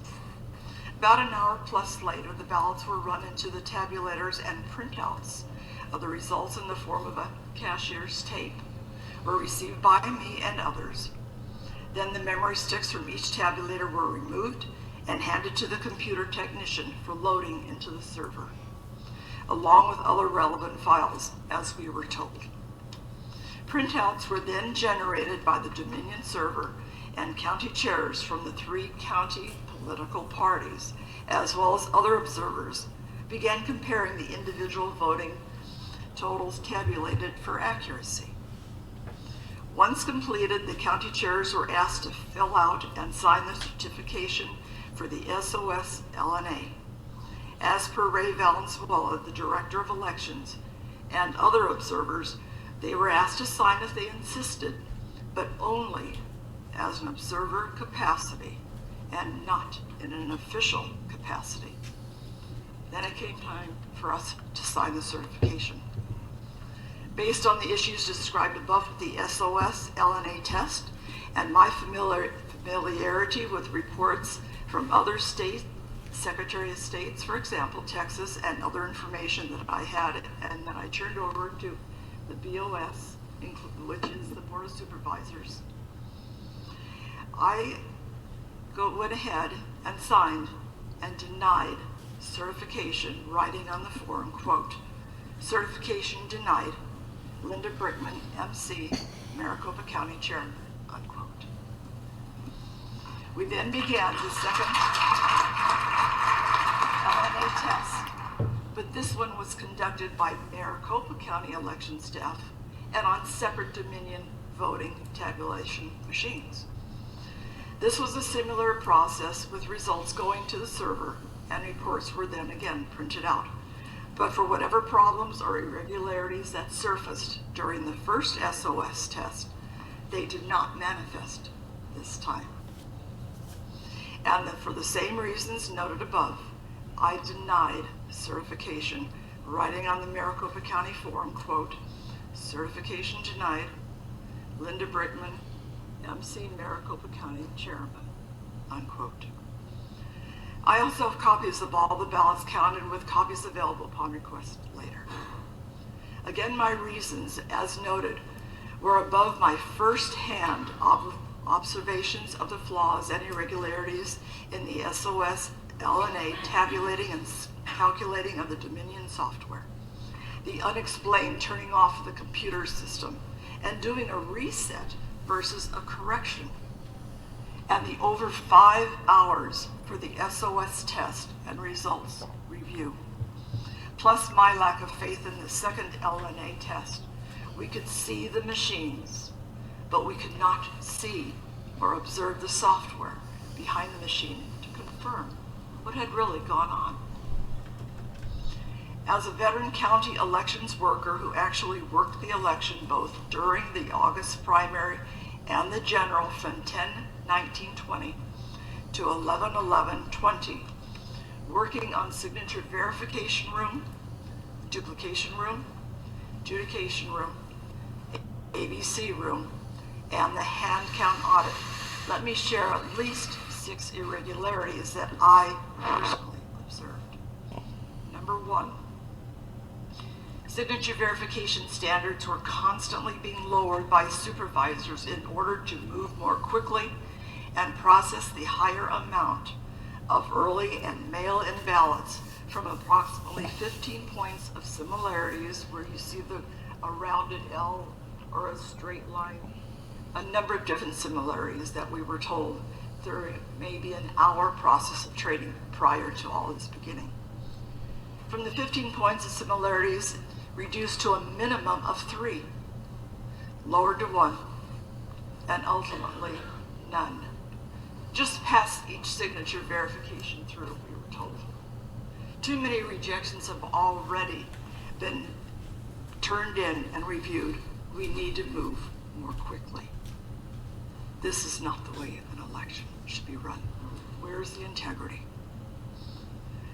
2, alleged signatures and challenged signatures on envelopes where the signature was completely different from the person and the name as a listed voter. These were let through and approved by supervisors. So the ones who signed the envelopes were not the actual voter, but these were allowed to go through with Maricopa County verified, stamped on the outside of each affidavit envelope. 3, challenged runs or batches of envelopes for signatures, verification observed by me to be the exact same handwriting on the affidavit envelopes. And these were on various ballots. I saved what was the ballot number, and I believe I've turned it in. If not, I do have that information, where there were at least 30 ballots that I saw at one time that were all signed by the same handwriting, but on different voters' names. When I asked the county attorney if the county attorney would be alerted for possible fraud, I was told no, but supervisors would take care of it. In the dupes room, number 4, and this is the duplication room, I observed with my Democratic partner the preparation of a new ballot since the original one was soiled or wouldn't go through the tabulators. I read her a Trump Republican ballot, and as soon as she entered it into the system, the ballot defaulted on the screen to a Biden Democratic ballot. Just what I asked. We reported this to the supervisors, and others in the room commented that they had witnessed the same manipulation. We were never told what, if any, corrective action was taken. All I know is the next day I was called outside the room that I was working in signature verification by the supervisor saying, "I understand you caused some problems this week," and saying that you thought our machines were not working correctly. And I was being the one that was scolded. And I was told at that point in time I could not discuss anything or talk about what was going on, as many people were threatened because they were told that their voices would be suppressed. They would be either have to leave the room and not work there again. I'm here because I think this is our duty to speak the truth and tell the truth.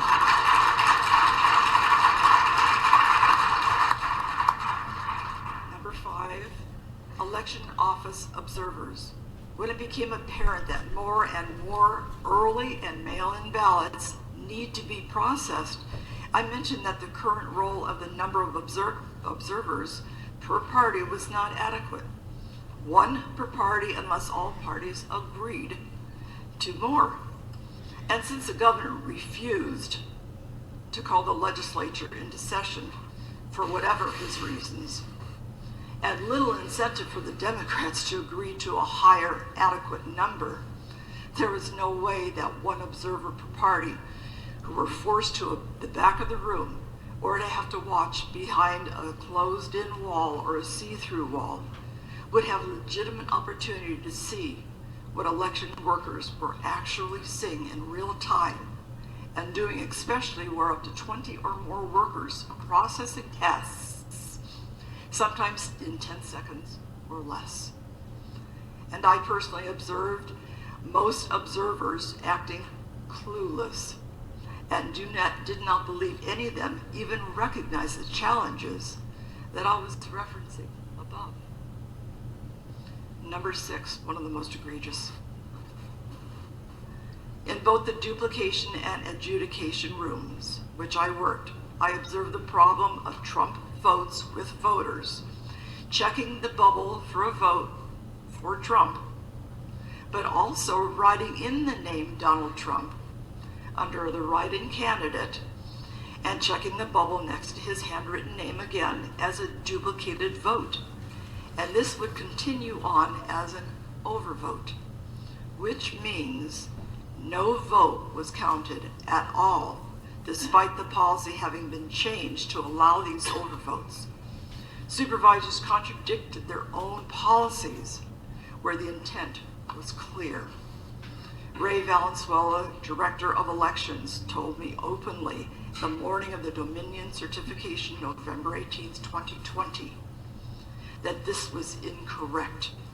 The supervisors were terribly mistaken, and as an adjudicator, I was instructed incorrectly that these many votes should have been counted and not turned away as an overvote. Chairman Fincham, legislators, Mayor, I am here today, again, not as an expert in the Dominion software, but I'm here as a voter in Maricopa County who wants to hear and speak the truth, even though myself and many others have been suppressed to speak before you now. There should be integrity in our voting and our voting electorate. Voting is not a right. Voting is not a privilege. Voting is not an option. Voting is an obligation for every legal American citizen. God bless America, and God bless Donald Trump.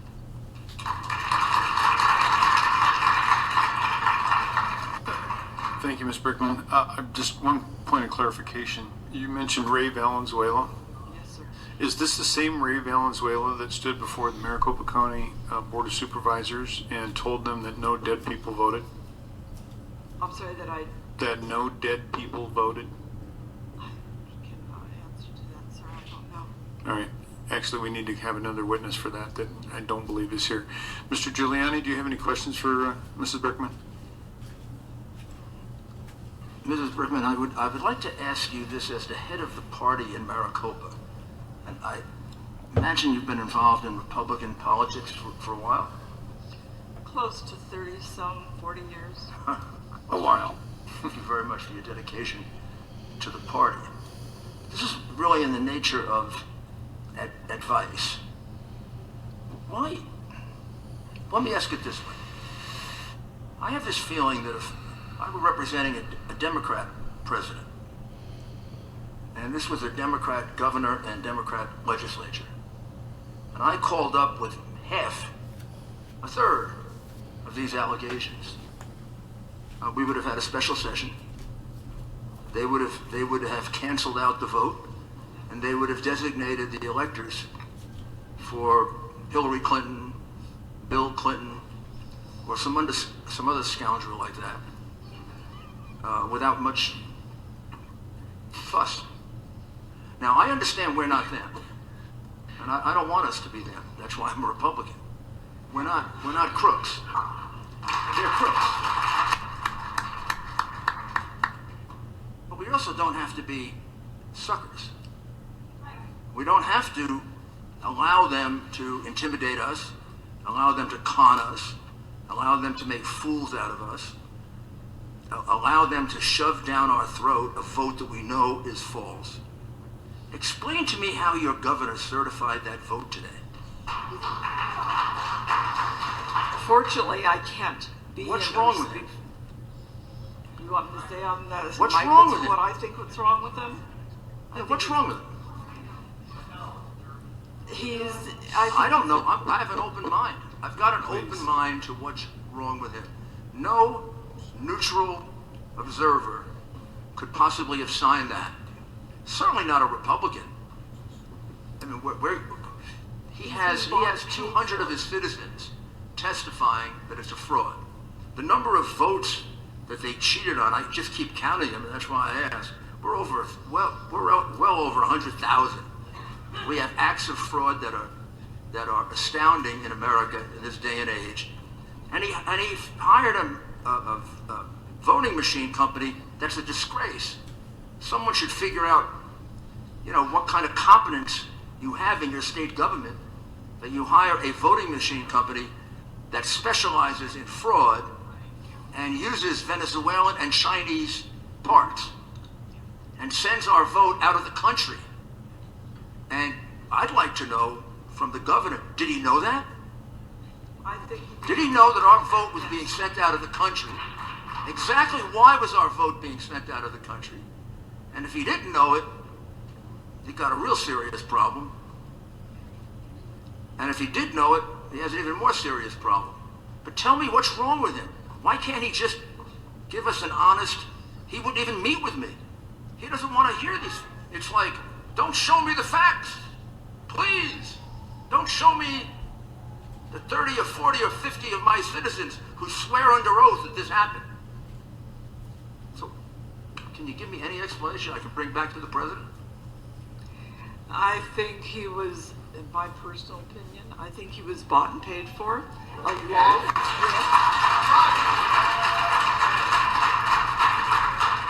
Along with, I didn't expect that answer. I think that was a rhetorical question. I'll take it for not that. a rhetorical question. Representative Biasucci. Well, you're entitled to your opinion, and I will take it into consideration.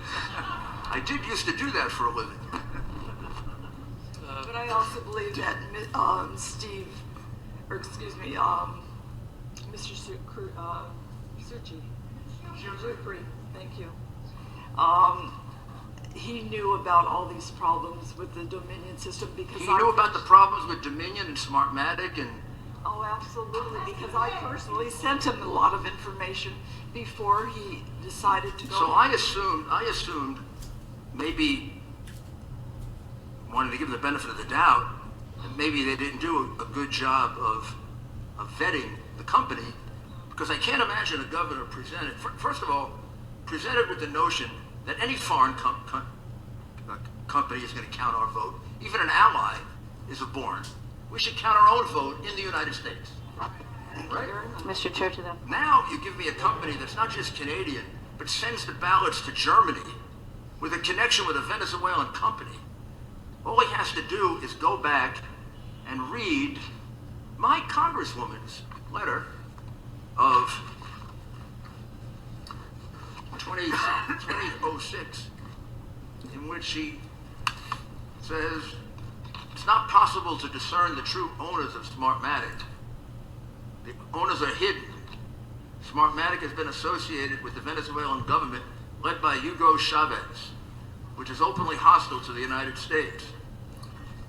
She concludes, Smartmatic and Bitzer provided the voting machines for 3 frauds.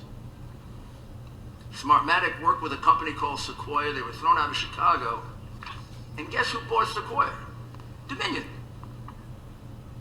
All you have to do is you don't have to get Morgan Stanley or Kroll to do this investigation. You just take out your iPad, put in Smartmatic and Dominion, and with a little reading, you get all this. Although some of it now has been, sanitized. What a surprise. So you're telling me your governor... See, I just assumed it was a matter of laziness or incompetence, and they never got it. You're telling me he knew this? Yes. Wow. Okay. Mhm. Wow. Please. Thank you. Mr. Biasucci. Thank you, Mr. Chairman. Linda, thank you for being here, and I appreciate all you've done, for the party. And something you said that really bothered me to even hear this is even a possibility. But you mentioned that in the duplication room, you saw Trump ballots counting as Biden ballots, Biden votes, right? Trump votes were being counted as Biden votes. Now, I just want to be clear here. You gave an affidavit, right? This is under oath. This is the truth. You witnessed that happening. Yes, sir. In the room. More than once. And the explanation from the supervisor was what? Right. I am not going to listen to this. If you have to be removed from the building, you will be. You're interrupting testimony and questioning. End it. End it. Mr. Biasucci. Thank you, Mr. Chairman. Ms. Bergman, if you could just repeat that for one more time, and what was the reaction from the supervisor when you asked him that question? Mr. Chairman, legislators, we reported this ballot default in the screen as a Biden Democratic ballot. We reported this to the supervisors and others in the room, commented that they had witnessed the same manipulation at other times. We were never told what, if any, corrective action was taken. Nothing that I know of had ever been corrected. And as I believe I mentioned right after that, I was yelled at, reprimanded the next day by my own supervisor for causing trouble and bringing up things that I shouldn't have been bringing up. Thank you. Thank you for clarifying. Senator Allen, please. Thank you, Mr. Chairman. Linda, it's so good to see you again, and thank you for hanging in there and doing the work that you're doing. I would like to bring up what the Maricopa County supervisor said in their letter when they certified the Maricopa County vote. They said the Dominion tabulation equipment was vetted by a bipartisan equipment advisory committee before the contract was finalized. The committee tested the functionality and accuracy of the tabulation equipment before it was used in any Arizona election. The Dominion tabulation equipment met mandatory requirements during the accuracy test before the presidential, primary, and general election, and after each of these 2020 elections, the hand count audit shows the machines generated an accurate count. And so it's interesting to hear as you talk about being there as they're showing, testing the machines and all the breakdowns and the problems that went on. Were the supervisors not made aware of the problems that came up when you were doing the audit? I find it difficult, Mr. Chairman, legislators. I find it difficult that they weren't aware of it, because I was aware of it. I am just a nobody. I'm another voter. And if I was aware of it and I could pass it on to the supervisors, as well as the governor's staff, as well as other people in power in the Arizona Republican Party, I find it difficult that they did not know. Why is it, and let me ask a question if I may, how do we know that the same systems were being used and that the machine wasn't changed and that there weren't problems? We know during the election itself that many of the machines, I believe in almost all locations, were shut down at the exact same time, because while I was working at the elections department, the machines were shut down. Well, Mr. Chairman, if I may, thank you for that. I'd like to follow up on the duplication. How many duplication did you get to see? Because the previous person that gave testimony, I asked this question about my concerns over the duplication thing. Who is there being sure that it's entered into the machine properly and correctly and it's observed? So can you tell me more about that process? How's that done, the duplication process? Okay. This was only for the general election now, because I worked it also during the primary, so I'm only speaking about it for the general. A machine is put before you, about, I would say this high, this wide. And the actual ballot, the person's ballot, your ballot, sir, could be on the left-hand side. A blank ballot is then placed on the screen, the same screen, and we are to duplicate the votes from the person's ballot over to the right with the intent, and that's the magic word, the intent of the voter. Most of the things that go through the duplication room, not the adjudication room, are because they're soiled or they're damaged. They could be ripped. There could be a number of reasons why it wouldn't go through the tabulation machine. So we had to duplicate it to a clean ballot. My Democratic partner, whom I worked with for quite a while, I worked in there for a good 4 days, probably 8 to 10 hours a day.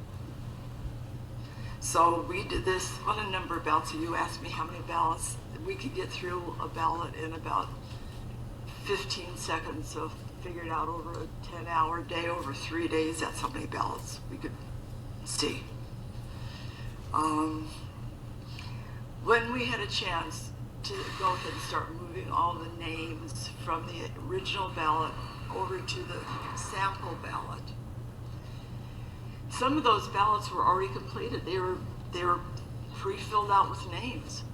So we had to go ahead and erase all the names on the right-hand side. Could have been Democrat, could have been Republican, could have been Independent. We didn't look. We just had to erase all those existing names that were already inputted on those ballots on the duplicated one. We started moving the names over, and we would check each other as a Democrat and Republican to make sure that we were correcting each other.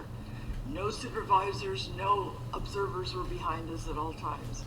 The observers, which were very few and far between in that room, never came back to where we were. We were behind the adjudication room.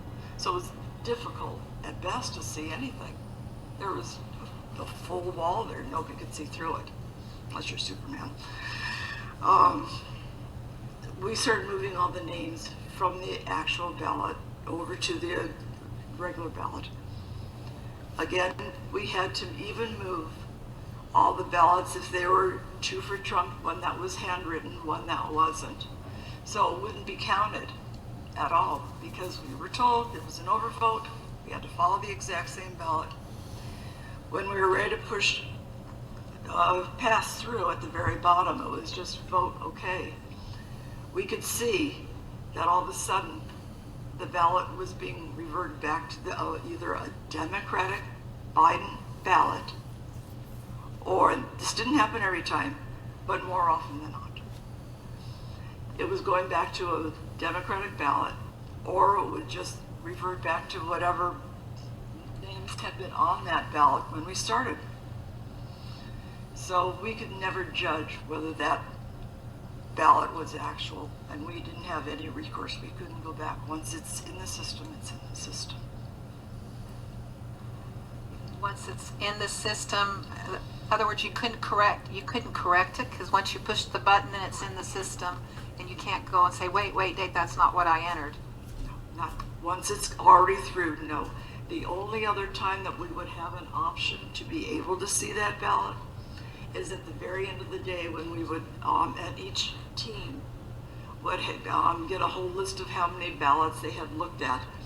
We would, if there were any problems with it, we would check on that mimeograph form to see if it was correct or not correct, or if a certain judge was put in or not put in, if, whatever that voter intended. If it still seemed to be a problem where my partner and I didn't agree with the way it came across, we could go to our supervisor, who gentleman's name was Bruce, either Bruce or John. We would go to one of them and ask them, would you please check the machine or check your records to see if these were correct? And we had a number of times that we had to go back in, and they said, yeah, this is the vote that was put in. And it was sometimes correct and sometimes not. Thank you. But we couldn't change it at that point. Mr. Chair. Mrs. Brickman, I have a question for you, and it's been alleged, and I don't know if, I know that you have had something to do with the whole machine certification and all that. It's been alleged that there were certain machines that were swapped out on the day of the election that were actually not certified. Can you confirm that or dispute that? I cannot say anything to that. I don't know, sir. All right, thank you very much. Mr. Giuliani, do you have any more questions? Just a few, because I'm struck by the fact that we're kind of ending where we began. We still have more Colonel witnesses. Colson, Phil here testified at the very beginning about Dominion, and now Ms. Brickman is telling us pretty much the same things. I didn't realize that you know quite a bit about Dominion. I'm learning very quickly. And is it correct that it has an association with Smartmatic? Yes. And Smartmatic is a Venezuelan company that was started by Chavez in 2003, 2004 for the purpose of fixing elections. Yes, sir. And then Smartmatic worked with a company called Sequoia. I'm trying to simplify this. And Sequoia did an election in Chicago that was, even by Chicago standards, so bad that they fired Sequoia and Smartmatic. Can you imagine how bad it was for Chicago to fire them? And then there was a congressional hearing that's in the record, in the congressional record, from which I read you Carolyn Maloney's letter. All you have to do is read her letter, and it tells you that the company has Venezuelan origins and was invented for the purpose of fixing elections. And then, because you couldn't use the name Sequoia or Smartmatic anymore, Dominion acquired Sequoia, which had all the Smartmatic software and had all the Smartmatic sneaky games and algorithms in it, which also involved Chinese technology. And they started using it under the name Dominion, but would never disclose the history. But you would think that any prudent governor, secretary of state, or commissioner of elections would do the kind of research that you do when you give out a multi-million-dollar contract. I mean, I ran a city, and when I gave out multi-million-dollar contracts, the company was scrubbed very, very carefully.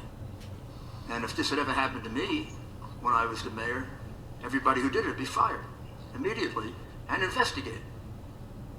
I wouldn't want my city having its votes counted by a Canadian company much less a company involved with Venezuela. So you are corroborating the facts that our expert witness gave at the very beginning of the hearing. And I really appreciate very, very much your contribution.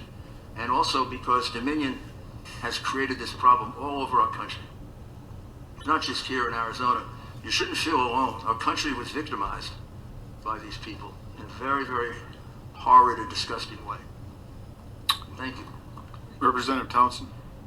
Thank you, Mr. Chair, and thank you, Linda. I have a couple quick questions for you. First one is, do you think what we're doing here today is useful or a waste of time? Mr. Chairman, legislators, I think it's very definitely something that we needed to be done. We need to go ahead and take this to you as the legislators, whether we have the governor behind us or not. He's never been behind us and never will be. This is something that you, in your right minds as American citizens, as voters in Arizona, need to do for us. Thank you.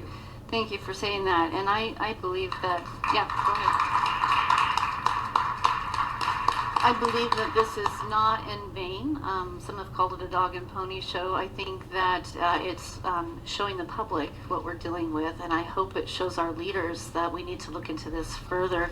Are you familiar with the DEF CON conferences that the Maricopa County Recorder has sent staff and himself to on taxpayer money? Are you aware of that? No, I'm not. Well, let me read you the result of the 2 years ago. It says, this is the third year we've hosted the Voting Village, and this year we were able to give attendees access to over 100 machines, all of which are currently certified for use in at least one U.S. jurisdiction. The units tested included direct recording electronic voting machines, electronic poll books, ballot marking devices, optical scanners, and hybrid systems. The hackers at DEF CON once again compromised every single machine over the 2.5-day event, many of them with trivial attacks that require no sophistication or special knowledge on the part of the attacker. And I'm gonna go ahead further on in the comments. In too many cases, physical ports remain unprotected, passwords remain unset or left in default configurations, and security features of the underlying commercial hardware are left unused or disabled.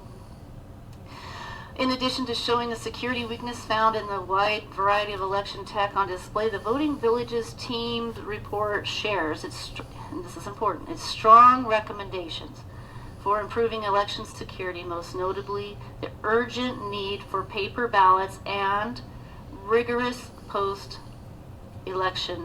audits. So what we've done here today, I think, is established that we need a rigorous post-election audit. They also go on to recommend that people get the attention of their elected representatives. That's what you guys have done here today. I appreciate that. And so thank you, Adrian Fontes, for bringing this to our attention, that we do need to have rigorous post-election audits and that these machines are not secure. I also want to mention briefly that in Texas, 3 generations ago, that the county supervisors had talked about that these election machines, excuse me, they rejected it, and we haven't done anything this time to make sure that that rejection was corrected. How do you feel about that? I think they should all be rejected in every one of the 6 swing states. Obviously Arizona, which how it's happened, I'll say it again. I think it was bought and paid for by a few people at the top, and that's why it was not taken care of, but this needs to be done in every single state, not just the 6 swing states. Thank you, Mr. Brickman.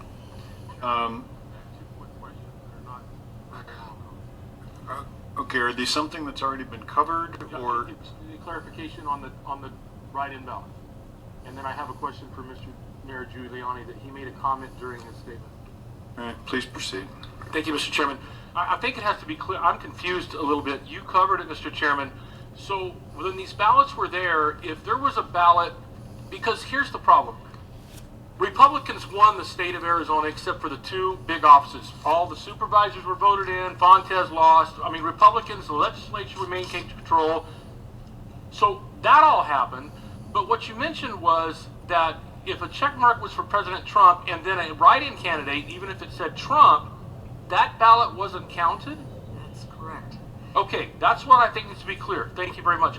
And Mr. Chairman, Mayor, did I hear you correctly that says, and you haven't said it at all today, did you ask to meet with our governor, Doug Ducey, and he declined to meet with you? Yes, sir.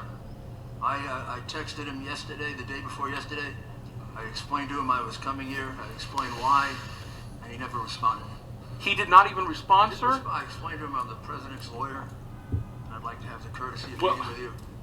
Mr. Chairman, Mayor, you were mayor of one of, if not the largest city on the East Coast as a Republican, and which has more people in that city than this state. And I think out of common courtesy and being on the same team, I apologize on behalf of whoever if they dropped the ball not responding to you.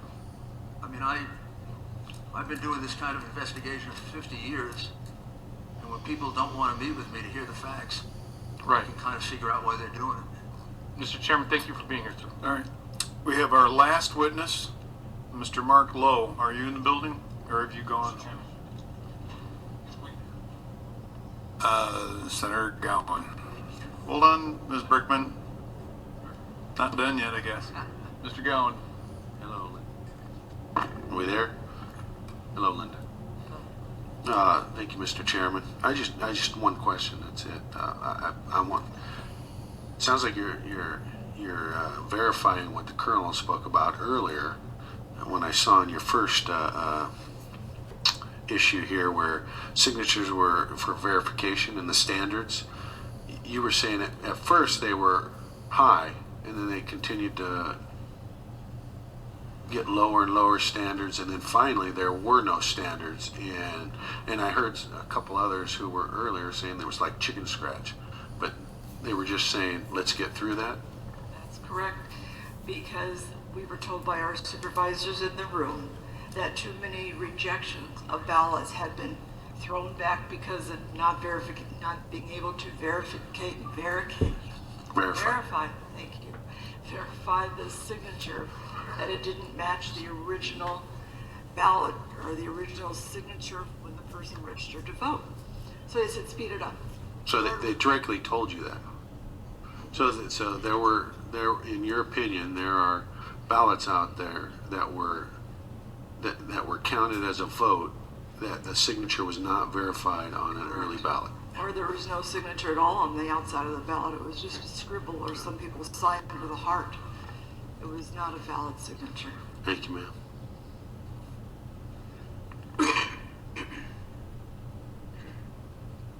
Okay, we're done?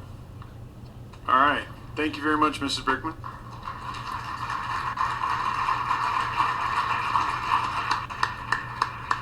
All right, we have one more witness, and that is Mark Lowe. Once Mr. Lowe is complete, Mr. Giuliani, I'd like you to wrap us up with your closing comments, and then each member will have an opportunity to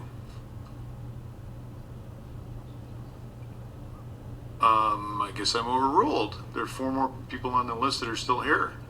Oh, all right. I had called names and nobody stepped forward, so okay. Mr. Lowe, please give your name and what you do, and we're happy to take your testimony. Distinguished legislators, my name is Mark Lowe. I'm a Maricopa County resident for 30 years, a Southern California refugee. I'm here in the capacity of steadfast, concerned citizen.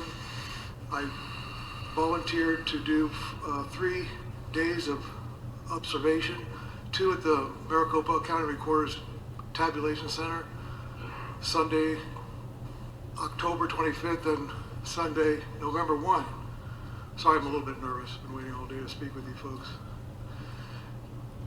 On the 25th of October, I observed no ballot tabulation happening. There was simply adjudication.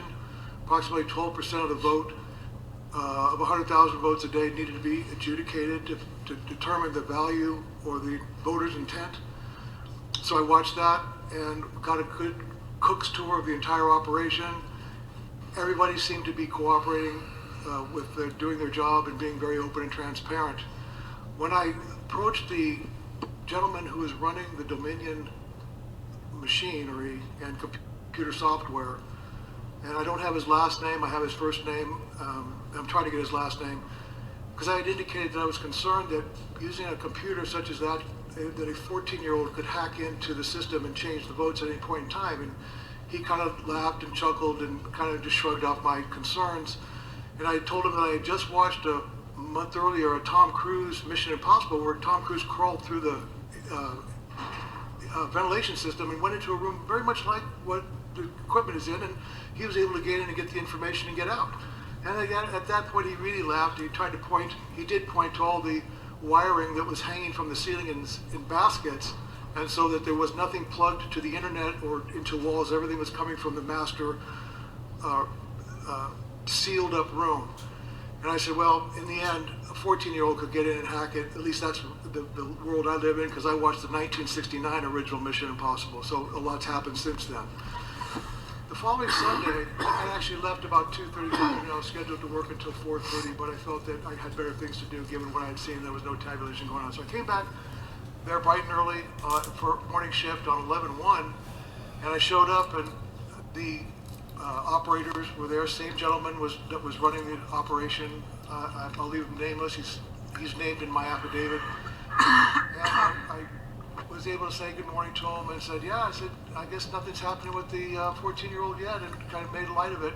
Sat down, and then a gentleman came to join me because I was by myself as a Republican observer on the 25th, but on 11/1, Greg, who testified earlier before your panel, who's very, very knowledgeable about software and internet technology, he and I spoke for a few minutes before the process started, and I was able to explain to him how I engaged Bruce the week before, and felt really I just wasn't able to get the information from Bruce or acknowledge what was going on with the process of counting the votes or collecting the votes because I didn't have the knowledge. Well, it turns out that Greg had more than enough knowledge for this gentleman. I call him the master of ceremonies for Dominion because he's a contracted party, third party by the county. He's actually paid by Dominion, and Dominion is paid by the county. So about 20, 30 minutes, I guess, into the operation, one of the smaller, older machines had a problem where it got locked up and it stopped working, stopped counting ballots. And this gentleman, master of ceremonies, came over with his laptop and plugged right into that machine, and he began to immediately do whatever he was doing with the files. And this is when Greg and I sprung to our feet, and Greg took the lead and went over his shoulder and looked exactly what he was doing and asking him questions all along. And he was able to actually get hard data of what was being done with regards to when a file gets too full, it stops, and then it has to make subsets and all of that. The questions that I had on Sunday previous is how does he back it up, but I could never get to that point on Sunday the 25th. But on Sunday the 1st, with Greg's expert questioning and knowledge and understanding of what was going on, he took him through the entire process to where how the votes were manipulated, how the votes were handled, and how they were, when it got to be too big a file, they had to make subfolders. And then the question came up, my whole thing is, what happens if this building burns down? What happens to the information? So with that, along with that question hanging from the previous week, and Greg saying, yeah, he took him right to the point, and well, at what point do you make a copy, a data, and how do you make the copy? And from what I recall, and my understanding is that he makes a complete copy of the entire voter file. And at the end of the shift, he leaves the building with it. I say he takes it home.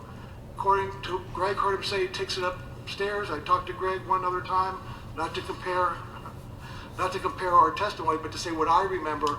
He took it out of the building and he took it home as far as I'm concerned. I did not hear him say that he gave it to somebody else or anything. It was all in this gentleman's possession the entire time. Because he brought it back with him the next morning. The hard drive came back and forth in and out of the building unsupervised, with no oversight whatsoever. Okay. There are some other problems with adjudication, but I'll leave that for another time. I want to say that on my day of the 3rd, when I showed up to at 4701 South 7th Street, at 6:30 in the morning, I was greeted by the poll supervisor who immediately noticed I was a Republican observer and told me that there would be no bathroom facilities for me to use at this beautiful brand new multi-million-dollar high school that was built at Academy, that there would be no bathroom facilities. If I had to use the restroom, I'd have to go off-site. And to which I answered, that's fine, I have some containers here, I'll be able to, kiddingly, I'll be able to find a quiet corner and use them to relieve myself, whatever. So about 10 o'clock in the morning, and after a very slow trickle of people coming in, because I counted votes until I was ejected at 2 p.m., and I'll tell you the reason for that, but there was less than 200 people by 2 p.m. And so at noon, when I got up to use the restroom at 10, I came back and there were 2 voting machines there, and with a trickle of people, there must have, at that point, there was only at 10 o'clock, maybe 50 or 60 people that had voted. And I was curious as to why there were 2 of these machines and 2 ballot boxes, so I paused as I was returning to my seat, because a woman was coming to put her vote in the machines, and I was going to determine which machine is she putting in. Is she being directed to put it in one machine or the other?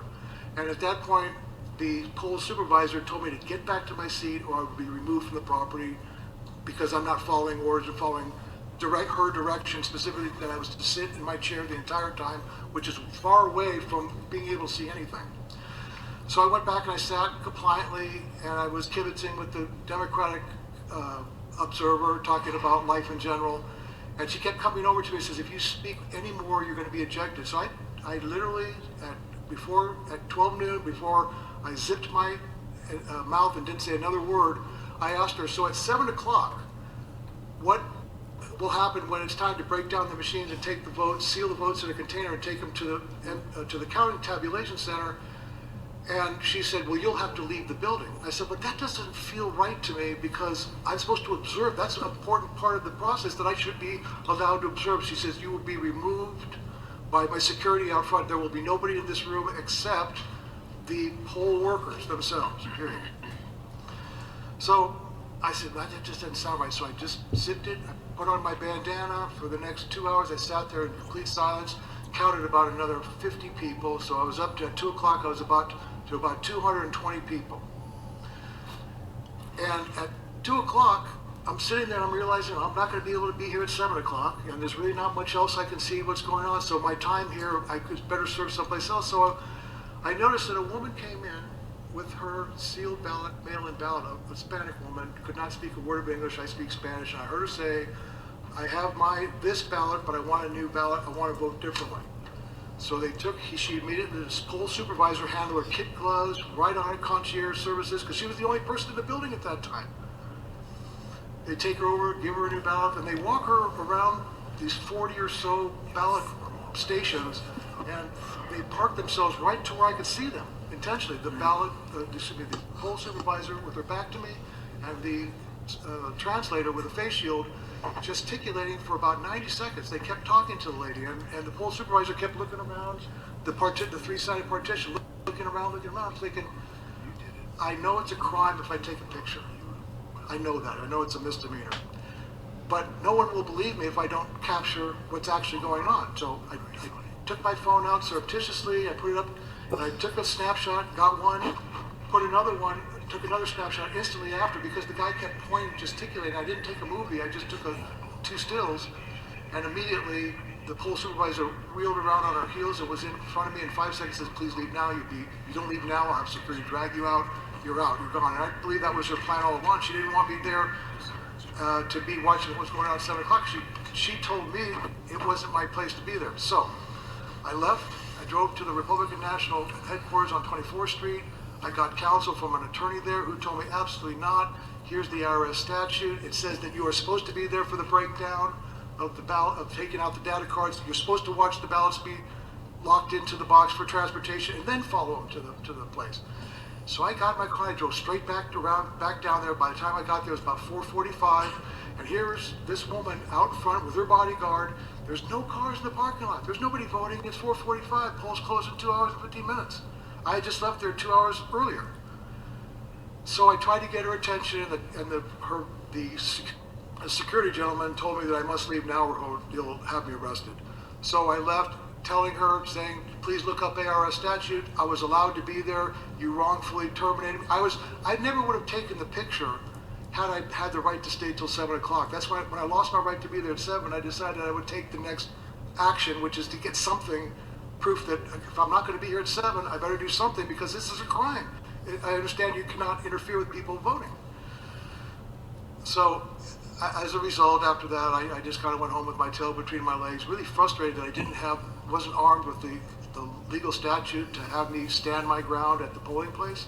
And the fact that this woman from 6:30 in the morning telling me I couldn't relieve myself, I'd have to leave the property, and to stay in my chair, don't walk around. And I understand I had the ability to stand by those ballot machines and just watch people drop them, not talk to anybody, but just simply watch them drop the ballots in and find out at the end of the night, well, were Republican votes in one box and Democrat votes in the other? I don't know. So that was that day. So then I got a call saying they needed a little more help at the tabulation center, and I got a shift to go Thursday evening at 2:30 till 10. I only lasted about an hour because I asked questions about the process, and I was considered rude by the person who was running the situation for asking those questions. And here's my concern for that, is that there was no tabulation going on, no counting, but they were transferring overseas votes from printed PDFs onto digital screens, creating votes, which would then, I understood, to be later to be printed out and then counted. But my problem with that was that I noticed there was a handwritten serial number on each one of them, and I can't touch it, so I had to wait till they moved it, and then I had to wait. It takes time to figure out about those. And I went to another station, and it was only 100 difference to another station, like 3 stations down, and the serial numbers were only off by 100. And I thought, well, that doesn't seem right, because if there's 180 stacks, that should be, the number should be at least 200 or 300 difference. So when I asked the woman, it was my final questions, I said,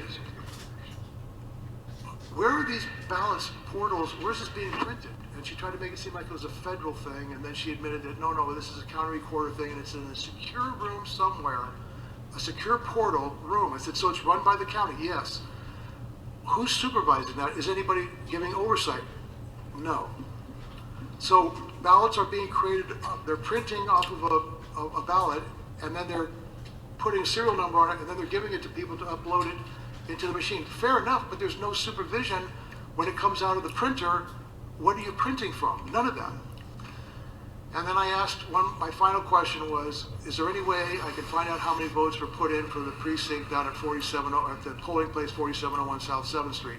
And she sent one of her witnesses away, and in 3 minutes she came back and said 524 votes were turned in. And I said, no, I don't think that's correct, because between 2 o'clock in the afternoon, again, this is, my opinion, but there were not 300 people that came in from 2 o'clock in the afternoon until 7 o'clock, because I was there at 4:30 and there was 0 traffic coming in or out. And I was there for about half an hour until I got booted.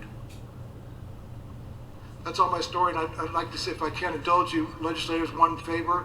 I just want to say that I'm completely humbled and grateful to be sitting before you to be able to give this testimony.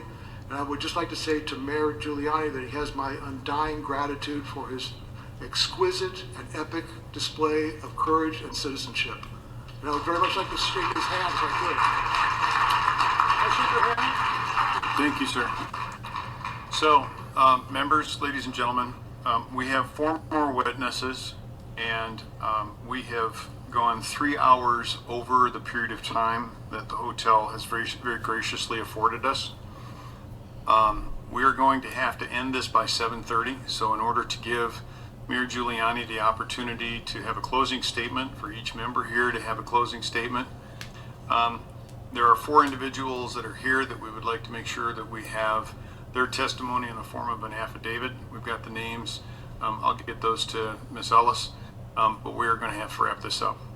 So, Mr. Giuliani, would you like to have a closing statement? Sure, and I would like Janet Ellis to conclude it. I'll be very brief. I'll just review the facts. Thank you, sir. We had a long and very disturbing day. I didn't expect things to be this bad. frankly. It's a much worse situation than I realized before I came here. The fraud is much more blatant, more wide open. The whole situation with the Dominion machine is really a national security problem. If you think about it carefully, it's not just Arizona's problem, it's Michigan's problem, Pennsylvania's problem, but it's also the United States problem, that our votes are going overseas, whether they're connected to China or Venezuela or not. These machines are wide open. China, Russia know how to take information from us from machines far more sophisticated than these extremely poorly constructed devices. And I remember 4 years ago, we were really upset about the bogus charge of Russian collusion involving some emails that all turned out to be true. They weren't properly obtained, but the information in them turned out to be true, which people failed to realize. And the charge of Russian collusion turned out to be false.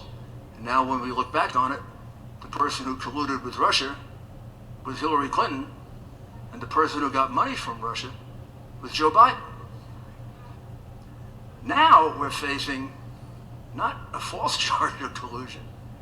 We're facing multiple charges in multiple states of a unheard of in our history invasion of our sacred right to vote. We had a long session today, difficult session, and it began and ended pretty much the same way. It began with the colonel pointing out that the Dominion machines that you were using in Maricopa might as well just been wide open computers that anybody could hack into, anybody had access to, and just in case it was hard to do it, there's plenty of testimony that despite the fact that they said there were no connections to the internet, your counting rooms and voting rooms were filled with internet connections. And just in case, you might remember that chart on the wall that I can't understand with all those arrows and things like that. That's the traffic that was going on from your voting machines and your calculating machines to the rest of the world. So there's scientific proof that they were communicating hundreds of thousands of times, if not more, which is totally inconsistent with the idea that a voting machine is, as you said, Mr. Chairman, it should be a self-contained unit. The votes go in that box, and they remain in that box. And no one can have access to it except the officials who are going to count the vote. And then it should remain there so we can audit it. It shouldn't be able to be changed the way it was here. We showed you how they changed it in those 2 elections in Michigan. They just switched the vote after it was over. Well, if they did it in Michigan, you've got to find out if they did it in Arizona. You can't certify this vote and not know just the extent to which Dominion changed the vote. That's their expertise. That's what they do. The reason we can't prove to you the full extent of it is because your state government will not make available the machines. You make the machines available to Phil, I bet he can get you an answer in 3-4 days. Right, Phil? Am I going to be too ambitious? 3 or 4 days. So I challenge the governor who doesn't want to meet with me, maybe meet with Phil and turn over the machines. And let Phil see, are we telling the truth when we say they stole the vote from President Trump? But we don't even have to rely on that. I asked, you might note, all your witnesses, our witnesses, your witnesses, I asked them to do the best they could to estimate the number of ballots that went through, mail ballots that went through without any observation by a Republican. Because that's completely illegal. That's the central part of their conspiracy, because they did that in every other state. They did it in Pennsylvania, they did it in Michigan, they did it in Nevada, they did it in Wisconsin, and they did it in Georgia. It can't be an accident that they did the same thing. And they did it in the big cities where they could manipulate the vote better, not in the whole state. Same plan, same pattern, same thing. So in Pennsylvania, it turns out to be about 827,000 votes that were entered into the box without a single Republican around. And, you know, they could have been cast all by Mickey Mouse. We have no idea. Those votes are completely null and void. Under the law of Wisconsin, votes like that are completely null and void. And I just did a quick count. I counted up 769,903 that these witnesses estimated went through without their being able to observe, as the law requires, and I believe due process requires. And I think we'll be able to show that to the Supreme Court. It was 35,000 for Ann Orth. It was Elizabeth Harris, 22,903, and then another 130,000. Then about 120,000 for Janice Bryant. Leslie Minkus, approximately 100,000, the 55 tables. Judith, I'm forgetting Judith's last name here, 162,000, and Kathleen Alvey, 200,000. You can go back and check that. My arithmetic may be a little off, but it's somewhere between 750 and 800,000 votes. I'm sorry, that's a lot of votes. That goes beyond just determining the election between Trump and Biden. That's over. That's 10 million, that's 10,000 votes. This is having stolen an election from the people of Arizona. And they're going to say, well, if you cancel out the 769,000 votes, you're denying them the right to vote. No, you're not. You're reaffirming the right to vote of your other 4 million people who cast an honest ballot. We don't even know if these people exist. And I'm sure some of them don't even exist. So we're going to deprive living human beings of their franchise in order to preserve the franchise of people who maybe don't exist, maybe are illegal, maybe are felons, or maybe voted 10 times. There's no way to know. They completely flaunted the law and put us in a position where we have to conclude that these ballots are null and void. So I know it's really tough. Sometimes I know what you're facing because we face it every day. We face horrible threats, ridiculous things said about us.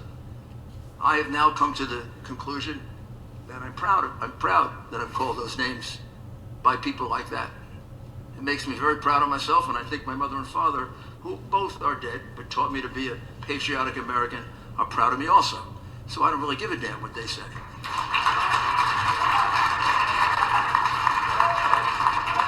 And I know you're like that too. I know you're all like that too, or you wouldn't be here. But you got a lot of colleagues that are not.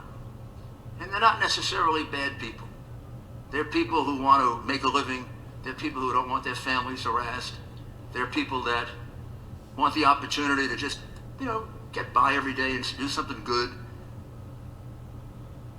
You got to convince them that this thing that we have, liberty and freedom and the right to vote and freedom of religion and freedom of speech, it's under attack all the time. From the beginning of our republic until now, it's under attack. Sometimes foreign enemies, sometimes domestic enemies, sometimes a combination of both. And it's impossible to tell who gets called upon to make sacrifices. You think of all the young men and women we've lost overseas. They were called upon to make a sacrifice, and other young men and women weren't. Well, right now, you're being called upon to make the sacrifice. The members of this legislature. The Constitution of the United States put the finger on you.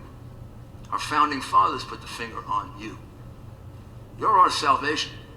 Article 2, Section 1, Clause 2 of the Constitution puts the finger of responsibility in preserving our right to vote on the legislature of Arizona. Not your governor, thank goodness. Not your Secretary of State, even more thank goodness. But it puts it on you. And for those who are afraid, look, I've dealt with human beings that I had to convince to testify against the Sicilian Mafia. I had to get them to testify against the 5 families. I had to get them to testify against Joe Bonanno in Tucson, Arizona. Yes, sir, you where did. the nuns actually threw me out of the hospital because he built the hospital. And I've sat there with men crying, and worse than that, because they felt they were going to die doing it. But they found the courage to do it. And after they did it, they feel so much better about themselves. What I would say to my colleagues is, and I mean this in the generic sense, just be a man or a woman, not a sniveling coward. You'll feel so much better. You'll feel so much better about yourself. There's nothing that elevates you more than an act of courage. And there's nothing that demeans you more than an act of cowardice. See if you can convince them of that. We need it so badly. And I can't say enough about all of you, about your courage, Mark in particular, Sonny, and all of you. Leo, Nancy, I got to see all the rest there. Brett, oh, you're covering your name. What are you? Come on, be like John Hancock. Be the first one to sign. Kelly, David, and Sylvia. You're also all very, very good questioners, very intelligent, and very, very properly motivated. And I'm counting on you to find me a whole bunch of others in the legislature just like you, or turn them into you. And would you just sum up on the law so they understand? Maybe can preach it to the others. Thank you, Mr. Mayor. And it's very difficult to follow that, but I will also likewise encourage this legislature that the facts have been explained today. You have witnesses, you have the evidence, you have the claim, but now you have the proof. And with that, the law is on your side. Remedy is on your side, and it's in your hands. And so when you have attorneys, you have other fellow members, you have anyone else in the fake news media, whoever it is, telling you that you cannot act or that you should sit idly by and simply allow the certification to go through, that is absolutely false.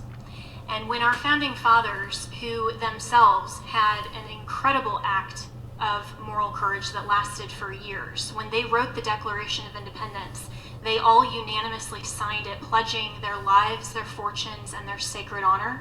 And that has been the pledge of every American who has understood that they provided the mandate in the Constitution to protect and preserve liberty and freedom and the greatest country on the face of the earth that we experience as the United States of America today. And the reason that they provided the mechanism in Article 2, Section 1.2 is to give you, the state legislatures here in Arizona, and we would call on Pennsylvania, Wisconsin, Georgia, Michigan, and Nevada, and possibly others, to recognize that you are the sole guardian to combat a corrupted election. And there was a purpose and a design for that. Because when the founders understood the separation of powers, when they understood that the human heart is corrupt, and they understood that there would always be attacks upon our liberty and freedom, they wanted to make sure that the will of the people in the selection of our president, our chief magistrate, would be vested in a body that is separate from that corruption and could look honestly at what happened and be fact finders. You have been fact finders here today. And the mayor and I have both practiced criminal law, me a little bit less than he has, just a few years behind him. And we have a standard in criminal law called beyond reasonable doubt. And every jury that I've spoken to, as both a prosecutor and then a criminal defense attorney, we have the definition of reasonable doubt. And it's a doubt that's not vague, imaginary, or speculative, but a doubt that causes a reasonable person to hesitate to act in matters of importance themselves. Why is your governor and your secretary of state not hesitating to act? There is more than a reasonable doubt here on certification of this election. There is so much evidence that we've been denied the opportunity to present in court that you've only heard a fraction of it today. And you don't have to have a standard beyond a reasonable doubt in order to reclaim your Article 2, Section 1.2 authority. The Constitution does not provide a standard of law. It simply empowers you to act. And I would encourage and argue and charge you that this was given expressly to you for the sole purpose of making sure that the people that you represent here in the great state of Arizona are not disenfranchised by corruption. The law is on your side, and also it's in accord with federal law. In the explanation and the packet that we gave to you earlier on the brief explanation of the law, it also is in accord with federal law. Section 2 of Title 8 provides that when any state has held an election for the purpose of choosing electors and has failed to make a choice on the day prescribed by law, the electors may be appointed on a subsequent day in such manner as the legislature of such state may direct. You have not had an election that was held in the manner that you prescribed through the General Assembly. Every person that has testified today, whether it's a fact witness or an expert witness, has given you a reasonable and rational basis to declare and find as a matter of fact that your law has been ignored and intentionally disregarded. You can make that finding, and you should make that finding. And you should, according to not only federal law, but the U.S. Constitution, which is our supreme law of the land, and make that finding that you are reclaiming your delegates and that you will then certify them and choose them, appoint them in the manner that you as the state legislature designates. That is your authority. And don't let anyone tell you differently, because that is our United States Constitution that was specifically provided by our founders. This is not a political question. We don't, of course, we love our president. We are here on his behalf, but we are also here as American citizens. And I can tell you directly from my conversations with the president, and of course the mayor can as well, that he cares not just about this election, but about every future election. We have to preserve and protect election integrity, and it is up to the courage, as the mayor said, of every man and woman in the state legislatures that see this corruption to act. You have the ability and the authority to act. It's just a matter of having courage. This is not a political question. It's a legal one, and it's an American one. Thank you. Thank you, Jen.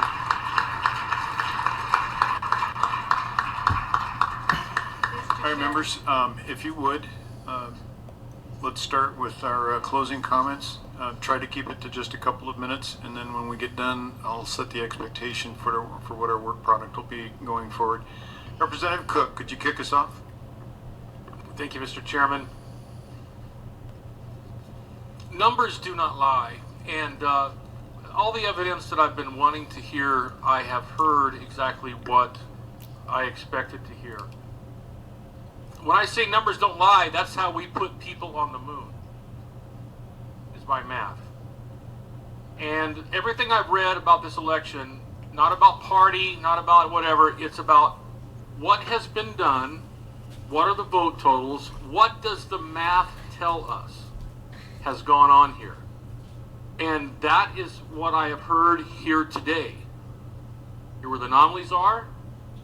This person would have to get 130% of the votes that are available, and this person would have to get minus 30% that was available to get the same intersections. Once again, this is how we put people on the moon. This is how we shoot rockets and all that stuff into space, is by math. Numbers do not lie. And so I will wrap up by saying this. Anyone outside this room today that says there is no evidence and that Mr. Giuliani is on some dog and pony show of no evidence going around the country, they are sadly mistaken, because I notice they're not in this room getting their facts straight like the members up at this table, and getting questions to answers for the people of this state that are demanding it, while other people are hiding right down the road under their desk or wherever they're at and not answering their phones, right? I'm just appalled by some of the stuff that I've heard here today, and the inept action and the rudeness that some people have been elected to in the state as leaders of our own party and of the body. And I will leave it there before I say too much. Thank you very much. Representative Townsend. Thank you, Mr. Chair. And I want to piggyback on that regarding the leaders in this state that are blocking our efforts, that we've asked and we've been told no. We've talked about how we could be doing an audit if we had subpoena power. We need to have a committee in order to enact the subpoena power, and in order to get the committee, we need permission from leadership to do that, and we have yet to receive it. So I take issue with us doing nothing. I take issue with us doing nothing. We have people in the room that are raising their voice saying, we're tired of talking. We want you to do something. And legally, we need action from our leaders. Now let me tell you what our original leaders said in the Declaration of Independence. Our original leaders said, but when a long train of abuses and usurpations, pursuing invariably the same object and vices are designed to reduce them under absolute despotism, all power in a few people, that's injurious to the rest. It is the right of the people, it is their duty to throw off such government, to throw off those leaders who are saying no. That's right. I don't mean throw off, like off a building or something, but to replace them, right? It's our duty as legislators, it's our duty as citizens to replace them, because doing nothing is not an option. So if they won't do it, we need to replace them. How do you replace them if the vote's rigged? That's the problem. Now, we've heard a lot of things today. We just briefly skimmed over the fact that we have depositions of people saying that there's ballots flown into this state and others. We haven't talked a lot about that because it's still under investigation.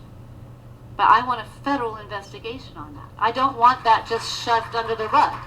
Whether it's true or not true, we need to investigate it. We've heard that there's information warfare. Does that mean we're at war? We've heard about weighted voting and chain of custody and servers in Germany. You know,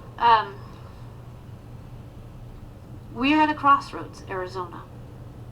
We're at a crossroads, America. We have two choices.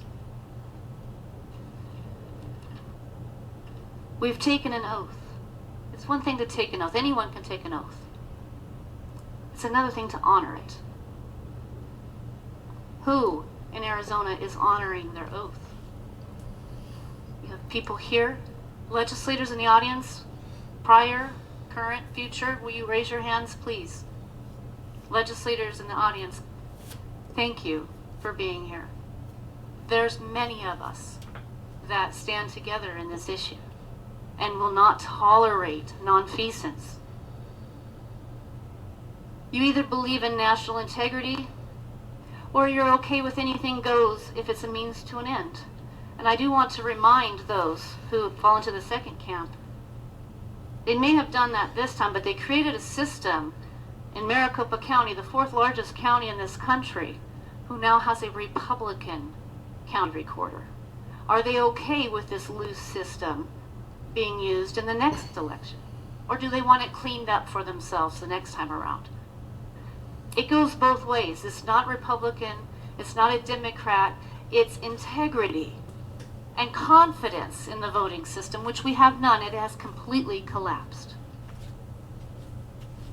And you have a choice to either love power, your power, or to love people. And I choose to love the people in this room, in this state, in this country, and around the world, frankly, who benefit from this country. And I'll close by saying, I had a buddy in the Navy years and years ago, I won't say what year, but I'll age myself, but his mother's had a stroke in the last few days, and she's in hospice expected to pass away. And here she is, if you can see her. I've never met her, but I remember her son, my buddy. Saw it on Facebook. She's a grandmother. How many of you have grandchildren here? Raise your hand. And grandparents. Is that word grand? This grand country and the people that are in it. The people I know close to me who are close to the end of their lives, knowing that they're leaving this earth in shambles. They're leaving this country in a wreck. And the children that they're leaving it to have been abandoned. Abandoned by those leaders who do nothing. They know better. They choose to do nothing. They have been abandoned. It's time to put off those leaders and replace them with people who honor their oath. Thank you.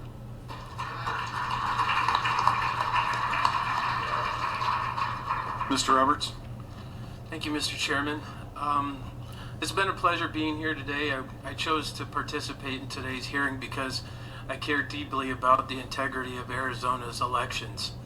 It's imperative that the voters in our state trust the election process and know that the only legal votes that are counted are the legal ones and not the illegal ones. It's clear that a large number of voters in our state have legitimate concerns about the November 3rd election. Too many voters to count have reached out to me looking for answers, and I'm hopeful today's hearing has provided some of those answers. I also want to emphasize that looking into the election process is not a partisan issue. Each and every elected official should want to know that our election system is sound. And we should never be afraid to take a thorough look to make sure it is. We need to be willing to do everything possible to answer the questions and address the concerns being raised by voters. Casually dismissing them with just pat reassurances is, I believe, a huge mistake. We owe the voters more than that, and I believe today's hearing has shown there's plenty of reason to have considerable doubt, reasonable doubt. Frankly, I don't understand how anybody could certify this election.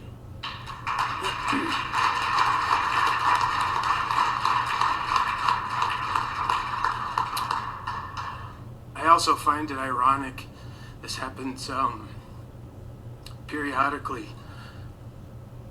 Venezuela's been brought up many times in today's conversation. I've been with a Venezolana for 13 years, my wife, and her mother now lives here. I attended my wife's citizenship ceremony. Her mother got her green card, and she lives here now. And I can tell you firsthand from being involved in family members that are from Venezuela what that country is going through at this point. And I can assure you that our Constitution is under attack when it comes to this election. We have to do everything that we possibly can to make sure that this election is done right, that we defend the election process. It's the foundation of our country, how we elect our leaders. It's so important. We have to do everything we possibly can, and I believe there is a path to do what we need to do. However, we have some hurdles, as my colleague just stated. We have to operate within the law. And in order for us to get the session that we need, for the very same reason that we're sitting in this room today, we have to get past those hurdles. We have to get those individuals that slow-walked, that ignored the request to have this at the Capitol, to have this in a fashion that we would have subpoena power. We have to get past those hurdles. That's where we're going to need each and every person's help out there to make sure they understand that we have to be on the right side of this issue. And that's another major reason why I'm here today. I refuse to end up being on the wrong side of this issue. Thank you very much.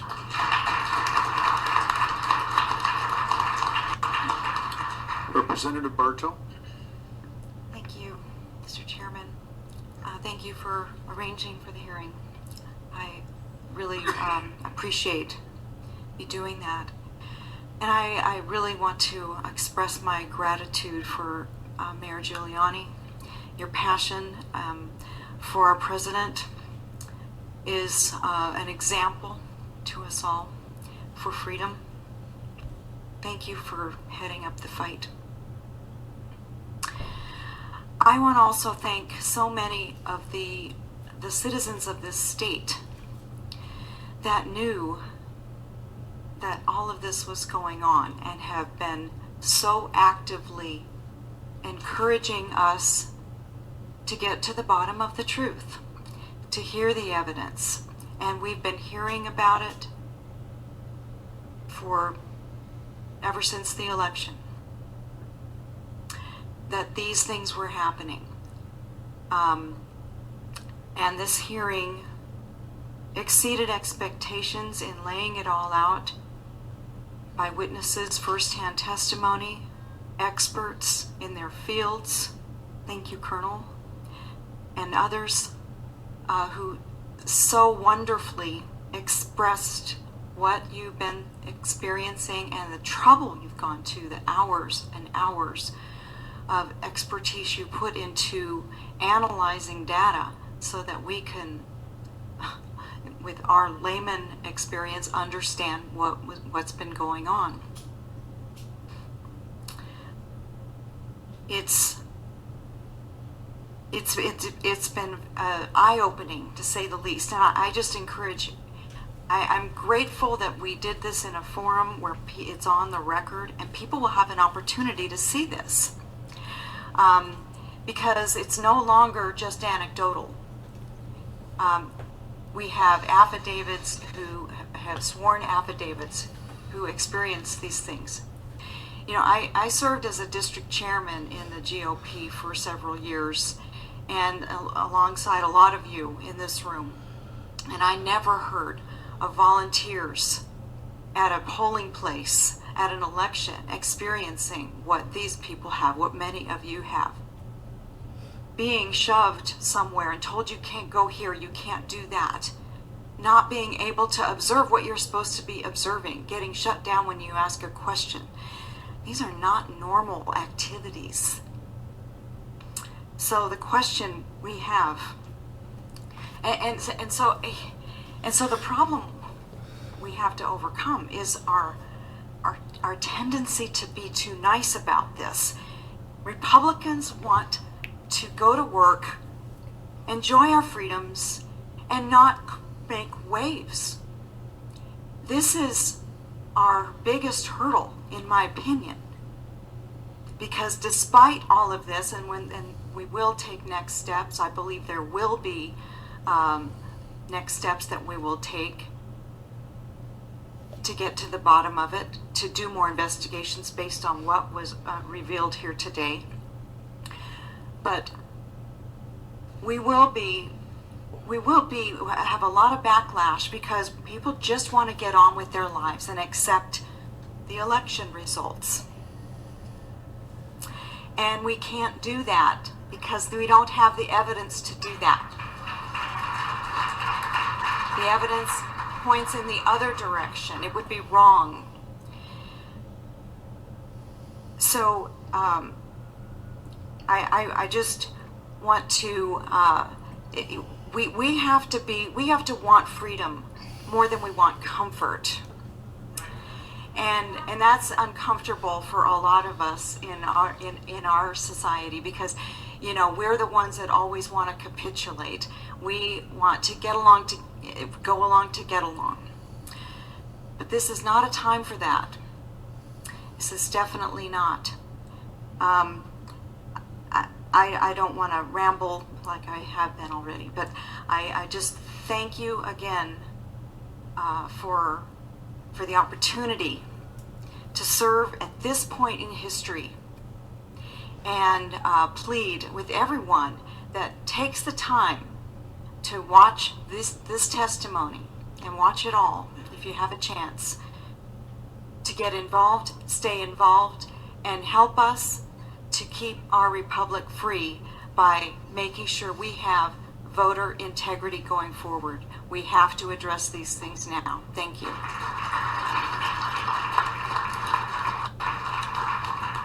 Representative Biasucci. Thank you, Mr. Chairman. I first want to just ask everybody to give a round of applause to everybody who spoke and testified today in front of everybody.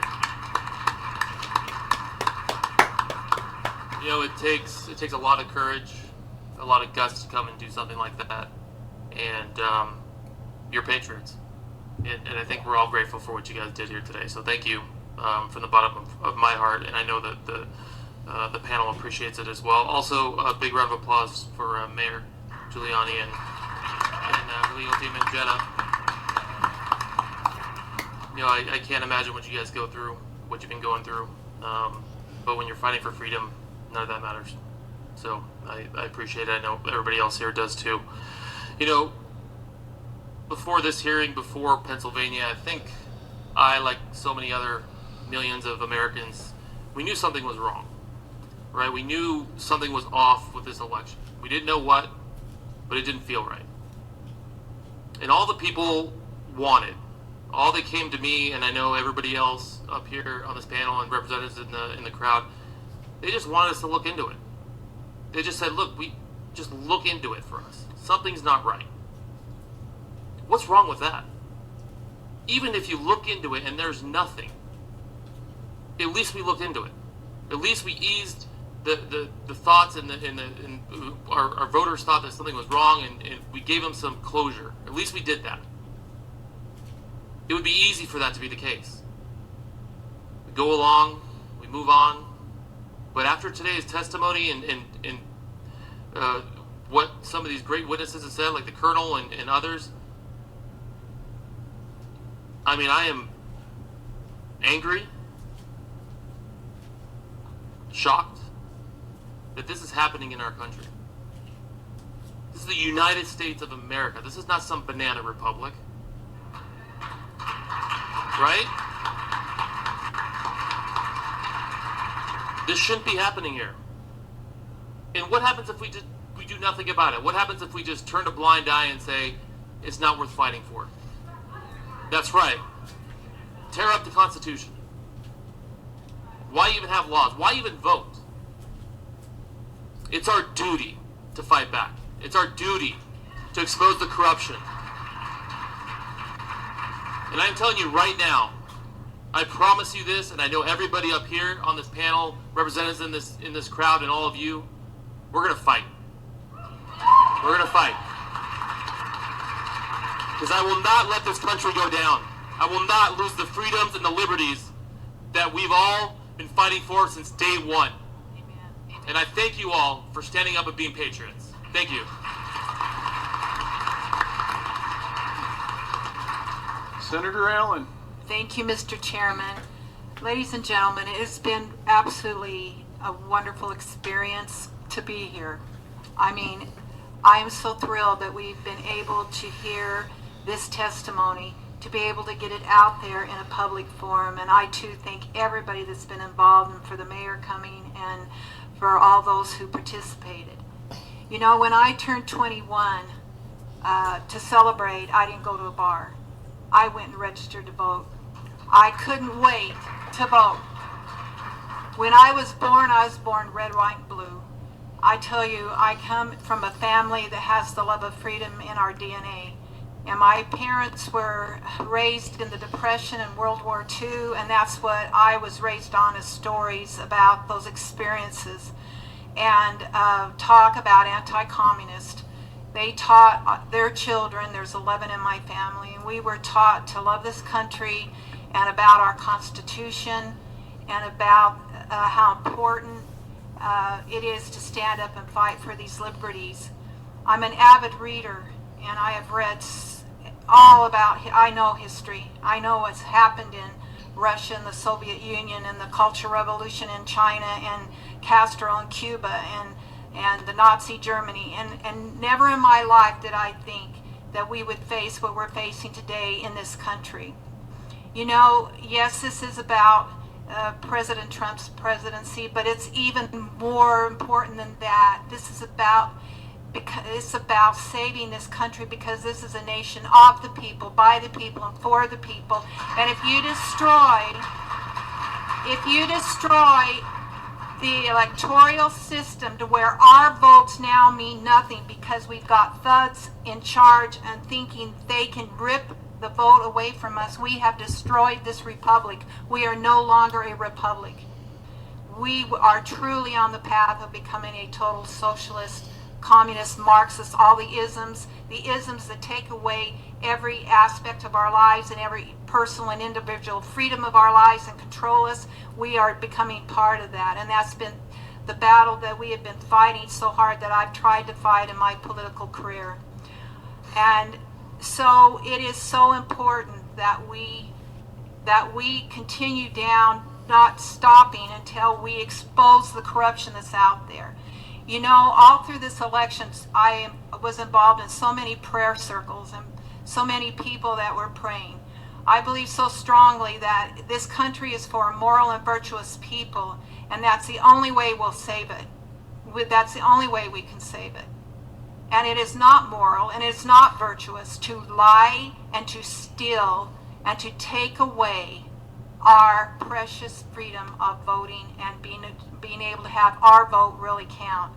You know, the weekend of President Trump's inauguration in 2017, David Brock, head of Media Matters, put together a conference with over 100 liberal donors to map out how Democrats would kick Donald Trump.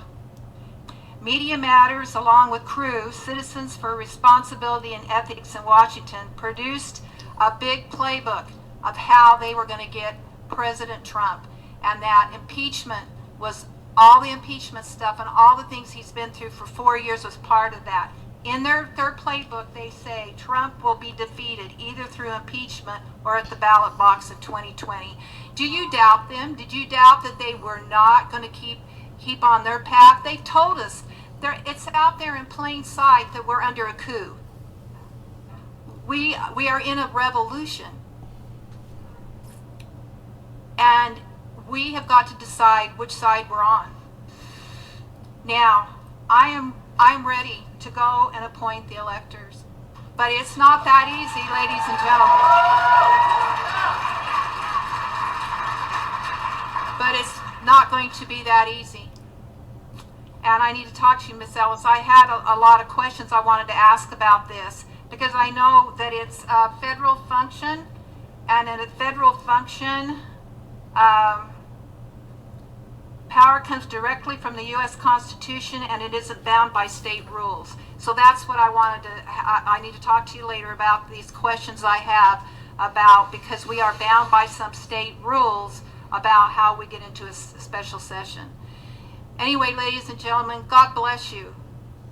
God bless all of us in this country, and I've been so thrilled that I could be here today, and that I would be able to, this will be the last thing I can do as a state senator, is to be able to stand up for this election. So thank you so much.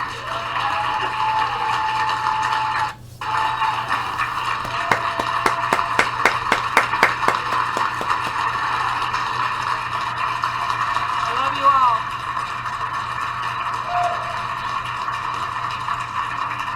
Senator Gowan.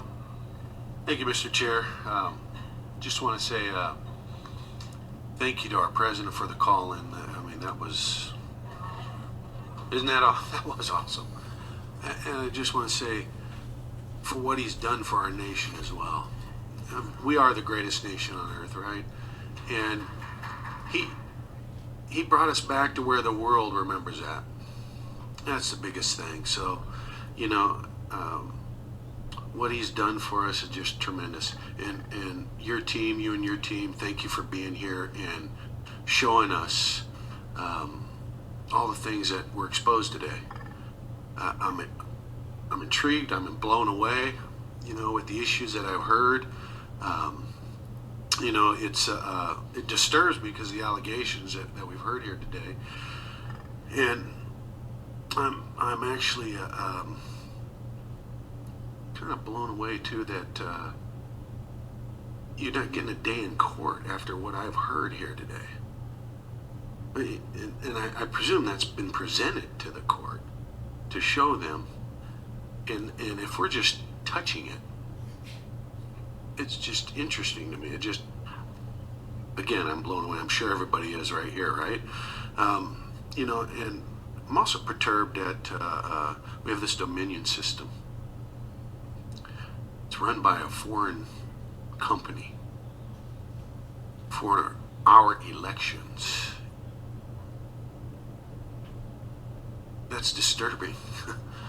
So, you know, bringing that to light is very interesting. That's something that we can look at, certainly fixing as well. But you never know when it goes out of country where those votes go, right? Or what happens, or the issues at hand with that. And that's why I'm also surprised that we haven't done a full hand counter audit to look at these allegations to say, hey, this is right or that's right, or something's going on here. That's the crazy thing, I'm telling you. You know, it's also apparent to me that we need to fix a lot of the things that are happening in our elections. And certainly, you talk about shining a bright light on the issues at hand that have occurred, showing in the past, and it took something like this, it took a president like this to actually stand up and say, hey, look at what's happening. And you know, I'm thankful for that. Look, we all know the old saying, right? If you're Republican, you got to win by 2% or more. I mean, that's the issue at hand, and I think we're seeing a lot of that occur right here, and right in front of our eyes, we're seeing a lot of testimony from eyewitnesses proving certain situations have occurred that we probably all had something in our mind before about, and here they are coming forward and speaking on those issues. A lot of things that need to be fixed.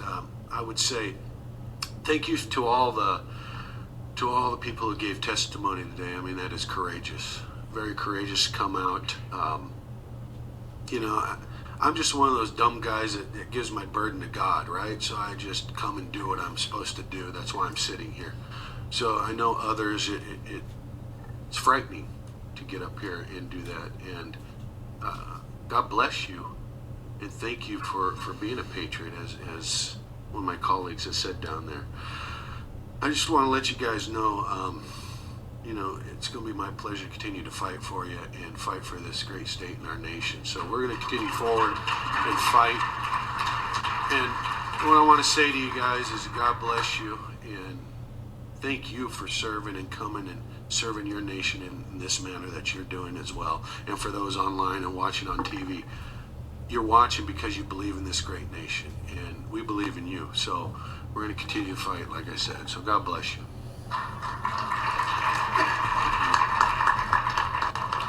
Senator Borelli.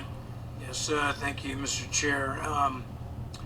You know, I grew up in a tough neighborhood. You know, when I was growing up, we always thought that FBI stood for Forever Bothering Italians.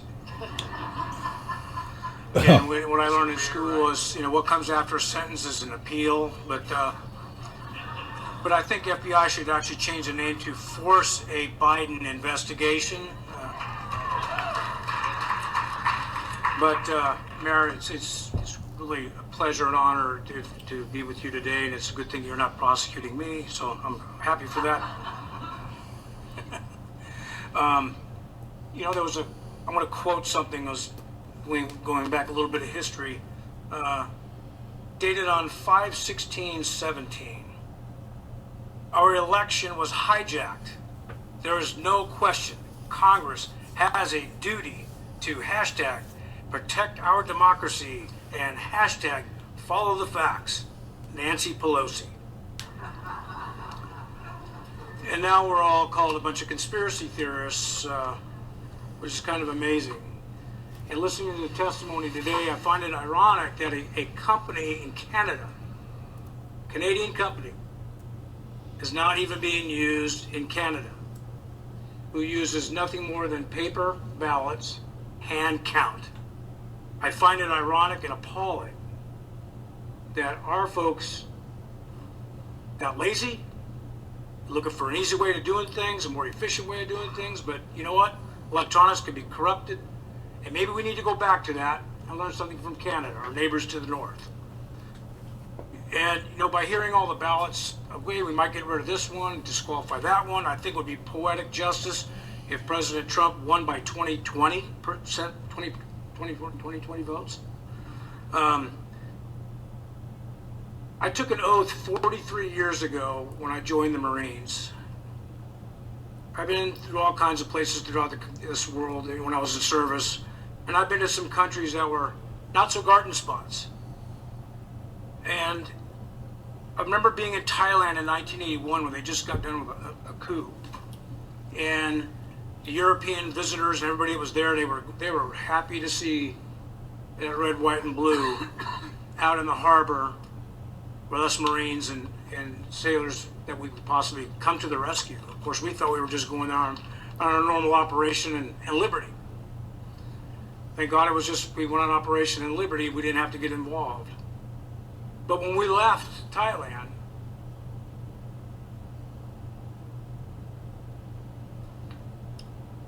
we had to stop and take up on board 18 Vietnamese refugees. This is 1981, and the oldest of the children was 18 years old. None of them were involved in that war at all. But we took them aboard and to take care of them. They were out there floating around in the dead water for weeks. Took them on board, cleaned them up, gave them some uniforms. Of course, a lot of them our camis didn't fit them all, but we took care of them. Because that's what Americans do. And I'm proud that my 22 years in the service was in that reflection, that we are that beam of light, that hope. Last year, I went to Italy for the very first time with my colleague and my seatmate, which I like to call my teammate, Representative Leo Biasucci. And he's a first-generation American. So we went to his dad's hometown, and Dad was there with us. And we went on his trip. And we got to meet the mayor of the small town where his dad grew up. And he's like the big hero of Leo Biasucci, one of the sons of our town. And the pride and admiration they had for him being an elected official in the United States was awestruck. It was unbelievable. I felt so much pride. Anyway, we were under attack a lot the last couple of weeks trying to force something, a hearing. Representative Fitcham was trying to get a hearing in the House. Couldn't get it done. I tried to get things done with the Senate. There was obstacles, this and that, a lot of arguments back and forth. And then we got all kinds of hate email when we decided we're going to do this. And people were calling me up. I got death threats. I had all kinds of crazy stuff, which is, I'm surprised I made it past 25 years old. So I'm not really, I care. But, and I had to tell some friends, I'm like, if I see corruption and I see evidence, I can't look the other way. Like I said, I took an oath 43 years ago. There's no expiration date on that oath.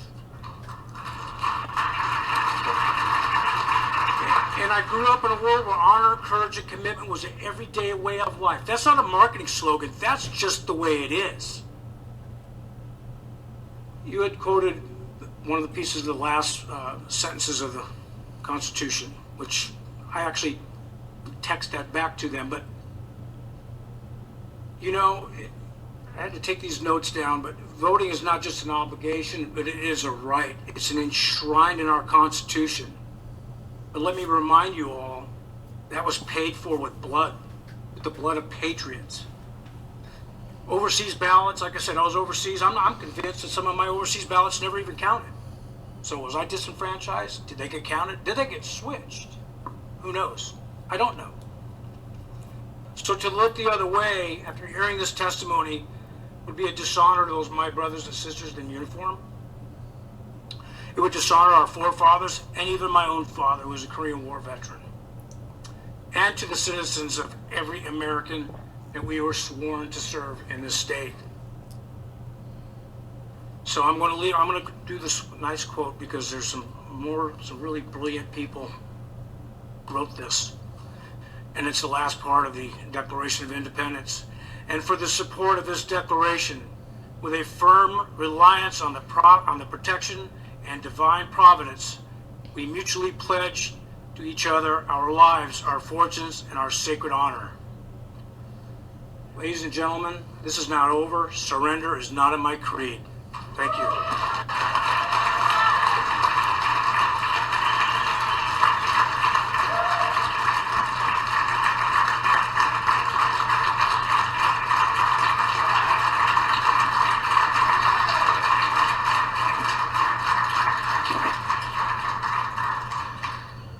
Ladies and gentlemen, this has been a long day. This day started a month ago.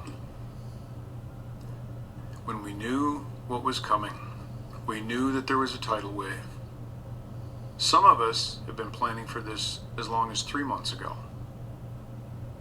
Because we saw what was coming, we prepared our legal briefs, we've done everything we could do to prepare for a flood, a tidal wave. I want to thank the mayor, Jen Ellis, Commissioner Carrick, Catherine Freese, Colonel Waldron. If it wasn't for you, we'd be dead in the water.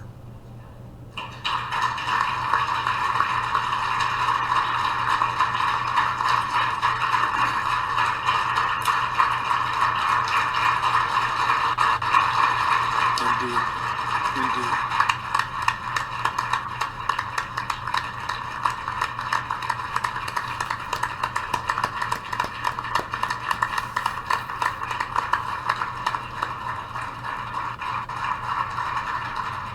It's exceedingly hard for me to place a label on what we've heard other than racketeering.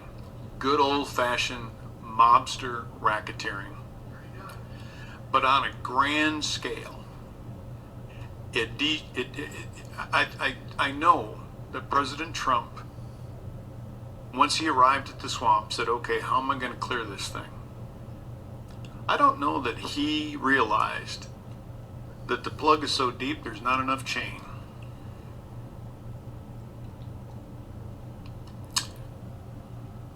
One of my favorite statements comes from James Madison. If men were angels, no government would be needed, would be necessary. If angels were to govern men, neither external nor internal controls on government would be necessary. In framing a government which is to be administered by men, over men, the great difficulty lies in this. You must first enable the government to control the governed, and the next place, oblige it to control itself. Ladies and gentlemen, I have not seen one single government entity in the United States ever give up a scintilla of power once it seized it. Not once. We have endless executive orders from mayors, from governors, and I'm not hooting on our governor, I'm hooting on all governors. You don't have the authority to make me safe.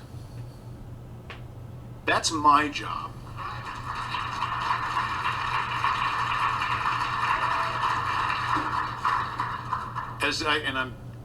My wife is not going to let me say this, but as I look around this room, I'll substitute word.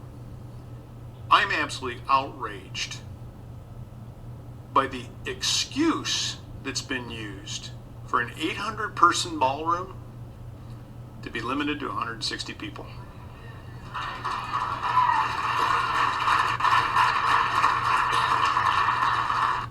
Now let me turn to the vote the election that we've been talking about. It's interesting to me, I'm going to repeat this, why so many people call for civil rights to be fortified, to be enforced, to be protected, but there's virtually no call for the most supreme civil right, and that is for our franchise to give the consent to be governed. That's what Mr. Madison was talking about. That's what our entire government, 5,000 year leap, if this goes away, God help us, because it will be gone. Because you will have to have at least a few men to stand on a green and fire their rifles at the best military machine ever conceived in the 1700s. Think about that for a moment. They knew if there was going to be a war, let it start here. That was a conscious decision. Why? Because they were sick and tired of tyranny. What we're experiencing right now is a form of tyranny that is insidious. This is our nation. This nation doesn't belong to Belgium. Doesn't belong to George Soros. Yeah, that's right. I said the Soros word. Okay?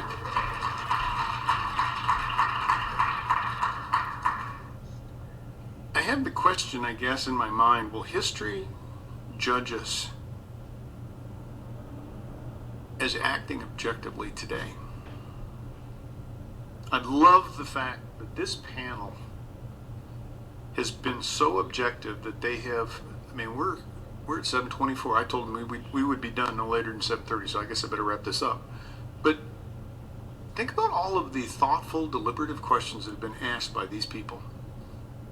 That's strength. That's courage.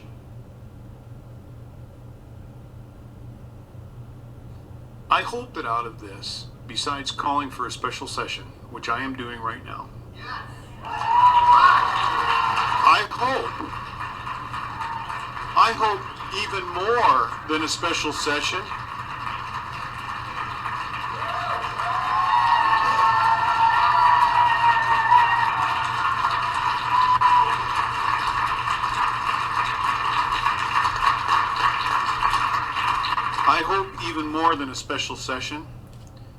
we see a series of grand juries convened. There is so much criminal behavior that has gone on in this state and states around the country. I believe that it's time for our Attorney General and the U.S. Attorney to start perp walking some people.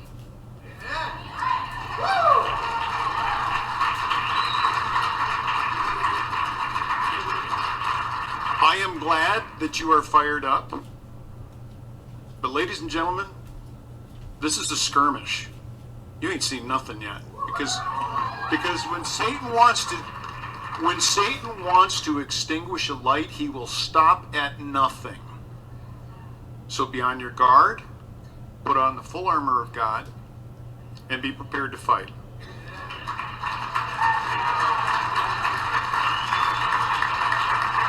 Thank you.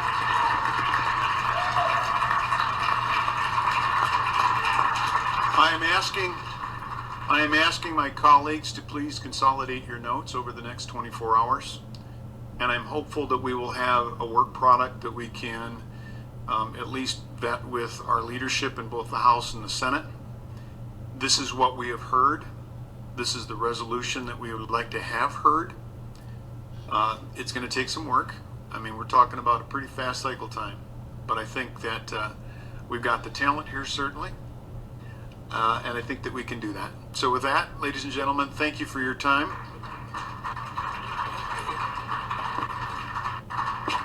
Senator Borelli. Yes, thank you, Mr. Chairman. I don't know about you folks, but I think that he would be a great Secretary of State. Let's give it up for Mark Fitchett.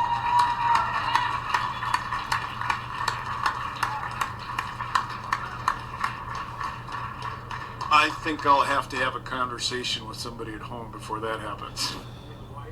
Thank you, ladies and gentlemen. We do need to clear out of here because we are over time. Thank you. All right, friends. Well, it's been amazing hearing. It's been a long day. I'll stop it there. I wanted to thank everybody who's watched this long with me. The hearings in Arizona, we got every witness in. We got the full hearing. I wanted to just document that on my channel for history and just for in general for anybody that might not have watched it. So this is the end of part 2 and the end of the hearing, and The truth really needs no explanation, does it, friends? That's what I think. So I won't talk on long. I will let you go. And this is Ash from WAT News signing off.